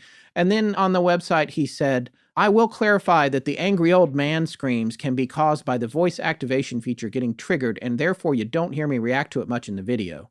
See, scores of investigators post these screeches as paranormal evidence all the time, which I thoroughly enjoy because I know their britches are still completely full of beep from initially hearing those demonic growls. That's on this website. It's paraholics.com. And I'm trying to see on the About page. I can only credit the guy. It's Matthew, a.k.a. Evil Ogleville, which I guess is a pseudonym. But Matthew, your website's pretty cool. Yeah. I'm not picking on you here. I'm just saying this is his thing. It's like, oh, everyone's crapping their bit. But he's offering no explanation for it. So what I'm saying is, and there's other people. He's not the only one. I'm not singling him out. Yeah. There's a ton of people out there. It's, oh, this is DR60. It's the Angry Man. Right. Okay, fine. We just looked at every possible explanation for that type of recording, and the experts are coming up with nothing on it. So what you're not saying is, what is the answer? Where is the mystery solved? Oh, I'm just throwing this out with the trash. Maybe you and everyone else that has one of these DR60s is actually got a great communication device that is picking something up. And maybe to Josh Lewis's point, the settings are messed up, because that's something else. He was saying, this thing maybe is frustrated and not necessarily angry at you, and maybe it's not directed at you. And part of the problem is the settings, it needs to be adjusted. Just like when we were in the ham radio store, and when you first hear that transmission coming in, and it sounds very strange and Star Wars-y or whatever, Right. and then it gets more and more clear as you tune it. To a certain extent, with these recorders, and maybe they're the perfect storm in terms of what captures this kind of stuff, these recorders, they need adjusting. You need to adjust the input sensitivity and maybe even the volume level. Now, theoretically, the volume is for playback only, but there is a theory that suggests where the volume is set, even during the recording phase, is triggering how much white noise is leaking into the recording while it's being made. This is on the assumption that you are recording some voices from beyond, some spirit voices. Yeah. Okay. So what these other people say when they claim it's just the angry man phenomenon with these specific recorders is that the voice activation feature is recording something that sounds like screaming, but is not at all from anything. Because there's, that's what he's saying. There's two ways to look at this. Yes. Is that, okay, so you're getting an EVP because those exist. Spirits can talk to us through devices, but they're not really angry. It's just being overmodulated, and the transducer is being overloaded. So whatever the spirit is using to make these sounds onto the recorder, that's getting blown out somehow. There's too much energy, so it sounds like screaming. Right. The other camp is that, no, it's just a weird phenomenon with this particular recorder and its crummy settings and crummy components, and it just picks up stuff that sounds like screaming occasionally. Right. It's the perfect storm of short circuits and poorly made internal materials. Right. So there is no spirit world that's coming through on this recorder. Yeah, but the part of it that I can't get past is it's hard for me to imagine that there is a collection of components, no matter how shoddily made, that can mimic the cadence of human conversation, even if it's unintelligible. Right. Not back then. Now, sure. Right. Sure. You can make a computer do whatever you want. This is a digital recorder from the 90s. This thing predates practical cell phones. So bottom line here is, if you're going to claim that this angry man phenomena, this malfunction that happens with the DR60 is just what people are picking up and that's it, that's fine. But then show us how that's happening. Back up that statement with a little bit of proof. Yeah, prove it. Anything we're seeing online where people are saying it's the angry man, it's the DR60, it's angry man. No one is saying how that works. No, you don't have to. That's the thing. It's easier for somebody to debunk something or to claim like, oh, it's just this. It's mystery solved. That's what you're getting. Nowadays, you could see nobody backs up anything mystery solved with any hard proof. It's just, this is a possibility for maybe 30% of these cases. Yeah. And then it's mystery solved. That's enough. That's all we need. We're going to move on from here. So that's what's happening here with the angry man, is that's what's happening. You're stating that, well, yeah, that's happening a lot maybe, or that happens 30% of the time you use this recorder. That's fine. Then show us how that happens, and I'll buy that. All right, so the last thing I want to talk about before we wrap up part 3 here, and this is going to be the end of our primary discussion on the EVP itself, is the reactions of everyone who listened to File 10 from part 2. And it really was quite something, because I had talked about how it made me feel when I had first heard it, the first several times that I heard it. And I admit I'm getting past that now, being forced to listen to it a lot for the sake of the show. But those first feelings, they were real and they were visceral. One of the things I talked about is when I was QCing it, my eyes welled up. I didn't feel sad or like I was going to cry, but they welled up. And I thought I was the only person. Turns out a lot of people had that exact same reaction. What Tess did for us, our head of research and also spreadsheet guru, she took a lot of the replies that came in, and we've had many, many more since these, and we asked her to categorize them to reactions to listening to the File 10 EVP. This is based on over 213 responses that we got, and this wasn't even really a survey. This was just culled from emails, Twitter replies, or a Facebook group, Instagram, everywhere that she could find them. And from these 213 people that wrote in, you could describe over 83 of them as saying that they had a physical reaction to listening to the recording.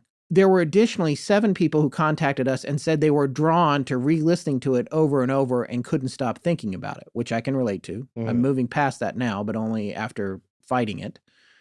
There were 15 people who couldn't finish listening to it. Completely understand that. Here's another one of the higher numbers. 89 folks categorized themselves as scared or disturbed by the recording. Mm-hmm. Now, I want to make something real clear here. Many people had multiple reactions. So the 83 that had a physical reaction, it could be that 40 or 50 of them also said they were scared or disturbed. We're not saying that these are independent. This survey is totally unscientific. Totally unscientific. 8 people of those 213 had nightmares. 69 people said they got goosebumps when they listened to it. So it's a very, very visceral reaction, which is something that I described for me when I first heard it. And a lot of people on first hearing it, because everyone was like, oh, you spent 6 hours hyping it, which we did. That was not our goal, but it just happened that way. I was about to say, what about the at least 2 people so far that said we should be ashamed of ourselves for even producing any of this? Yes, there were 2 people that said for us to be ashamed of ourselves. So I'm going to go ahead. Let me do that real quick. Okay, done. Well, so but I know that sounds like a joke, but I'm actually going to categorize that as a visceral reaction. Yeah. In that, I know on the surface it sounds like they were just upset. They didn't like the theme of this. They didn't like where we're going. They didn't like our conclusions or where we built it up. I mean, I must remind you that at least the first part of this series was a history and accounting of a haunted house, as we normally do. If you liked the show before, I don't know why you wouldn't like that part. But when we came to the EVP and the reaction that a couple of people, they reacted so negatively that they felt that they kind of needed to be insulting, which is odd. I mean, yes, we get trolls sometimes and they just like to do that. Yeah. Be insulting, but it seemed anonymously, most of them. Yeah, but here it's like, specifically addressing this, I just got the feeling it's like somehow it went beyond just upsetting them because they didn't like the subject matter or the reveal of it or this one aspect of it. The idea upset them and they needed to kind of lash out. So I'll count that as a reaction. Yeah. Ha! You reacted without even knowing you reacted. Kinda. You got mad and called us names. Well, and that's the thing. And I do want to add also, there's plenty of perfectly polite and reasonable skeptics who said some things. I want to read some of these comments from our Facebook group from the skeptics. Honestly, I was a little disappointed at the EVP. Not saying that to belittle anyone's personal experience with it. Thank you for being kind. Yeah. It's just, I don't know. I expected to feel something when I listened to it. I really expected something much worse. Still love you guys. One of my favorite shows. That's how to diss somebody, by the way. It's very respectful. Thank you so much, Leanne, for your opinion on it. I didn't find it scary either, Ashley says. I didn't get much either. Sounded like a zipper being zipped up with static and maybe a dog growl, but I didn't feel or hear anything eerie. That's from John. Mm-hmm. Hurt my ears, but it sounds mechanical. I don't feel much of anything either. Paranormal experience would have to pretty much slap me in the face to have an effect. That's from Michelle. One of these comments that I thought was interesting that's more in the skeptic field. Kevin wrote, do you not think there are other possibilities, such as faulty technology or interference? Personally, I would like to know which serial code the DR60 used in F124 has. Seemingly, if it starts with FF9EF, they are notorious for getting a screaming-like interference. So much so, it is known as the Angry Man. Oh, there you go, Angry Man. I would also like to see if this can be replicated on the same DR60 in a different environment. Now, I'm opening up the box with our DR60 in it. Not that this really matters, honestly, but the serial number on ours, if anybody wants to know, is FD8HB19976. F is in Frank, D is in David, 8, H is in Hotel, B is in Bravo, 19976. That's a serial number on ours. And it seems to have an Angry Man on it, whether it fits the FD category or not. Joshua Lewis asked us about whether ours was an FD or not. He clearly knows a lot more about this than we do. So, but it's interesting. And I hope that, Kevin, to your point, that we addressed all the things that you were interested in looking into, because you basically just said you wanted more information. Yeah. And I also wanted to thank the skeptics who said, here's one that said, Corey, who said, I didn't personally think the EVP was anything. I'm not saying it was nothing, but honestly, couldn't focus on anything but Scott. I feel so bad for him and what he's going through. This hit him hard. You have support, Scott. I think it's safe to say we're all here for you. So I want to thank everybody that said something like that, especially you, Corey. So I'll describe my experience here between the skeptical still or the null set here and the viscerally affected, because I was kind of in the same camp. When Scott first played it in the backyard, I did not get a visceral reaction. What I was excited that we got something that I could tell, having been there, did not seem like interference, did not seem like any kind of, radio waves bouncing off of a file cabinet or anything that was picking up that was unusual in the room. Like I said, we weren't inside a Best Buy. It's an old house with nothing in it really running other than lights and the air conditioner, all downstairs. We were in a very quiet upstairs room, and my first impression was like, there shouldn't be anything on this recorder. And again, yes, we can't hear the interference that it picked up if it were to be that. I didn't pick up anything else on my video camera other than it shuts itself off 5 times. And I didn't get anything on the Zoom recorder or the EMF meter. So nothing else reacted. And therefore, when I heard it, again, it didn't really affect me other than I got excited. Like, man, this is something. This should not be here. This is something. And then the other thing I felt was, again, seeing my friends being affected with discomfort, fear, negativity, like they're being assaulted somehow, or just getting that sense, was defiance. It's like, you don't do that to my friends. And I'm going to go up there again. And if there's something that needs to talk to us, that has something to say, then say it. That was my feeling. So I believed it because I was there. I experienced it, but it did not affect me in any physical way or emotionally.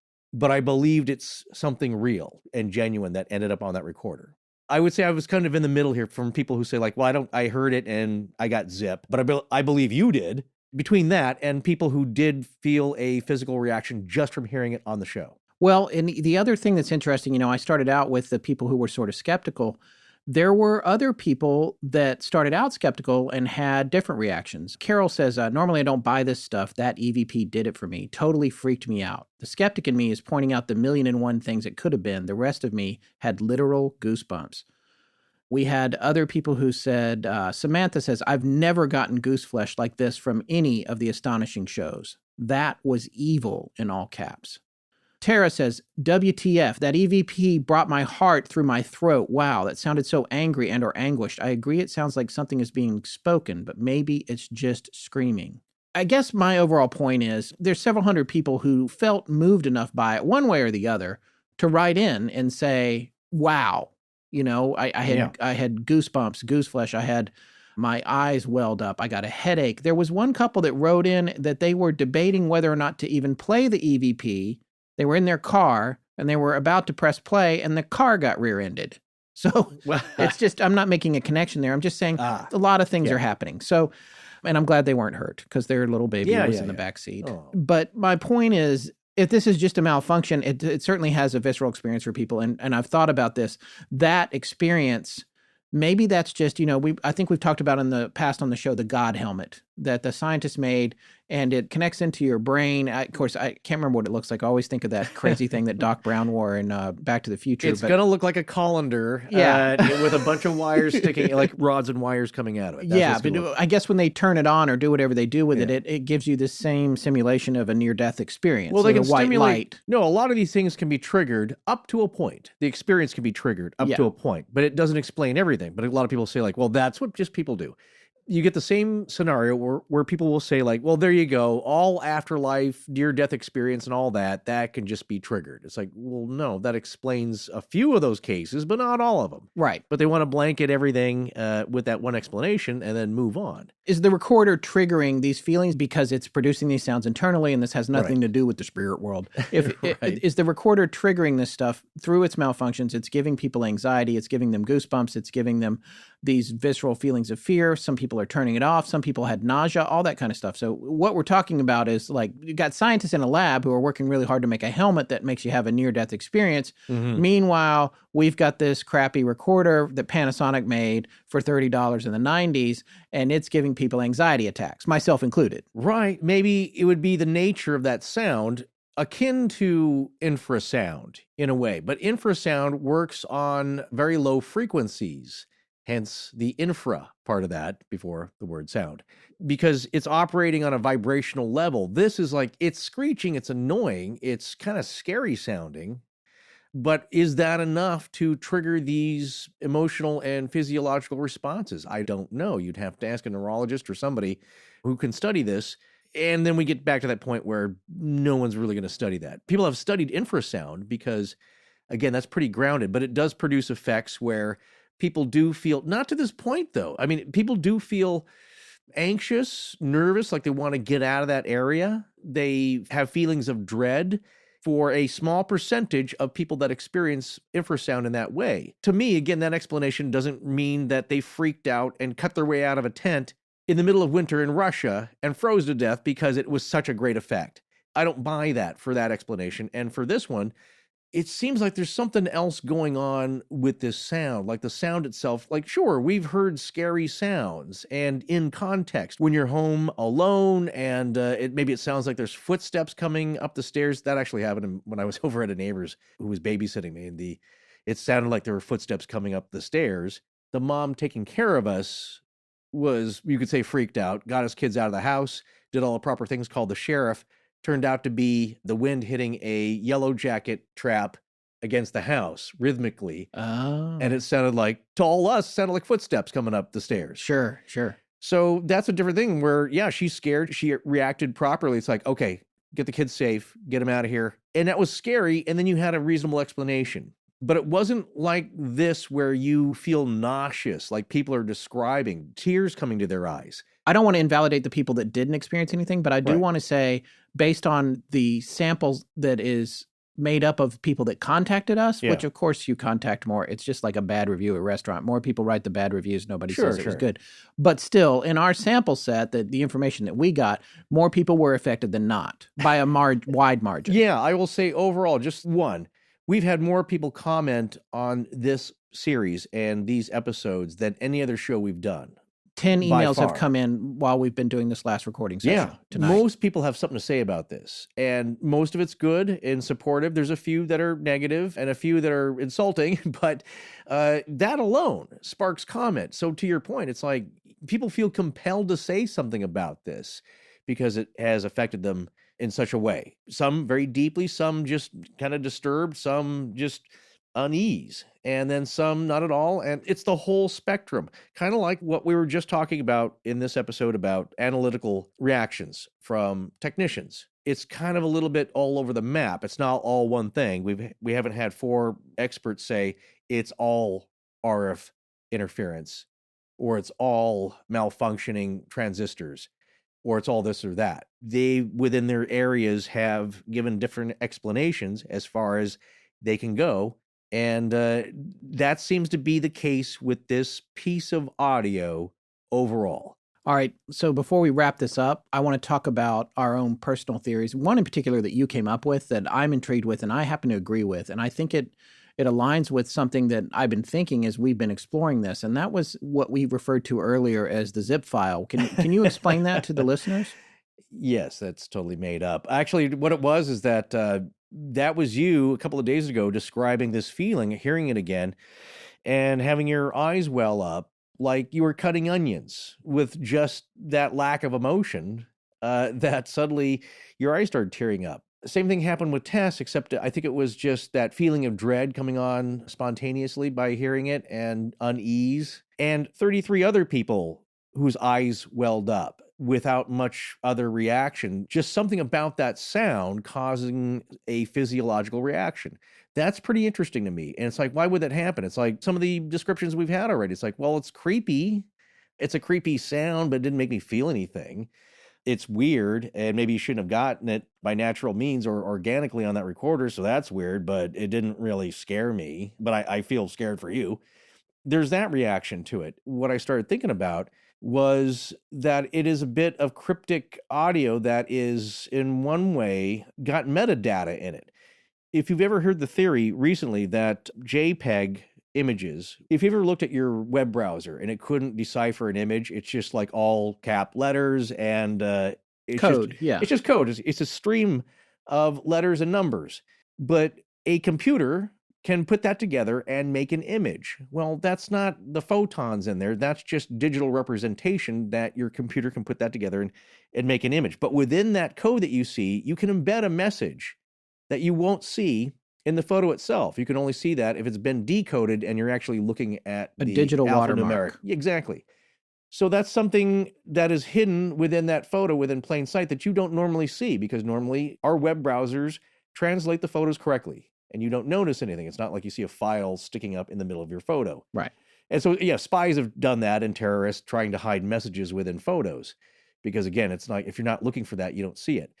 So within this sound, it's kind of like once you click on it, once you hear it and experience it, it is the zip file thing where you click on it, you don't know what's in there. You just see that little icon of the zipper. You double click and boom, 5 files pop out that were embedded within one thing that you had no idea was in there until you clicked it.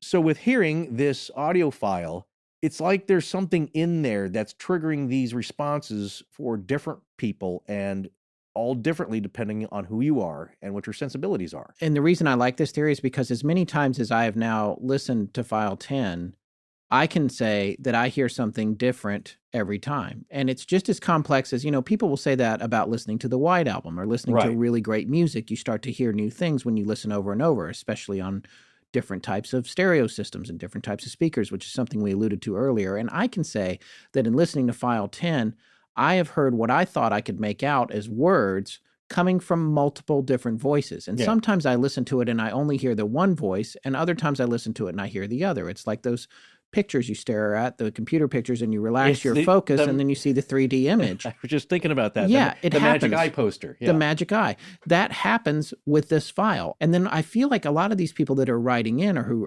wrote in, whether they heard something or didn't hear anything, we're all listening to different parts of it. You're listening to what works for you. And in a way, that's the crazy thing about it. It gets back to that whole debate about how do we know that blue looks the same to us? There's no way to actually know that what you see as blue and what I see as blue are the same. We can all say, oh, that particular color, whenever I see it, I call it blue. Yeah. But to me, your blue may be green and my green may be blue. Yeah, that perception has changed. There's a really interesting radio lab about that. And here's the point about that sound changing for us, depending on how many times we listen to it and through what devices, what pairs of earphones or earbuds or headphones or what computer we're playing it off of, what type of file.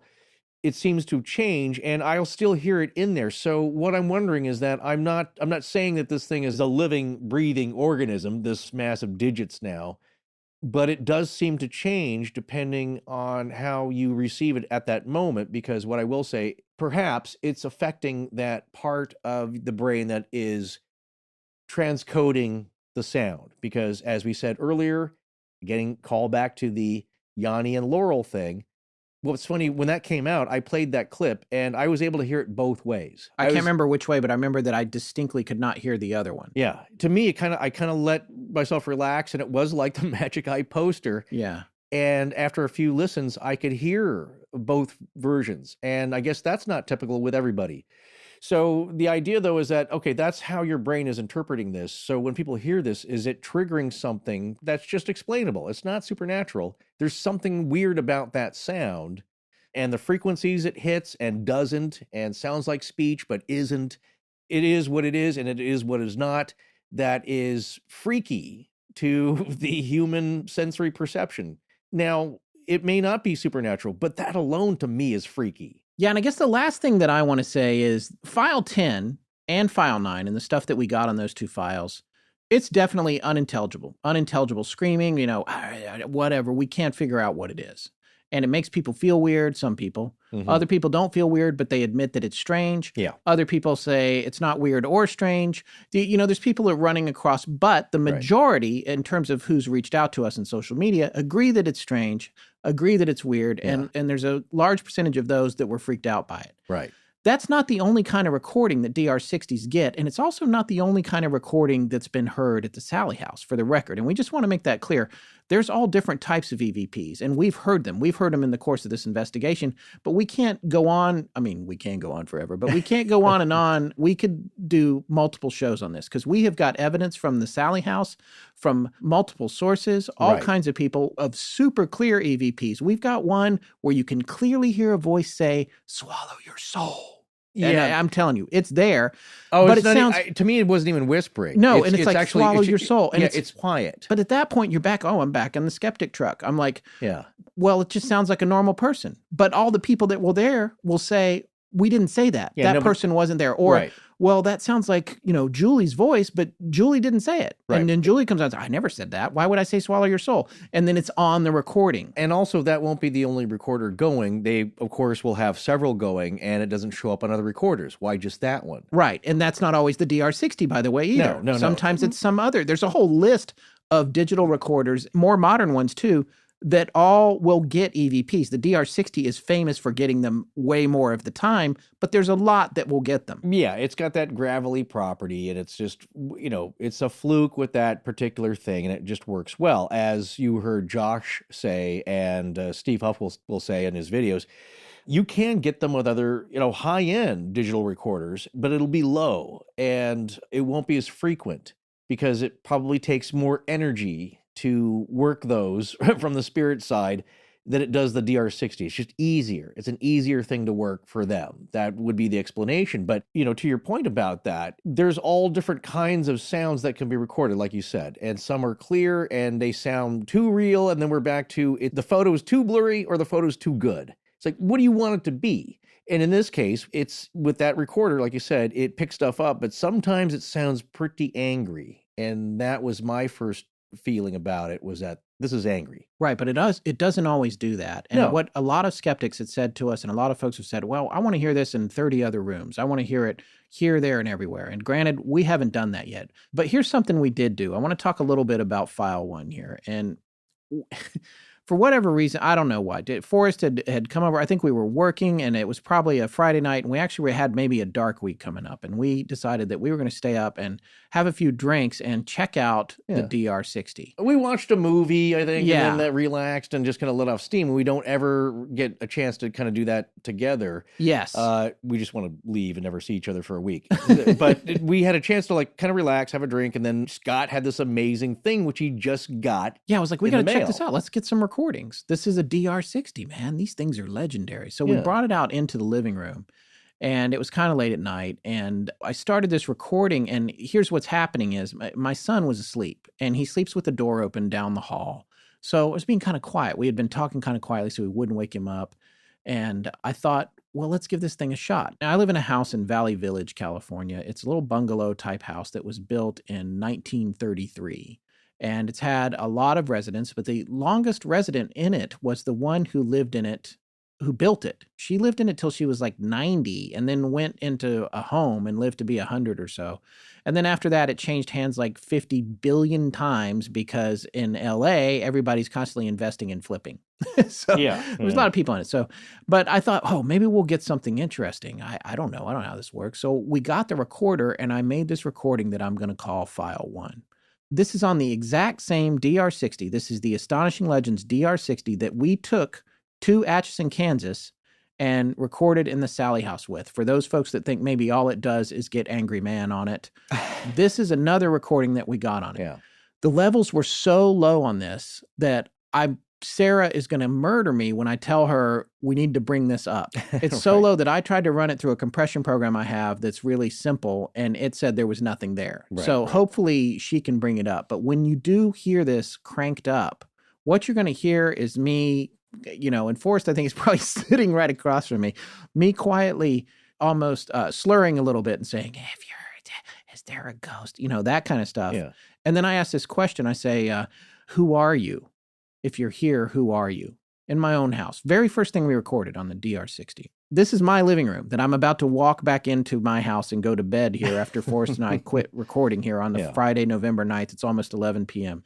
This is in my house. This is where I recorded this. And you'll hear the preamble, and then you'll hear me say, who are you? And then you're going to hear a voice whisper. I'm just going to go ahead and tell you, but I think it's pretty obvious. You'll hear a voice whisper, I can't tell. Now, if that's not a frightening answer to who are you, I don't know what is. But on top of that, we did not hear it in playback of this file until months later when we sent it off to one of our friends who's a medium. And she said, she thought she heard I don't know at the end of it. But she didn't have the ability to turn it up as loud as we do. We actually turned it up and listened to it about 20 times just a few minutes ago. And Forrest and I, our consensus is that it's I can't tell. All right, so we're going to go out on this EVP that we gathered in my house, the very first recording we made on our DR60, long before we took it to Kansas, and we'll see you back next week. Hello, this is Scott. I'm here now, and I have a special recorder that's going to allow you to speak to me. I'm just here to say, if anyone's here and wants to say anything, go ahead and say it. I believe it. I'm only looking for communication and nothing more. I have an open mind. you have anything to say, say it to me. I'll start off by telling me who you are. Tell me your name and who you are.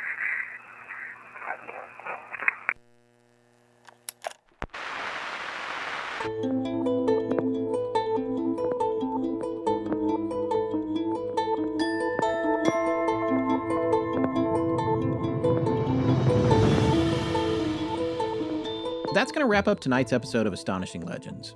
We hope you'll join us next week for part 4, where this story continues to get stranger with some of the things that have happened to us since we got back to Los Angeles, including what may have been a message from whatever is at the Sallie House that came through during an active Skype group call. Please remember to support our sponsors. They keep the show free and the lights on in Blanket Fortiana. Special thanks to John Bolin. Hi, I'm Alex Joven. CLARE. Galaxy-wide in perpetuity. Perpetuity? C-U. Bye. Our show is edited by Sarah Wendell, and our theme, which is available as a ringtone, is by Judson Crane. Sound design is by Ryan McCullough. Special thanks to the ARC and its lead researcher, Tess Feifel. But most importantly, we want to thank you, our listeners.